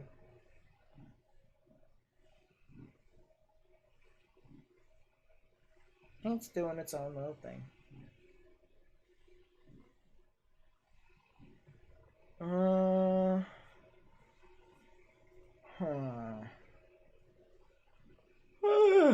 may just want to end the stream soon. Mainly just because stuff is not really happening. Things are starting to tune down a little bit. Can there be a strong tornado today? No, not in my opinion. I'm just streaming this stuff just to see if stuff will be going on. How long will I be streaming tonight? I want to stream for longer. But at the same time, I haven't watched anime in 2 days. And I have to get to bed relatively early because I'm getting up at 4:30 to leave. But I will be sleeping in the car for about 5 hours. So at the same time, I'm just like, decisions. What I probably will do is I'll end it at say, yeah, I'll end it soon. Someone mentioned if I had to line up LeBron James over Kobe and Jordan. What? No, James is pretty good. He's amazing at the rim, I'll say that. As soon as he drives, boom. No one's stopping him. It's basically the same as Giannis. But, okay, no one can mention the word bust if a risk is below a 10% chance for tornadoes. If it's 5%, or even there's a 2% in some areas, not really, you can't really say bust. That's just true facts right there. We'll see more 10% risk, though, along the line. I'm watching an area on the 23rd. I said this yesterday. 23rd, if conditions are favorable enough, you could see a 10% chance for tornadoes on that day. People are probably going to say that analogy is blasphemy, but I honestly think that it probably could happen. So for the 46 people who are in my stream, please remember that date and say that Nate is predicting a 10% chance for tornadoes on that day if conditions are favorable. The shear is there. It's just whether or not thermodynamics does its thing. Do you think the Rockets could beat Lakers, Clippers, or Bucks? Yeah, I think so. I think Rockets could do so. If they don't turn playoff mode like Clayton Kershaw, they'll be fine. They will most certainly be fine. Is that storm on screen the one near Dallas? Nope, this is near San Antonio. San Antonio's right here. The one near Dallas is all the way over here. These are really stationary storms. Night, dude, man. Hail to the Redskins. Yep, see ya, Adam. Nice talking about the Redskins with you. Sig or no sig? Depends. Probably not as significant, but at the same time, if it ramps up a bit more, then you probably could see a sig. You probably could.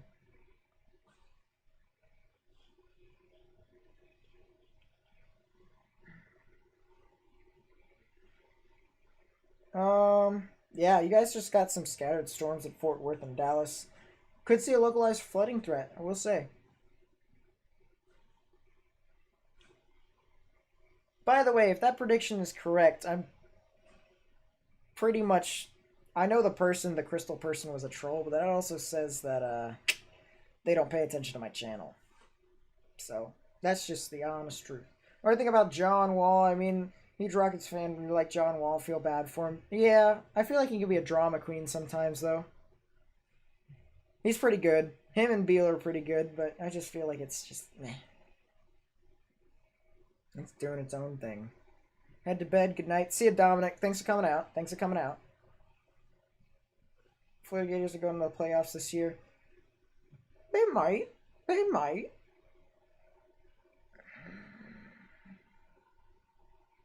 Where's the 10% risk supposed to be next week? The only issue is that it's very difficult to get a timing, but I'm thinking that it would be Oklahoma, Kansas. It really depends upon the timing of the shear. It's definitely, the thing about the trends is that it's going to go over those specific areas at that intensity. It's just, is it going to be before, after, or in between, where, when it comes to the timing, is on there. Would you like to see the Wizards trade? You mean trade Beal out? As a Wizards fan who still believes that my team could still do something along the line, which is very delusional, I don't want him traded out, but I also know that we're wasting his career. We are honestly wasting his career, and he just... It'd be great if we just traded him to another... like a playoff contending team, and we just completely go in full rebuild mode. That would probably be the best thing for everyone. And I feel like the people in DC would be okay with that, because basketball's starting to go on the decline over here. It's more of hockey. Hockey's the top tier. As much as people want to admit football is up there, hockey is the top. Hockey is the top. Football. Actually, no. Oh, yeah. Football, then baseball, then basketball. Basketball is probably the bottom of the barrel out of all the sports. And then DC United, the soccer team. Because nobody really cares about soccer in Washington. Sup, Brandon? Sup? You gonna head to bed now? See ya, Bodie. See ya. See ya home to May Rose Day. Take care. See ya, Mr. Hefty. We might as well just end the stream now. Seems how stuff is not happening. I won't be dancing tonight because I just kind of don't feel like it. But, you know, one more thing, bro. Throw a 2-shot of Gentleman Jack across the Bruce Cost lemonade popsicles.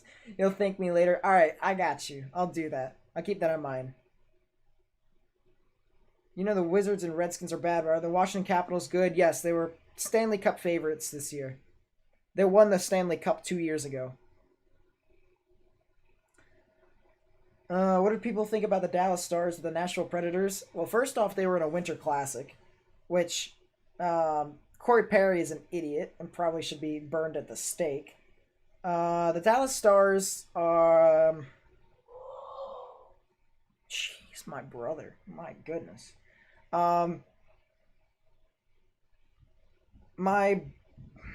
Let's see. The Dallas Stars have a bunch of overcooked talent. And the Predators still believe that they can win a cup. But I just feel like they don't have the necessary pieces, both teams, to win. Whereas this is in Dallas. Dallas-Fort Worth is where all these storms are at. Right now, nothing is happening, and I'm debating on stream ending, which I probably will end the stream. Stay an hour or more? No, I can't. I can't prolong my show any further. I need to watch it. And then I can go to sleep in the car at 4:30 in the morning. Let's go Blue Jackets. That man or woman right there, Lucas Abner, you have my respect. Fifth line all the way. I was a Washington Capitals fan. And then I decided to join the Columbus Blue Jackets when we were the worst team in the NHL. For reasons that are unknown to most people. But I joined the Jackets when we were really low. It wasn't really a bandwagon per se, because I knew we were going to suck that year. But I just was like, hey, I like how it's functioning there. Are they coming to Louisiana? Nope, Louisiana is should be in the clear for tomorrow. Should be in the clear. There actually is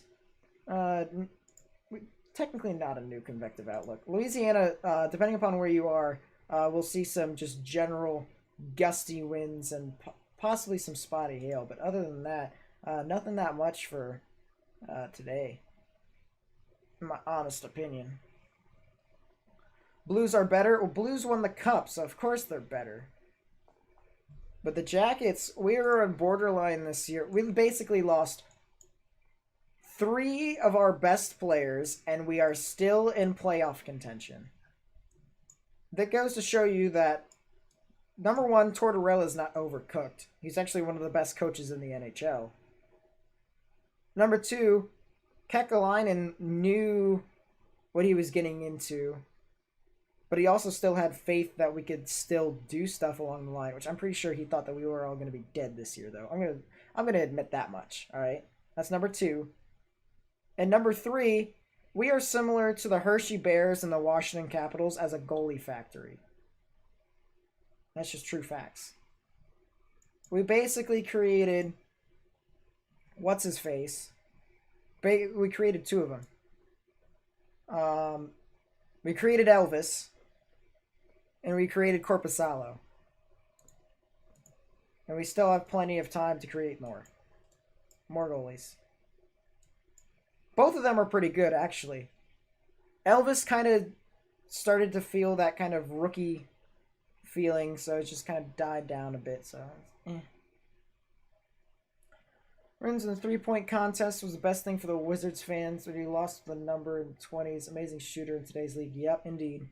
I've been terrible for a while, but the playoff win against the Tampa Bay was awesome. Dude, I was freaking out when we swept the Lightning, and also was bullying some of my my Tampa Bay Lightning friends. I actually went down to Tampa Bay, not during the playoffs, but I actually watched a game down there in Tampa Bay. When it was named St. Pete Times Forum, prior to it being named Amalie Arena. Very interesting arena down there. I do gotta say, it's pretty cool. I've seen... Let's see. I'd love to go to more hockey arenas. I'm gonna be completely honest. I've only been to 2. 2 that I can remember. I've been to 3, but only 2 that I can remember. I've been to Tampa, and I've been to DC. Loss of Artemi Panarin hurt. Also losing Bob hurt. But Elvis filled in pretty good. Duchesne, when we lost Duchesne, we basically lost the entire team. Because Duchesne was the glue. Alright? When we had Panarin, Panarin was off and on. He didn't feel like a star player to me. Now, granted, when he's over in the Rangers now, he automatically plays his best. Or he just fits a whole lot better over there. But when he was in Columbus, I didn't feel like he was actually, felt like he was a part of the team, if you know what I meant. Like, he just wasn't a good fit.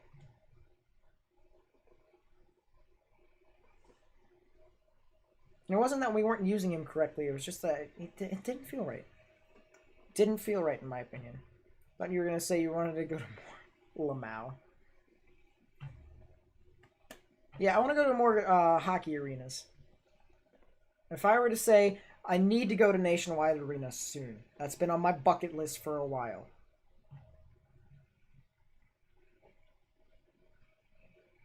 Nationwide, I need to go. Vegas is fun. What, T-Mobile Arena? That's on my bucket list too. I want to go to the new Seattle Arena too. That place is going to be interesting. 2020. Will there be another El Reno? Possibly, but not in the near future. Unless if stuff happens again. I mean, we almost had it in Bassfield and So-So. So, anything can happen, but I do believe that El Reno was not as big as recorded history says it is. I feel like there needs to be parameters for a tornadic wind field. Like, it should just be limited to the condensation funnel and not the tornadic wind field.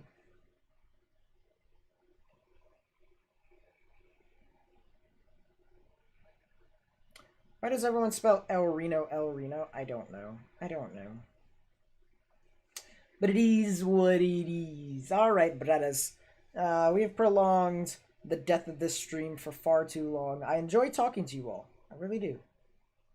But we do have to put down the stream. So let's go into the self-promotion aspect of it, where I tell you all to go subscribe and hit the bell because you guys like my content. Or at least I hope you do. So if you do, feel free to do so. That would be great. Like the video. That would help me out with YouTube's algorithm. Very much so. You know, liking the video is pretty easy. All you have to do is just tap a button. Sharing the video is a bit more difficult, mainly because people don't really care about the weather. So if you share weather, people are going to think that you're an idiot. And that's the honest truth. But at the same time, you know,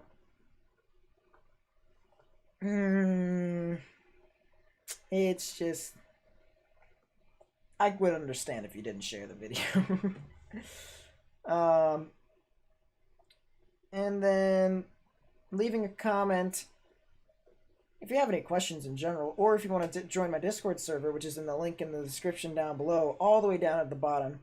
Join the Discord server. A bunch of other weather enthusiasts with similar knowledge to myself are in that server. So if you guys want to join that, then yeah, feel free to join that. And then obviously if you want to just ask questions, that would be great too. So either or, that's going to be it for me. Yeah, I want to go to Nationwide. That'd be great. Columbus is such a nice town in general. College town, but it's got the jackets, and the jackets are quite nice.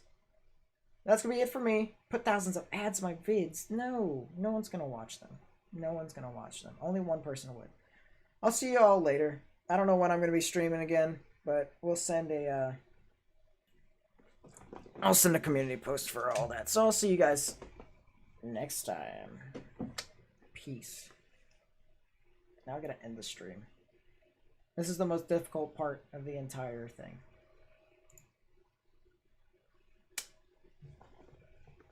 Please, end me. End my misery. Oh my god.